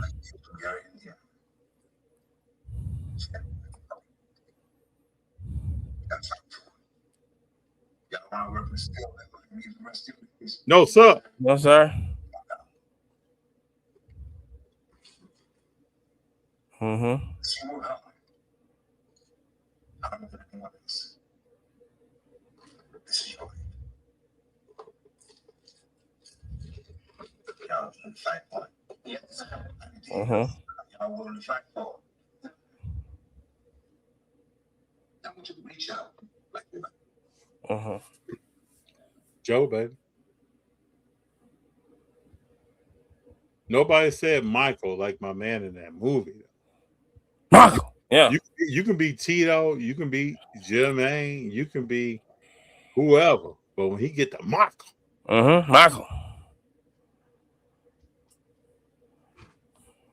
I'm trying to tell you, just that when he walks out for the bad scene and he just flashed the year. I'm getting goosebumps, right? I'm getting goosebumps because that right there just dun, dun, dun, dun. Yes. And when he looks back, your Billy's like, yeah, go kill it. Go kill it. He walks out there. That was his first scene in the movie ever got filmed. Mm-hmm. That he was on fire in that scene, bro. He was on point in that scene. The movements, the kicks, the moving around the stage, the stopping and breaking it down, the looks on the face, everything was you know, there are just certain things. Jamie Foxx playing Ray. Yes. There's just certain performances that elevates. Like you see it. And you can't see it. You can't see it no differently. No, my man got busy, man. No, so does he want to play in other films? Does he want to release music? There's music he has released years ago where he can really sing. I was about to say, yeah. What's he want to do? I mean, listen, I think right now it's just if he went on tour and just sung Michael Jackson songs, I mean, I think people would just love that. Man, people showing up, bro. 100,000 yeah, just showing up. I mean, just to honor. Oh my God, come on, what's going on? People not going to concerts now. People going to that concert. Dude, it was a bad scene with that scene where he's with Quincy Jones and they're doing the first track. Oh my God. Dude. And it just also whoop, don't stop till you get it out. And people are sitting there with their arms up. Arms up. Getting it. Especially once like you can feel the build up. You know what I'm saying? You can, he just lets up the EQ just a little bit, and you can hear the drum pattern come along and everything, and you can feel it. You know what I'm saying? And they go, oh, don't stop till you get it. My favorite part was one of my favorite parts. I keep saying my favorite part.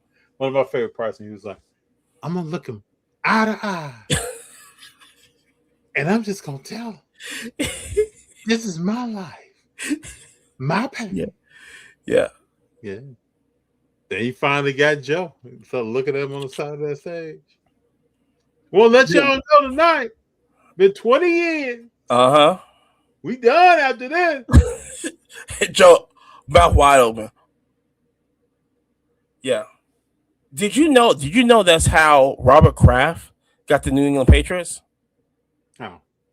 Because Don King had a promoter, a financier that owned the old New England Patriots. But ever since when Michael didn't go on the world tour, he lost so much money he had to sell the team to Robert Kraft. Oh, I'm not okay. I can get that. Yeah. Yep. Gotta be at the That's right how place. you got it. Right? You know, just in the card game, you gotta be at the right place, right time. I know. Everything, right? Opportunity meets potential, and boom. That Michael movie, I'm trying to tell you, it's I'm gonna go again this weekend. I don't think people understand. It's like a lot of that stuff was taken. Like probably 10 hours was taken out. Mm-hmm. Yeah, they're supposed to go up to 95. Yeah, and a lot. Hey, I used to go to church when I first moved to LA. You know, before I told you the Rodney Jerkins story. I used to go to church with one of Michael Jackson's lawyers on his team. Wow. When he went through the whole allegation. Mm-hmm. Do you remember when Mike first came to the courtroom and after the first day he gets out, gets on top of the car and does a concert? Yeah. He basically is dancing and all that. Mm-hmm. I asked my man one day, we were walking into church and I asked him about that. What was up with that? And I said, what was up with Mike coming back days later with Joseph, acting like he couldn't move, he couldn't walk? He said, well, we had to sit down and talk about it. He said that first day you saw Michael being Michael. Right. And not wanting to be down because of the lies. Then we had to talk about what are you presenting to people? And that's when he kind of shifted it. He said, I've been in a lot of interviews, man. He said, I've been in a lot of interviews. This is, Imani, I came to LA in 2008. Lakers were in the finals, 2008. Yeah. He's like, I've been on a lot of interviews. Most people have not asked me that question. We're standing there, we're walking into the church. He's answering this. I told him I remember all that, man. I remember not going to work, watching a memorial when Magic Johnson and Kobe come up. Wow. And Kobe, it's very difficult for Kobe. Yeah. Let me see if I can get this clip before we get off here. Yeah. It's very difficult for Kobe to articulate himself to a crowd like that, and Magic had to take it over. Well, Magic, that's his strong suit. I always remember the Stevie Wonder and John Legend. Yes. And Stevie, and then I found out that they was cousins. Yeah, they're cousins. Yes. And now it's they knew this from children when they were at most. Yeah. And now it's like it makes sense of how he cannot. And then John Legend just had to finish it. He just had to keep going. Yeah. And Stevie's crying like somebody in your family died. Like something. Yeah. Yeah. And I just back then I just had no clue. And I recently found out about that. I said, "Oh, okay." Bro, watch this. I remember I'm sitting in my living room in Inglewood. Shout out to Inglewood. Up to no good. That's right, baby. Gentrified now. But really? Okay, bro. You been to Inglewood? Wow. Look at Kobe. But Michael was also a true humanitarian. Hold on, let me see if I can. Who gave just. Hold on, I want to get some clearer. I watched this live. I didn't watch this. Kobe's very copious. Magic think that's over. So I was talking about eating second fried chicken on the floor with. Like 5 minutes. We all know that nobody ever gave on stage like Michael Jackson. But Michael was also a true humanitarian who gave just as much off stage as he did on the stage. Michael and his family came from humble roots, and Michael always cared very deeply for those in need. And beyond all of his records that he broke as a recording artist, Michael even made the Guinness Book of World Records for most charities supported by a pop star.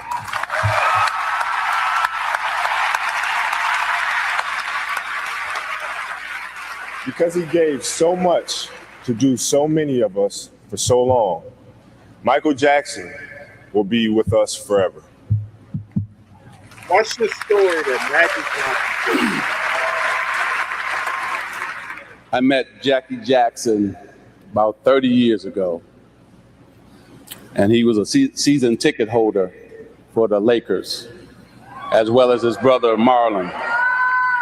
Jackie and I became friends, and he began to invite me out to their home.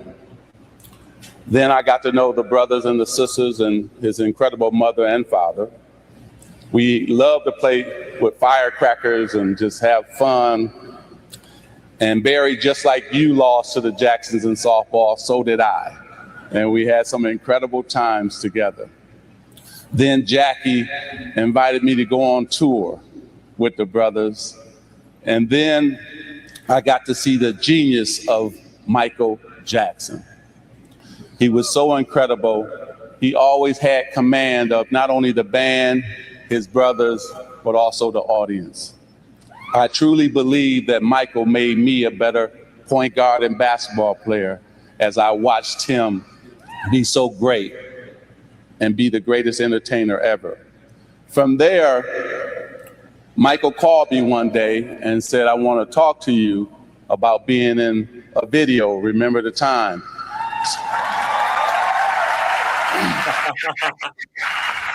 But I had to double check with Jackie to make sure it was really Michael, because I was scared to death to go over to his house because this was my idol. He was everything to me. So I went over to his house to have dinner. The chef came out and said, what would you like? I said, some grilled chicken. So as we begin to talk about the video and what he wanted me to do, the chef brought me out the grilled chicken, but he bought Michael out a bucket of Kentucky Fried Chicken. And I went crazy, like, wait a minute, Michael, you eat Kentucky Fried Chicken? That made my day. That was the greatest moment of my life.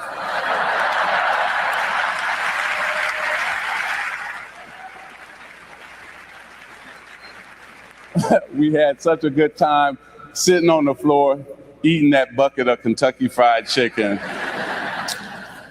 And I want to say this. This is a celebration of his life, of his legacy.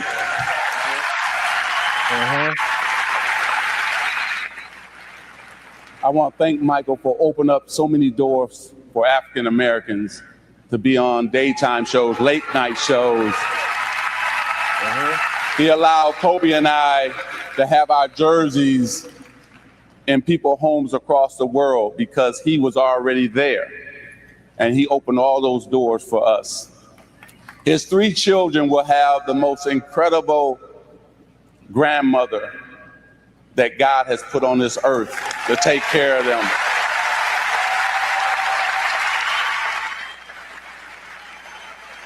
Michael's 3 children will have incredible uncles and aunts to take care of them as well. And they will have plenty of cousins to play with. So may God continue to bless this incredible family. We say that we're praying for you, remain strong. We want to thank the city of Los Angeles for putting this on, AEG for putting it on as well. And may God continue to bless you, Michael. There's no one to me that tells a story like Magic Johnson, bro. When he told that story about getting down on the floor and eating that Kentucky Fried Chicken, I'm in my living room just because Kobe is Kobe, man, and we all have bless Kobe. We all have different traits and stuff, but the way Magic can just take you there and tell the story is showtime. It's something special, man. And I still remember that, like just getting up and Kobe's reading that teleprompter. You could tell Magic is just talking. He's just talking. He knows. He's been there. That's crazy because the Freddie Gibbs story of Michael coming back to Gary, Indiana, and shutting down like a KFC and buying all the chicken. And then he said the only thing he saw was a white glove out. And he's tossing chicken out to the people in the crowd. It's the funniest animation of stories. It's the same thing. I was like, oh, okay, yeah. At the end of the day, he's still from Gary, Indiana. Let's just not, you know what I'm saying? Yeah. And if you've been to Gary, like there is no, I don't see Michael being any other way. And I don't even know the man, but I've been to Gary. So I don't see any other way of him being.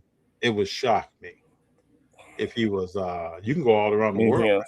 I'm still my parents' house at Chicago. There's some stuff I'm not really LA, so there are things here that I see that my natural instinct is something else. So I always think of that though when I think of his memorial. Where was you at when he passed? You remember, bruh? So I'm walking. You know, I work in retail. I've been in retail. I'm walking in a Petco outside of Oakland, California. Okay. Yeah, I'm outside of Oakland, California. Walking in a Petco, and I'm walking with a guy, and I'm like training him. I still remember where I was. And the store manager comes this woman never was running in the store. She comes jetting by, screaming at the top of her lungs. Oh no, I just can't believe this. No. She just screaming.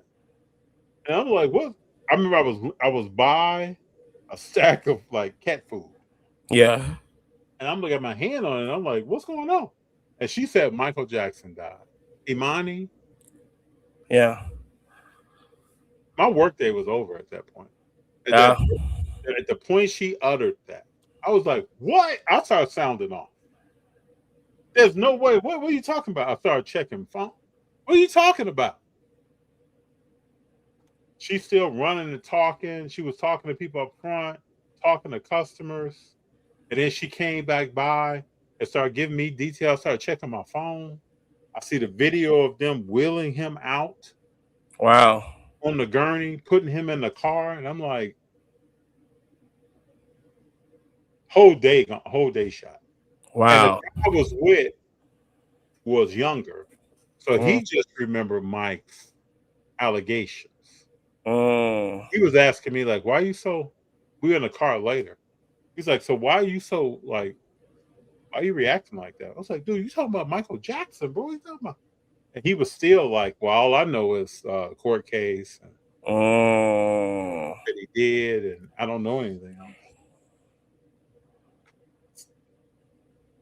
I remember that day vividly. I was outside. The church was setting up like a festival. And I remember we have the fellowship hall is like two separate things. We have the church, we have the fellowship hall. And I was over by the fellowship hall, and then you have like a little, we go down, like a walkway. So I'm in the walkway before I go to the parking garage. I'm in where cars parked at. So I'm like chilling in between there, and I'm looking over at the big church. And I'm trying to figure out what my next move is going to be. And all of a sudden, you just heard a scream. We're in a neighborhood, and there's yelling. Then there's more yelling, and I'm going like, I'm not running because nobody's running. Mm-hmm. So I'm going like, I'm trying to figure out what's going on.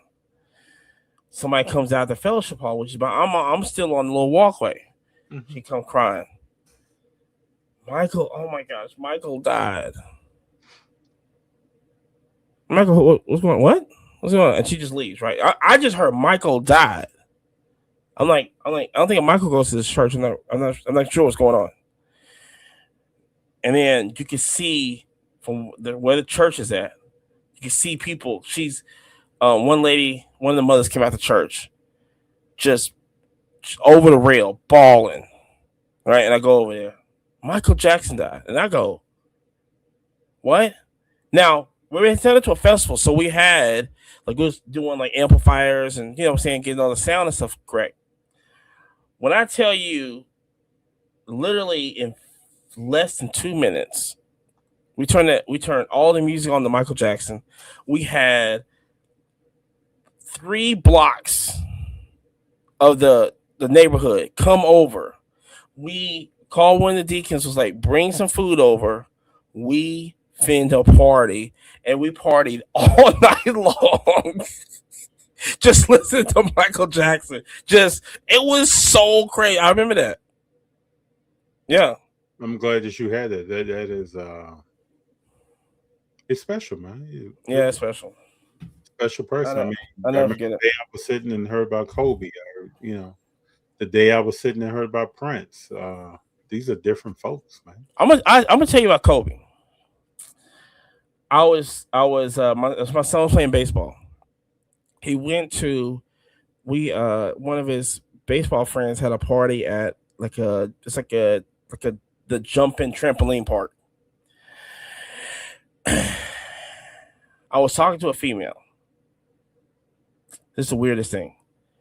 She texts me. This is what I find out. She said, "Did you know Kobe Bryant died?" I looked at my phone. I go, "Why she text me this?" I'm looking on TV. And I'm looking on, like, I call my cousin up. "Are you watching ESPN?" He said, "No, not yet." I got a text message from so and so. Now it takes me a while. I'm looking online too. There's nothing online. There was nothing there. There was nothing there. Nothing. And I'm like, it's the not ever thinking $1 million that this one girl would be texting me about Kobe Bryant, and I'm just like, this has got to be fake news. Call my cousin up. You watch the Sports Center? Are you watching ESPN? He said, no. Someone just told me Kobe Bryant died. I'm just trying to see if it's on. He switched over to ESPN. There's nothing on. There's nothing on TV. I go, what? I'm telling people at the place. I'm telling all the adults, all the parents, and going, are you seeing anything on your phone that Kobe Bryant died? They go, no. I'm like, what? I'm like, what is she talking about? And when I kind of leave it alone, my cousin called me back and go, I saw an article. Go look at TMZ. Yeah, that's what I saw, TMZ. And all the channels, and I remember turning around, and the manager came out, changed all the channels to the news. And that's when you start seeing stuff. But then that's when all the news started happening. This person died, that person died, you was getting all these news. First, they said that Rick Fox was on that. Yes. Yeah. Then they started naming other people. Other people. And all that was canceled. They went straight to these families. Yeah. I said, what? Kobe's car is still sitting at the airport. Yeah. I said, so back it up. So Friday, I get off work. Mm-hmm. You know, Kobe passed away right down the street from my job. I could walk there every night. Wow. Right down the street in Calabasas. Okay. Right down the street. That Friday we get off work, and I go to like a place with some different people on different teams, and we're kind of hanging out. And then they say, hey, we're going to go down by LAX and go to another spot. So we were first close to Calabasas. And then I got in my car to go down to where they were. And I lived way south, so at the time. So I'm driving, and man, it's so much fog on Friday night. Passed away on Sunday. There's so much fog on Friday, I couldn't see the front end of my car. I'm going on the highway at about 20 miles an hour, 25. Wow. So I say to myself, I'm not going where they're going. I'm going home. Like, this is dangerous right now. Yeah. I got my lights on. I'm flipping between brights. Sometimes it's like that because you got brights and you blind yourself. So I'm going in between brights and regular lights.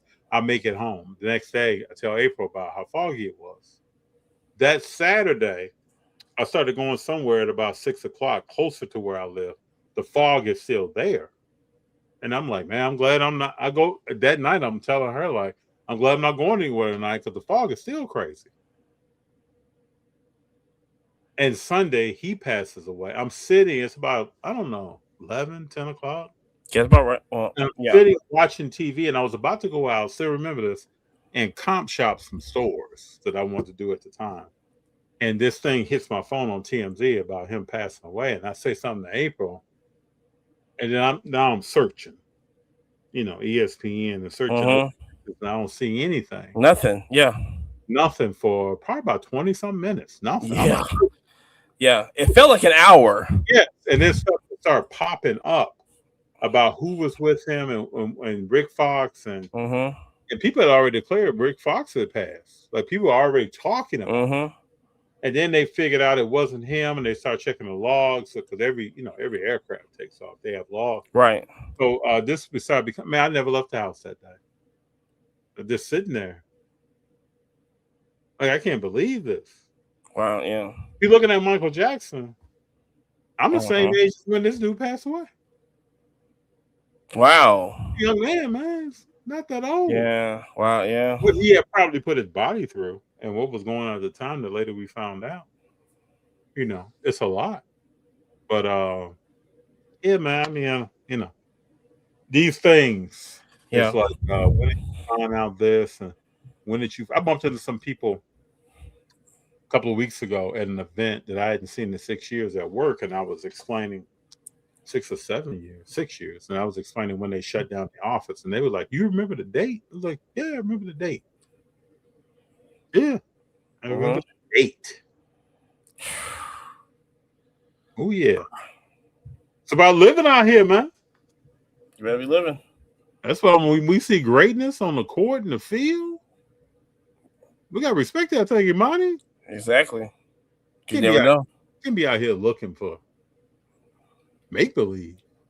Yeah, no, not make believe, not Fisher Price. Jordan says, Kobe, we were at breakfast and everyone's phone is going off. Everyone's talking in the restaurant. Yeah. I can't imagine being in a public place. I mean, I was when Kobe, yeah. And then I swear, when that happened, like, I think all the kids, nobody was bouncing. Everybody was just stood there trying to figure out what's going on. That was crazy. It's a lot, man. It's a lot. So it's a lot. Hey, Monty, it's always great having you on here. Yes. Big John and I would love to come on your podcast. And we want to let you know, too, that if you never ever need an extra person for anything, you filled in last week for Big John and Polo was here. And yeah. If you ever need an extra person for anything, it goes both ways. It could be either one of us, it could be both of us, whatever you may need. Yeah, substitute teacher. It is all good, man. Yeah, students, everybody gets an A. Substitute teacher. Yeah, we love him. So, yeah, I got to hit Yabo up. He said Pete Rose top 50. Man. You got to get him on the podcast. That'd be great. Good baseball talk. You can go. He can go deep with baseball talk. Well, and Big John loves talking baseball. Deep. Yeah, I don't think Big John cared one day. I said there's nothing to talk about in modern day baseball unless you're talking about Ohtani or Aaron Judge. Yabo can definitely speak different on that. He's big on like James Wood. He can dissect James Wood. He loves Kurtz over at the A's. I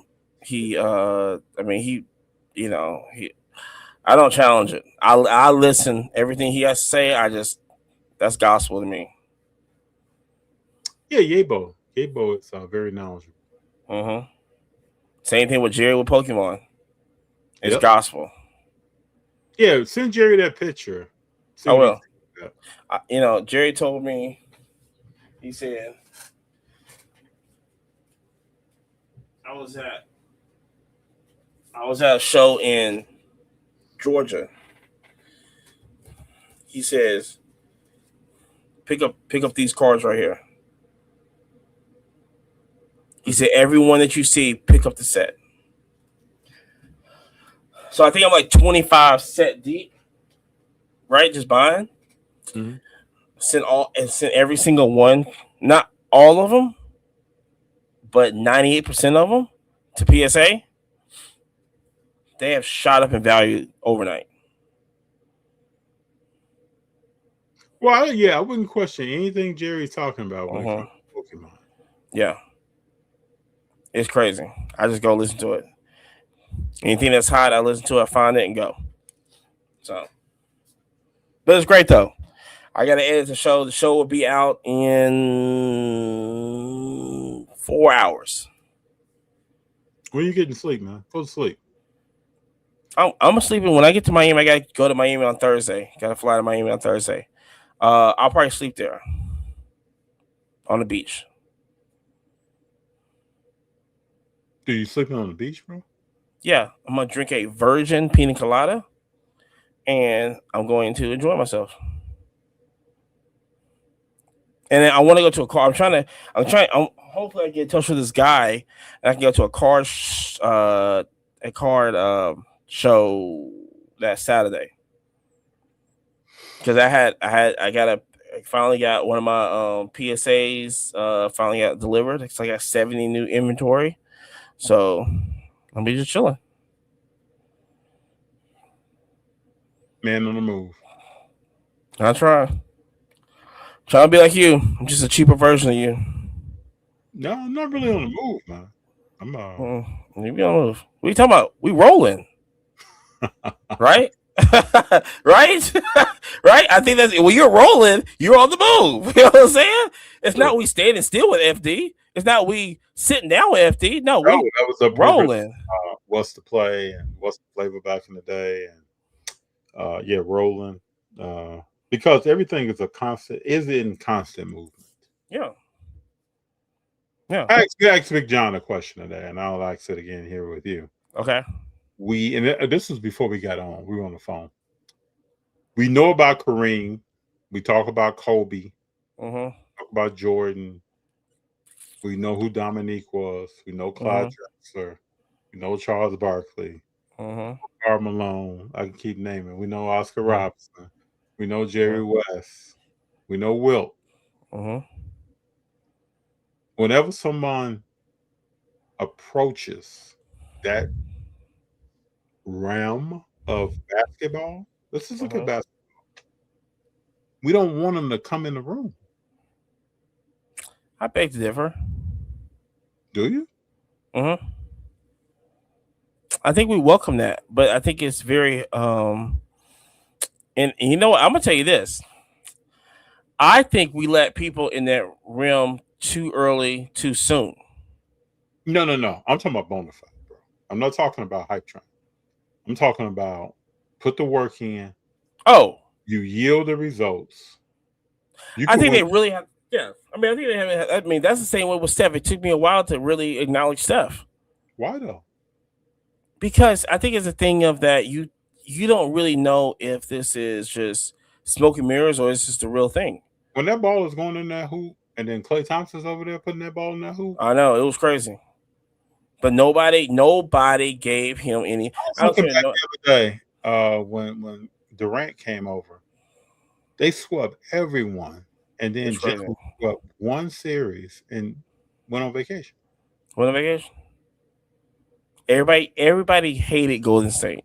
And then everybody hated Steph. People saying that he can't win without Durant. Like I said, and I keep telling stories is when I was coaching basketball and I was seeing all the kids try to shoot threes because of Steph. That really said, I think he should change basketball. And it took me a while because I grew up on the whole you shoot threes, that's bad. Now then you have a guy like Shea come out. And he's like, I've seen that. We've all seen that. But I'm shooting middies. Yeah. I'll shoot the three as a heat check. But I'm shooting middies. I score 30 points a game. I shoot 55%. I'm shooting better than Shaq did. On twos. But you still got a problem with my game. I don't dunk. I don't showboat. I don't ever get my emotions out of whack in a game. When's the last time you seen Shea pushing, shoving somebody, talking? I'm focused on what we out here for. Yeah, but I think that's what that might be like a problem. But in 2018, people talking about Luka, Trae Young. They're exciting. Yeah. Are they? Yeah. If you watch basketball long enough, none of that is exciting to you. Well, yes, I understand that. But definitely between their games and what Shea brings to the table, it's not. I mean, nobody's looking at efficiency. Nobody's looking at plus minus. Why not? They're looking at what's the entertainment factor on the court. But entertainment is like beauty, right? You can look at something and be like, man, that's beautiful. Another person would be like, not to me. Yeah. So entertainment factor is about what are your optics like? What are you What are you watching? What are you looking at? What are you looking at? When you watch a game, it could be football, baseball, basketball, whatever. People don't really even know what they're looking at. No. But they have an opinion about it. When I start going to the NFL draft, that's when I start noticing people don't watch who the players are. Because I will talk about players and go, he's not going to be good. And they go, what are you talking about? He threw, like, it's the same thing with Anthony. I was arguing up and down with Anthony Richardson. Like, this guy is a bum. He should have stopped playing football after high school. You remember our conversation about 40 minutes ago. Yeah. This is exactly what I'm talking about. Yeah. Now, someone chose to travel to the draft, and they don't even really watch football. They don't watch, but that's always been the thing is that NFL fans do not watch college football. And I never understood that because if you're if Chicago Bears, for example, you have to know who could be potential be on your team. And it doesn't make any sense that you don't watch college football. It's a if you take the country and if you split it up 4 ways, 3/4 of the country does not watch college football at all.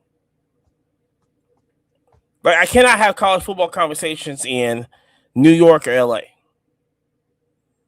I can't have college football conversations in Denver, Colorado. Either Colorado's up north, so I still can't have conversations. I can go to anywhere in Mississippi, anywhere in Tennessee, North South Carolina, Florida, Georgia, Alabama, Texas, Oklahoma, Missouri, and Ohio, and Nebraska. They're talking football. College. And when I went to start going to the draft, I started noticing that. It was like, yeah, they don't understand who these players are. They just see highlights that ESPN put on the channel.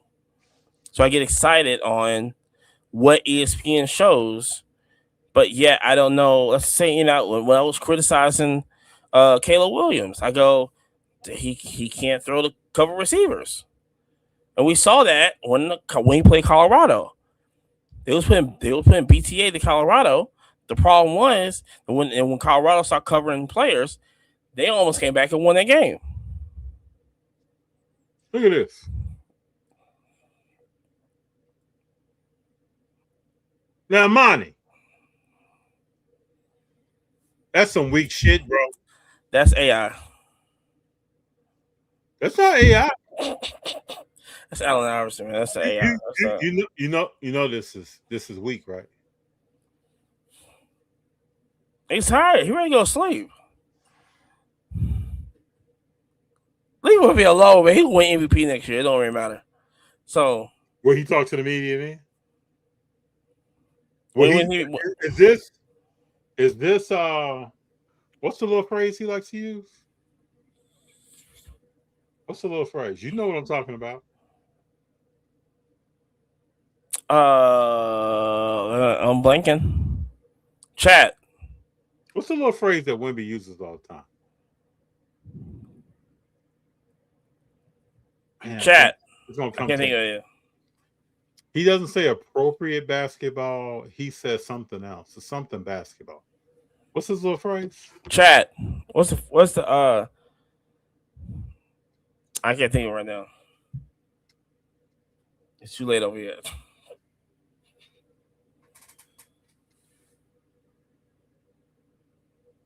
What's up with cats, man? Why are cats built like this? Listen, this is every year. We're gonna have the same conversation 10 years from now. Why are these cats built like this? We're gonna say same conversations another 10 years, another 15 years, another 30 years. Why are these cats built like this? Is that ethical basketball? You don't even come to the press conference? It's not looking good. That's not a good look. You don't come to the conference? It's not a good look. But he probably went to sleep. He probably missed it. He probably was sleeping in the locker room. You're sleeping. Let him go to sleep. Man, he needs to rest. It's amazing how cats just fold up. Ooh. I said before the series started, at some point he's gonna hit the booby trap door. He's gonna fade out. And he just did it. You know how Luka, when a series gets too much for him, he's hurt. There's something going on. He gets kicked out of the World Basketball Championship because he's arguing with the ref. You know how Luka does. He can't take his ass whooped.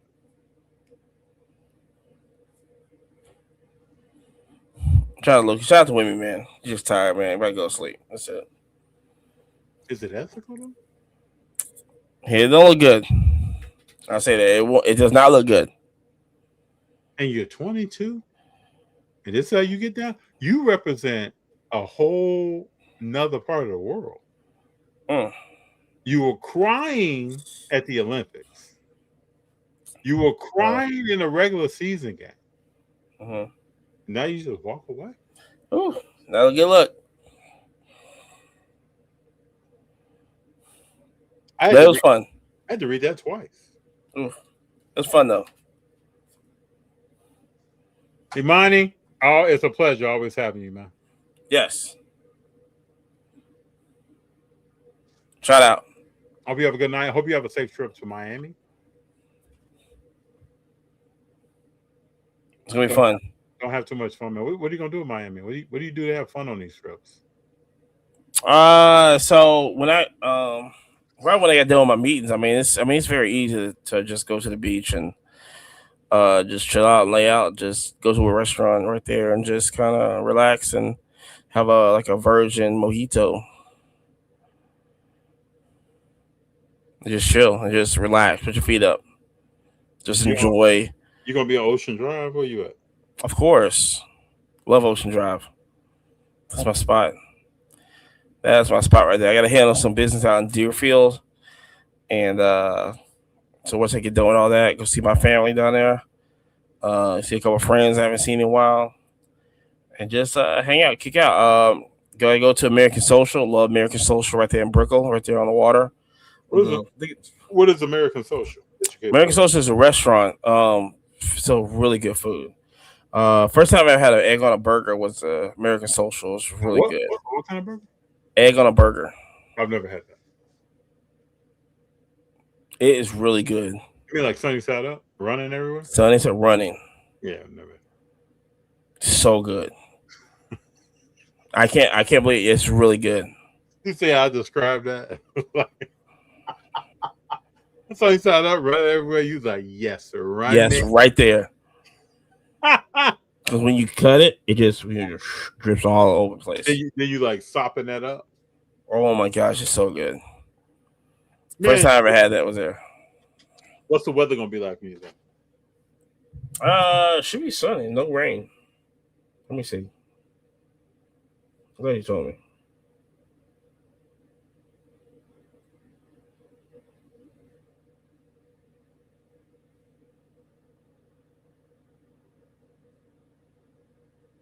It's going to be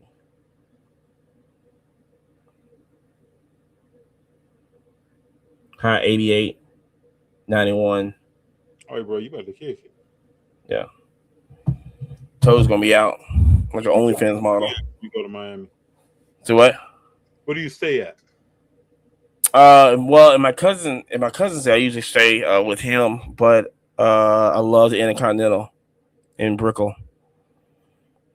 Love the Intercontinental. It's probably one of my favorite hotels. Love the Intercontinental. So I can just park my car. Everything's right there, walking distance, and I'm good to go. I'll probably go to the museum too. They got a museum right there next to right there on US 1 Biscayne. I forgot the name of it. I love that museum. I like going to museums and stuff, so art museums and stuff. So I'll probably just do that. Take care of some business there, and then chill out and have some fun, and fly back on Sunday. Do this all over again. Well, brother, I hope you have a good night, bro. I hope you have a safe trip. If you come to LA at the end of June, let me know. I'm pretty sure. I got you. I'm gonna try to look at flights probably tomorrow. So. All right. We'll make it happen. All right, bro. Talk to you. All right. Peace. Peace.